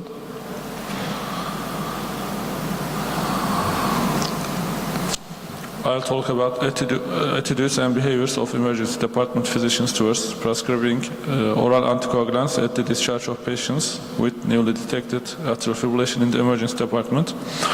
As everybody knows, atrial fibrillation is the most common cardiac arrhythmia diagnosed in emergency departments. All clinical guidelines strongly recommend oral anticoagulant prophylaxis to prevent stroke in atrial fibrillation patients. However, only 20% to 60% of these patients at high risk of stroke are prescribed oral anticoagulant medication.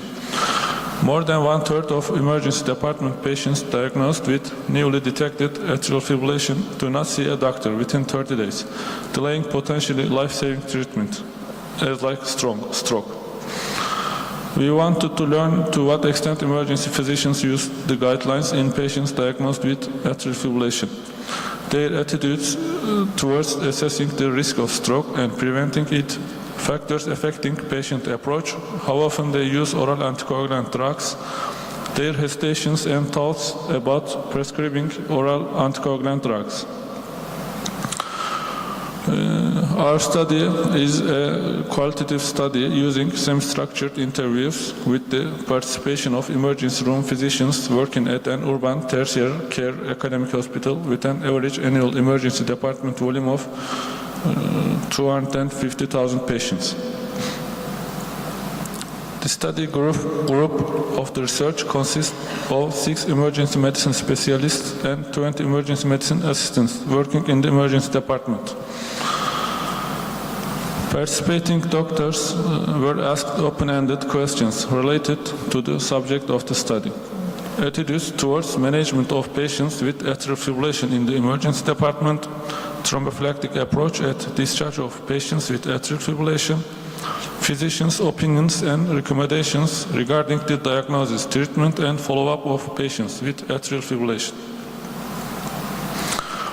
When asked about the practices of emergency physicians regarding the evaluation of patients diagnosed with atrial fibrillation, one of the most frequent answers given by the participants was to seek the opinion of a cardiologist. The participants expressed a common opinion that the treatment and follow-up of chronic diseases should be carried out by the relevant branch physician.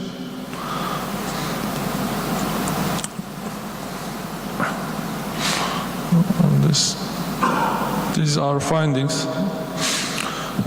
When asked that what the known sources are for treatment decisions in atrial fibrillation patients, the majority of participants answered Chaswas score. However, when asked what is the reason for not calculating the scoring in practical practice, they cited the reason for receiving treatment recommendations through consultation for all patients diagnosed with atrial fibrillation. Although this situation suggests that the level of knowledge of doctors is sufficient, it also reveals the difference in behavior due to the defensive medical approach. Although emergency physicians can mostly manage hemodynamic evaluation and rate control alone in the first intervention of a patient diagnosed with atrial fibrillation, it was concluded that the reason for applying for cardiology consultation was the concern that newly diagnosed atrial fibrillation patients would not be able to undergo outpatient follow-up if oral anticoagulants were started. Emergency department physicians who participated in our study stated that they did not prescribe new oral anticoagulants. As a matter of fact, some participants responded to the questions examining the frequency of new drugs prescribing. He responded as follows: "My level of knowledge and experience about new drugs is lacking." Some emergency physicians have stated that they do not prefer new drugs which are not reimbursed by insurance if prescribed by emergency physicians in Turkey due to their cost to the patient. There are multiple variables that influence emergency physicians' decision to make prescribed oral anticoagulant medications at the discharge of newly detected atrial fibrillation patients. Guidelines specific to the branch of emergency medicine making recommendations for anticoagulants to be used in the discharge of atrial fibrillation patients will reduce the differences in approach between emergency medicine physicians. In summary, the role of emergency physicians in the approach to patients diagnosed with atrial fibrillation should be defined more clearly. There is a need for comprehensive development that includes improvements at the system level, establishing a diagnosis, intervention, prescription, follow-up chain, and increasing doctor training. Thank you for listening. Thank you very much. Any question? Thank you, please.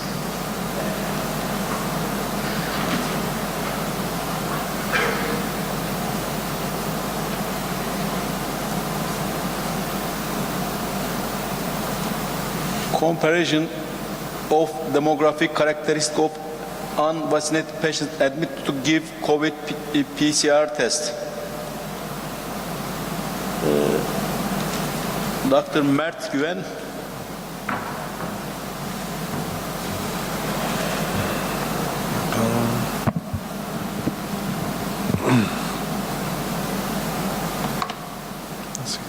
Good morning, everyone. I am Dr. Mert Güven from Süleyman Yalçın City Hospital from Istanbul.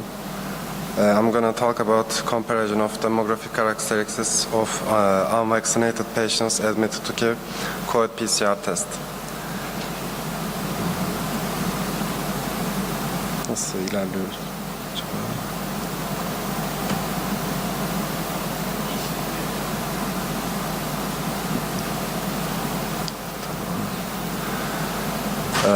In this study, we aim to determine the reasons for vaccine refusal, to compare the demographic characteristics, to learn the source of information about the vaccine in the people who refused the COVID vaccination. In the study, demographic data, we looked for age, gender, education status, occupational status, chronic disease data were collected. In the questionnaire, reasons for vaccine refusal, source for information about vaccines, the number of the PCR tests performed in the last 1 year. In the findings, men are more likely to have COVID than women. The rate of undecided to vaccine among men is higher than among women. Women are more likely to learn about vaccination from medical publications than men. Men are more likely to learn from social media than women. High school graduates get information about vaccination from their environment and television. Primary school graduates show no interest in medical publications. Social media is effective among the more educated people. High school graduates tend to give more tests. Mid-aged and elder are more likely to learn vaccination information from TV and youngs than youngs. Youngs have a higher rate of learning from social media than mid-aged peoples. Mid-aged are more likely to have 2 or 5 tests than those aged youngs and elders. In the discussion, increased educational attainment suggests an increase in skepticism toward vaccines. They have to access more resources, exposed to more misinformation. We found that men and young people had a higher rate of COVID vaccine refusal. Individuals who accepted the COVID-19 vaccine were not included in the study, so no comparison could be made with this group. The reason for COVID vaccine refusal are concerns about vaccine side effects, doubts about the protection of the vaccine, lack of sufficient studies. It is thought that social media platforms, which are frequently used to obtain information about vaccines, may increase misinformation about vaccination and to lead to vaccine refusal. Thank you. Thank you. Any question? Thank you.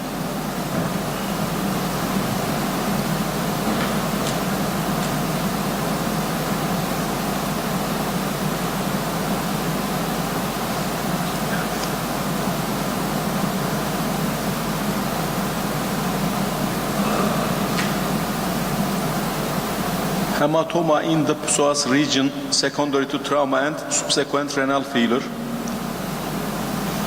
Dr. Mustafa Yorgancıoğlu.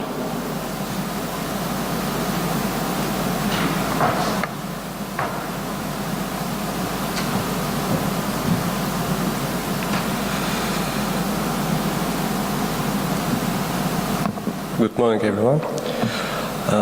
I am talking about hematoma in the psoas region secondary to trauma and subsequent renal failure. Hematoma in the psoas muscle may occur spontaneously or secondary to trauma. Spontaneous causes include coagulopathies, anticoagulant use, and leakage from abdominal aortic aneurysm. While the incidence of spontaneous iliopsoas hematoma is 0.1% in general population, this value is 0.6% in the adult population with the effect of anticoagulant use. Traumatic psoas hematoma may be an indicator of serious mechanism of injury, but may also be a marker of severe blood loss. Case report, a 49-year-old man with non-alcohol-related cirrhosis presented to emergency department with complaints of right lower quadrant abdominal pain and anorexia. 10 days ago, while sitting in a chair, he fell on his right side.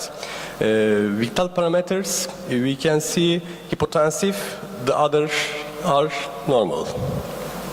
Examination, neurological is normal, results are heard in both lungs, peritibial edema are positive in 2 legs, tenderness in the right lower quadrant of abdomen, the abdomen appears distended, there is 6 or 7 centimeter diameter ecchymotic area extending laterally on the right hip, which turn green in color.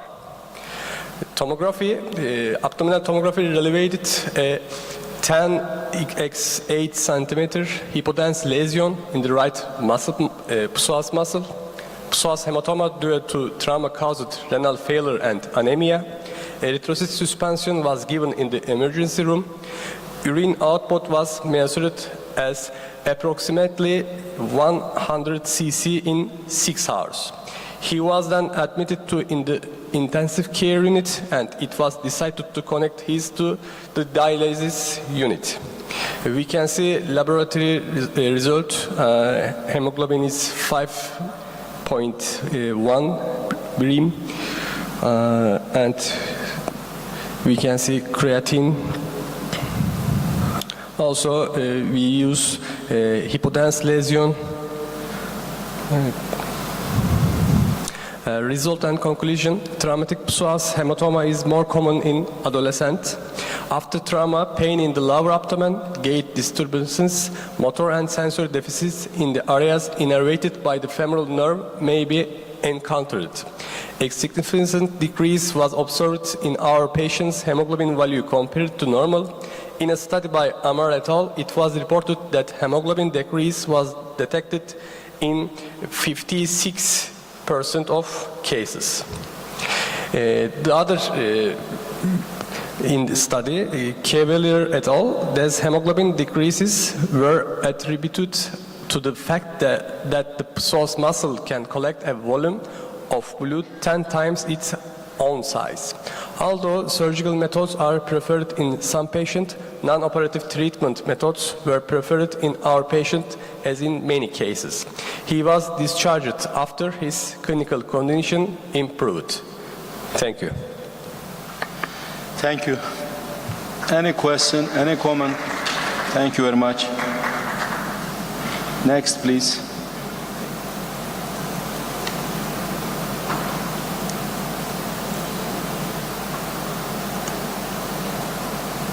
Factors affecting self-efficacy, self-competency and willingness of medical students in disasters. Dr. Görkem Alper Solakoğlu.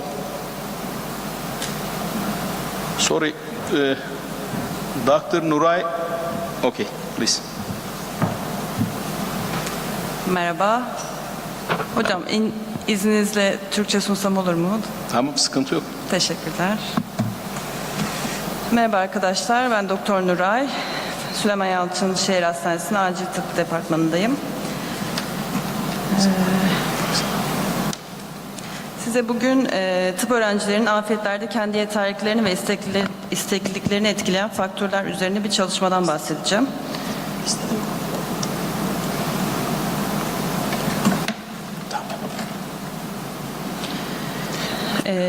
İçerik bu şekilde. Kısaca bir giriş yapıp materyal metotlardan bahsedip çözümle tamamlamayı düşünüyorum.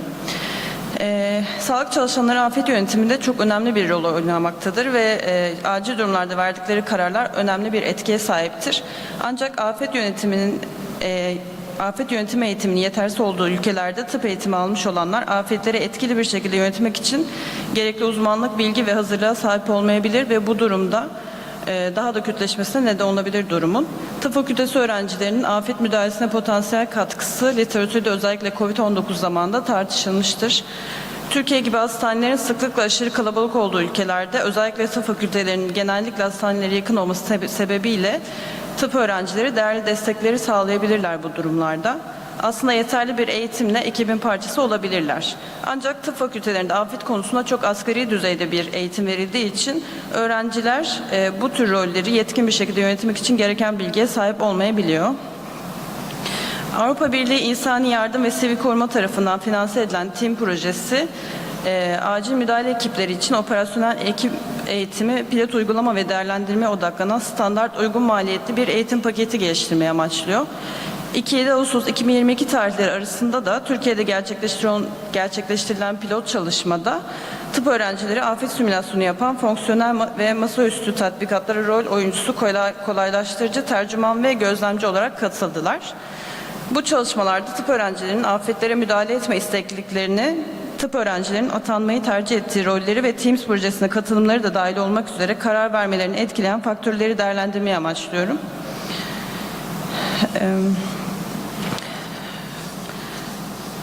Üniversitede 5. ve 6. dönemdeki lisans öğrencilerinin afet müdahalesine ilişkin motivasyon ve tutumlarını değerlendirmek amacıyla kesitsel, niceliksel, gözlemsel ankete dayalı bir çalışma yaptık. Bu çalışmada öğrencilerin afet yardım çalışmalarına katılmaya hazır olup olmadıkları öz değerlendirmelerine yönelik 15 soru hazırlanırken farklı afet senaryolarında da gönüllülük kararlarını etkileyen faktörleri değerlendiren 25 soru hazırlandı. Ayrıca öğrencilerin afet anında gönüllü olarak görev yapmak istedikleri hastane bölümleri ve kendilerini yetkin olarak algıladıkları alanlara ilişkin tercihleri de araştırdık. Araştırmaya 71 erkek, 101 kadın olmak üzere toplam 172 kişi katıldı. Katılımcıların ortalama yaşı 23, 21-25 arasında. Toplam katılımcıların 55'i 5. dönemden, 117'si 6. dönemdendi. Bu tabloda tıp öğrencilerinin afet müdahalesinde öz yeterliliğini etkileyen faktörleri görüyoruz. Bu faktörler arasında bu projeye katılanlardan sonra felaketin yol açtığı göreceli hasarı tespit edebilirim artık, yaraları doğru hızlı bir şekilde değerlendirebilirim gibi sonuçların daha fazla olduğunu fark ettik.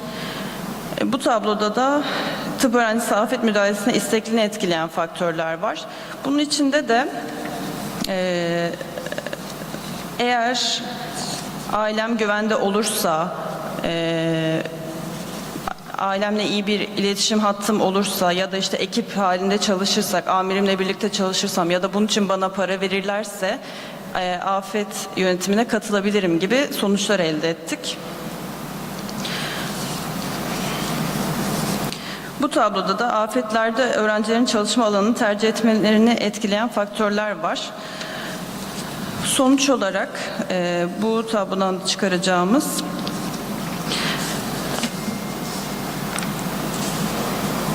Teams projesine eğitimine katılanlar travma bakımı ve ilaç enjeksiyonu uygulamaları konusunda eğitim almayanlara göre kendilerini daha yetkin hissediyorlar.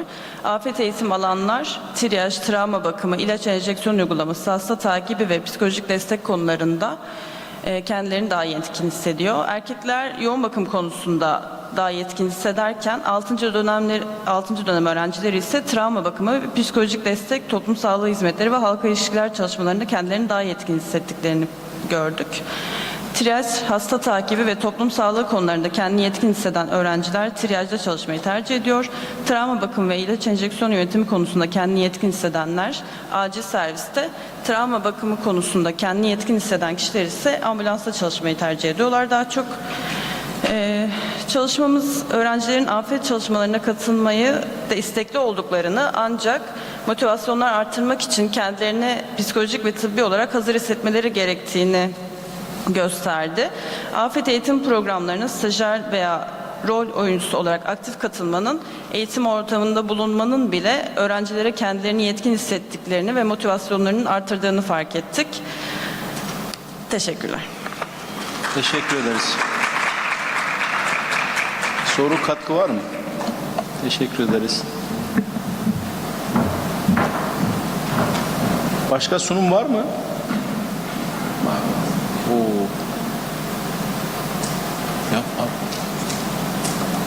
Diagnosis of diffuse pulmonary hemorrhage by ultrasonography, case report.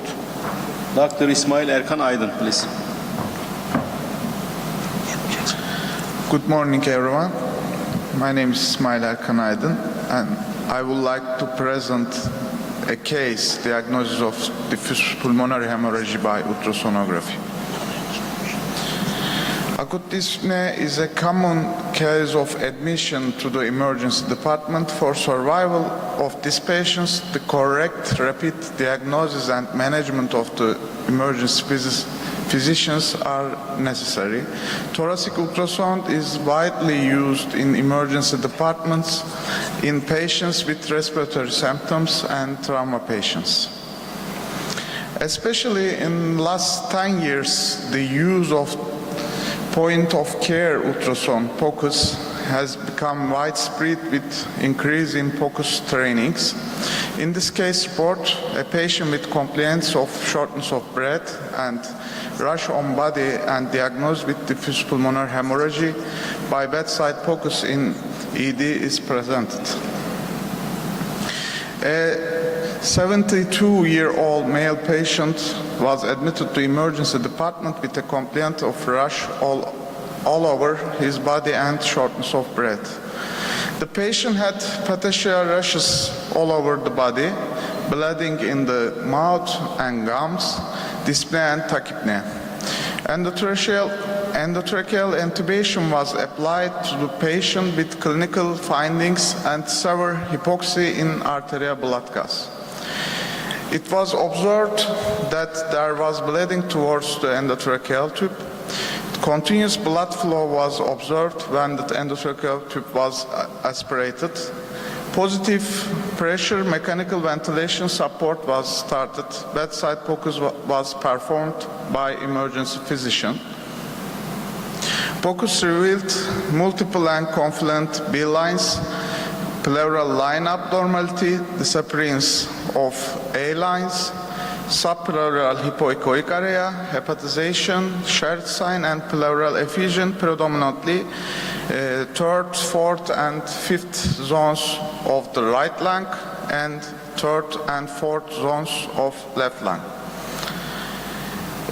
This image shows multiple and confluent B lines, pleural line abnormality, and disappearance of A line. This figure shows hepatization and shared sign. And this image shows subpleural hypoechoic area. And also stratosphere signs were detected in M-mode in zones with pleural line abnormality, subpleural hypoechoic area, hepatization, and shared sign. The patient was diagnosed with diffuse pulmonary hemorrhage with POCUS and clinical findings. This image shows hepatization, shared sign, and stratosphere sign, and also M-mode. This is our POCUS exam form, right lung and also left lung. Some pathological signs in this table. In conclusion, the most immediate life-threatening complication of diffuse pulmonary hemorrhage is acute hypoxemic respiratory failure, and its mortality rate is high. Chest X-ray and CT are limited value in differentiating diffuse alveolar hemorrhage from infection or other causes of diffuse alveolar opacification in diffuse pulmonary hemorrhage. POCUS contributes to the diagnosis and correct management of the patient in the emergency department in a short time. Thank you for listening. Thank you. Thank you very much. Please, next.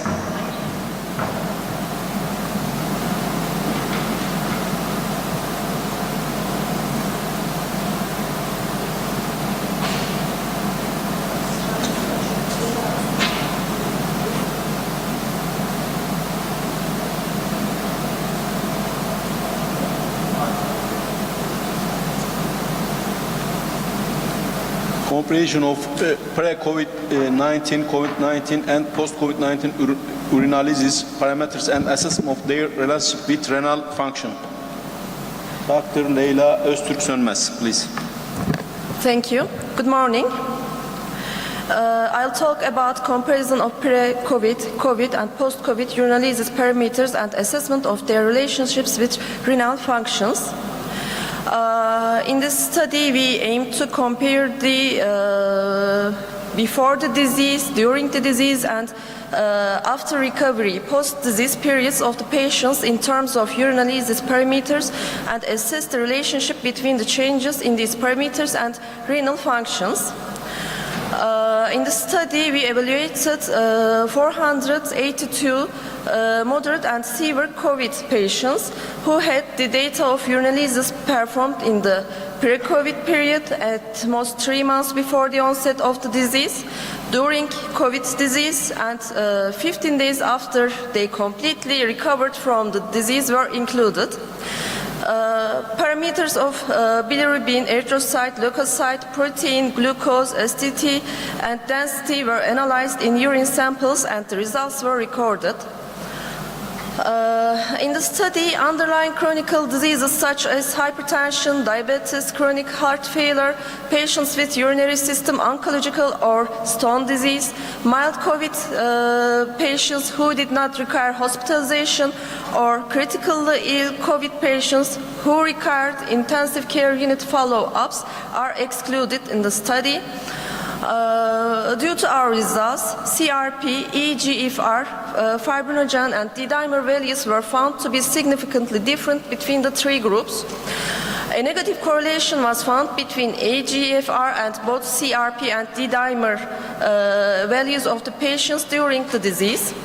Urine pH, acidity, presence of leukocytary, presence of microscopic hematry, and presence of proteinuria were found to be significantly different between the 3 groups. It was determined that these 4 parameters increased significantly during the disease period and decreased in the recovery period. A negative correlation between urine density and eGFR or positive correlation between urine density and CRP were detected during the disease. Here are the tables of results. The details of pre-disease, during the disease, and post-disease demographical and hematological parameters are shown. And urinalysis parameters tables are seen in the table. The figure of negative correlation between the eGFR and CRP and D-dimer values during the COVID disease, and the negative correlation figure between urine density and eGFR, and positive correlation between urine density and CRP figure during the disease.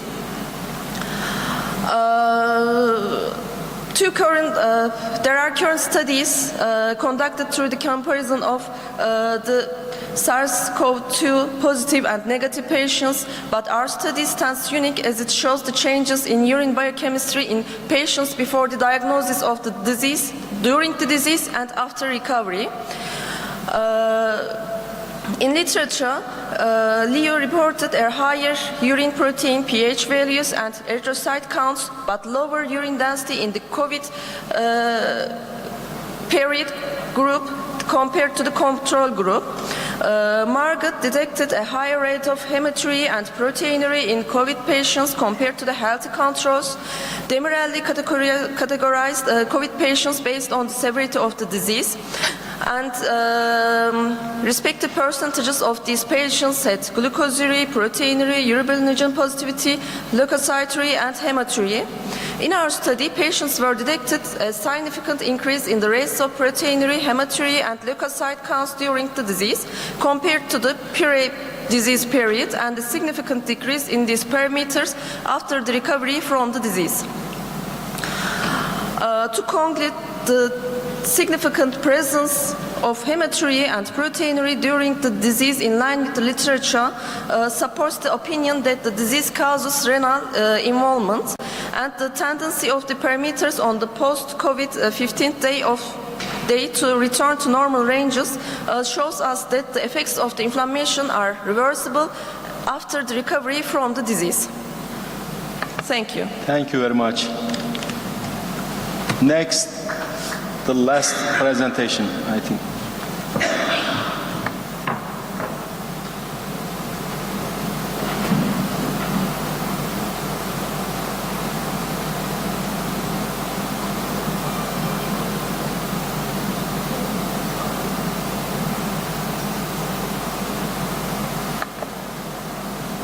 The DVT developing after a backache, a case report.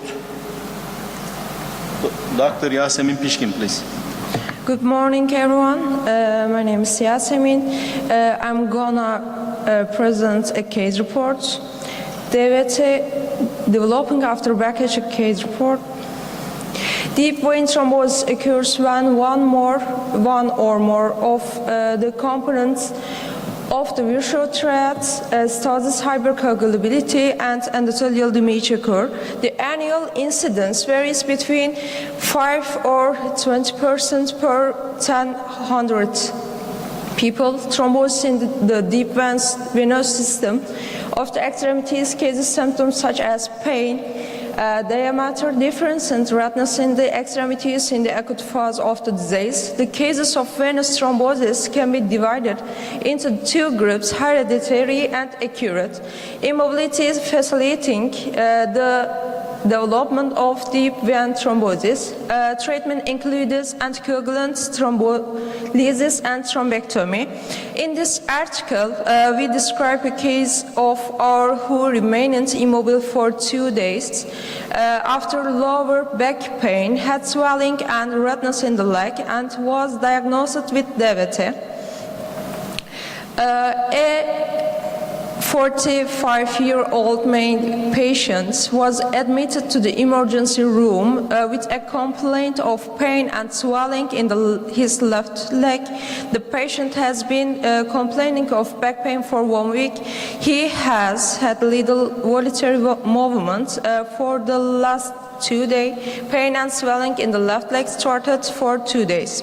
He has a history of cervical disc herniation in his medical history. There is no disease in the family history that predisposes of thrombosis. There is no history of thrombosis.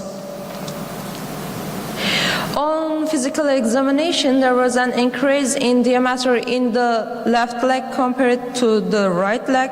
There was an increase in temperature, and hormones positivity was detected in the left lower extremity. Peripheral pulses are palpable. In the neurological examination, there is no motor sensory deficit. Glasgow Coma Scale 15 for limb motor power normal. There is no urinary or fecal incontinence, no drop fits, there is no pathological reflex. Abdominal examination is comfortable, no defense, no rebound detected. Laboratory tests show no abnormalities in biochemistry and hemogram. D-dimer high, CRP little bit high was detected. Doppler ultrasound was performed on the patient with the preliminary diagnosis of deep vein thrombosis. Doppler ultrasound revealed widespread thrombosis compatible with acute deep vein thrombosis, which filled the lumen of the left femoral vein, popliteal vein, and vena saphana magna, and didn't allow flow decompression. The patient was consulted to cardiovascular surgeon. Upon detected of deep vein thrombosis, the patient was admitted for the purpose of planning thrombectomy. Immobility can cause thrombosis and deep vein thrombosis in people, even in people who are not prone to clotting. In patients with lumbar hernia, starting a prophylactic dose, low molecular weight heparin may be considered to protect against deep vein thrombosis due to immobilization. It should be kept in mind that patients are prone to deep vein thrombosis in cases that cause immobilization, such as lumbar hernia. Patients should be advised not to remain sedentary. Thank you for listening. Thank you very much. We must close oral presentation session. Thank you, all contributing.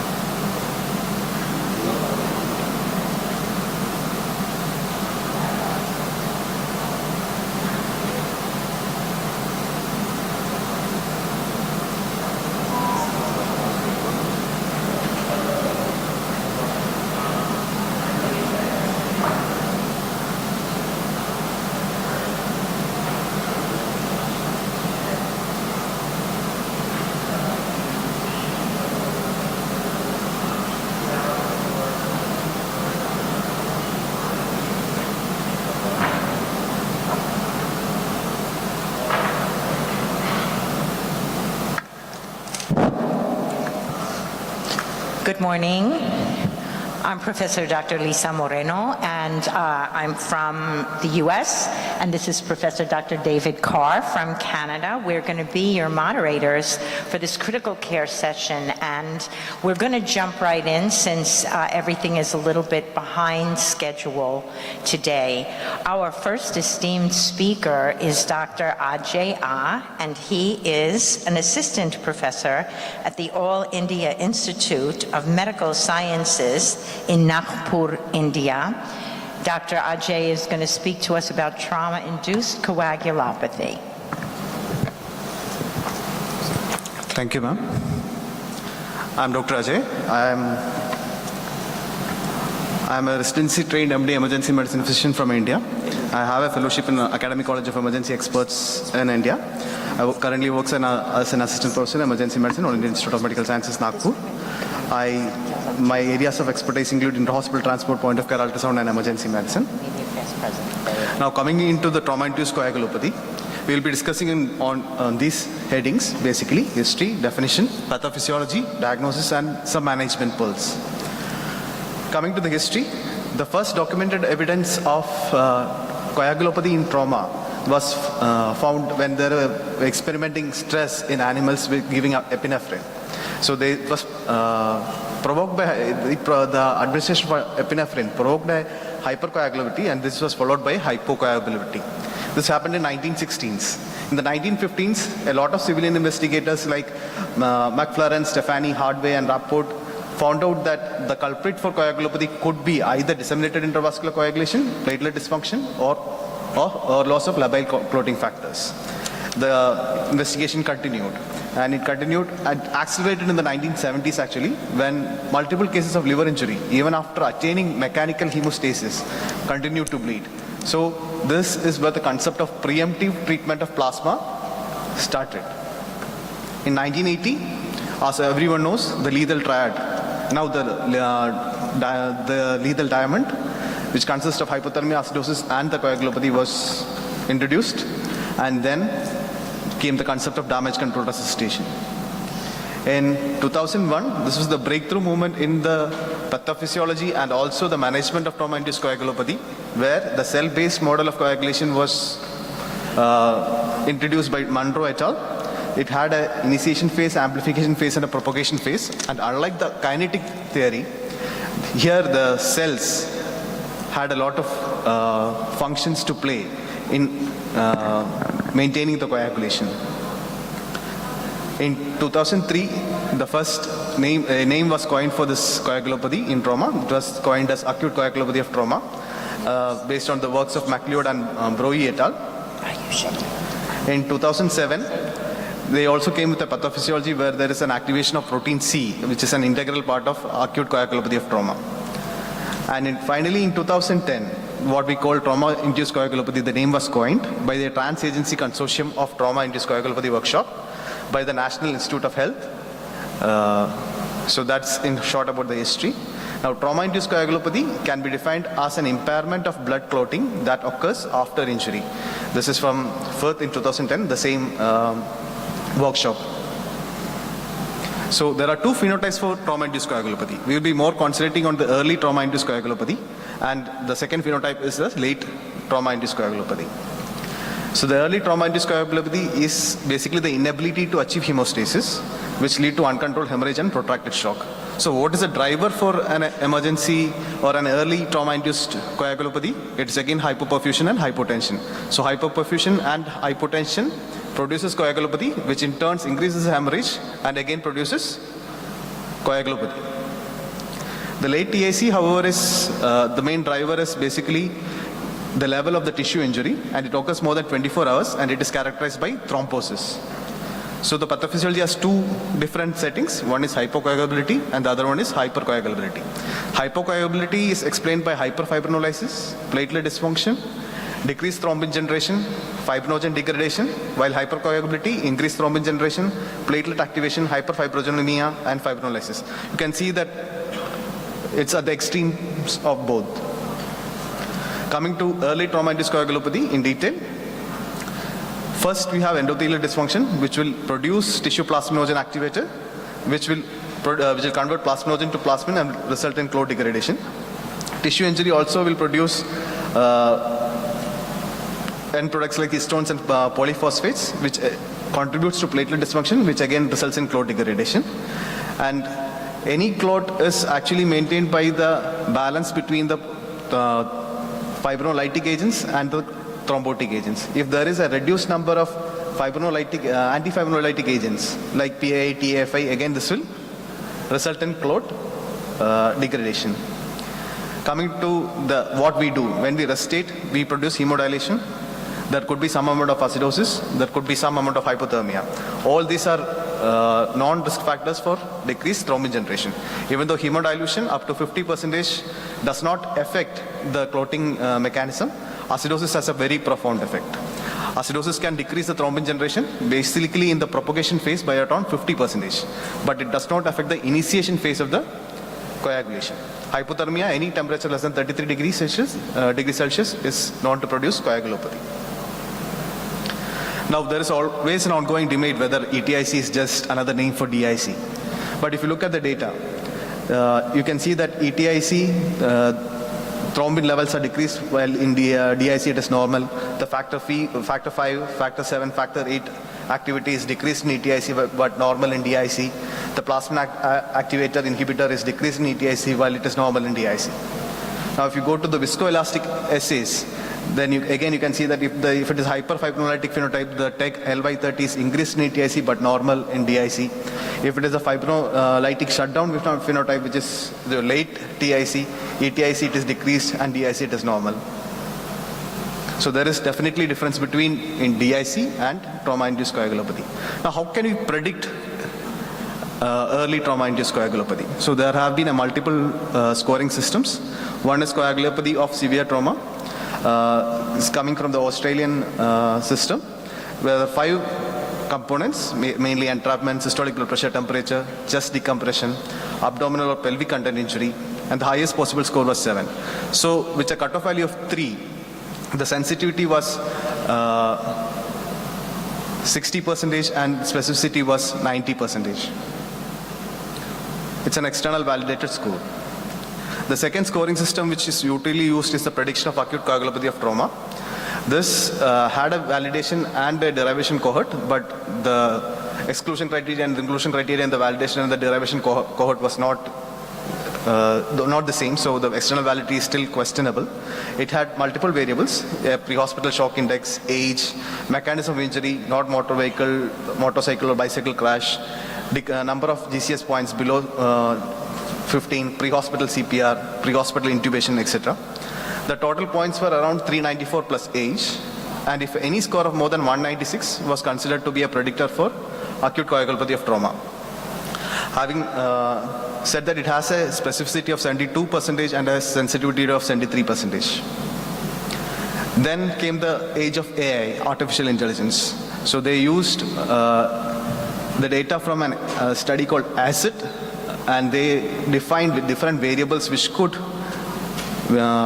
produce coagulopathy. So basically they did it in these sub variations. You can see that they did tissue injury, tissue hypoperfusion, acidosis, hypothermia, and hemodilution. These were the drivers which we have discussed in the pathophysiology of early trauma-induced coagulopathy, and they looked at other things which could contribute to this particular mechanism which could contribute to the trauma-induced coagulopathy. And they did a Bayesian network model, and this has a sensitivity, at a sensitivity of 90%, this has a specificity of more than 92%. So during your primary survey, if you want to look for coagulopathy, the basic testing which you're going to do are the hemoglobin value, PTINR, your APTT values, platelet count, fibrinogen, and if you have access to a viscoelastic testing method, a ROTEM or an RTEC, platelet function test plus or minus based on the availability. The other thing which you could do was a blood gas analysis for base deficit lactate value and pH value.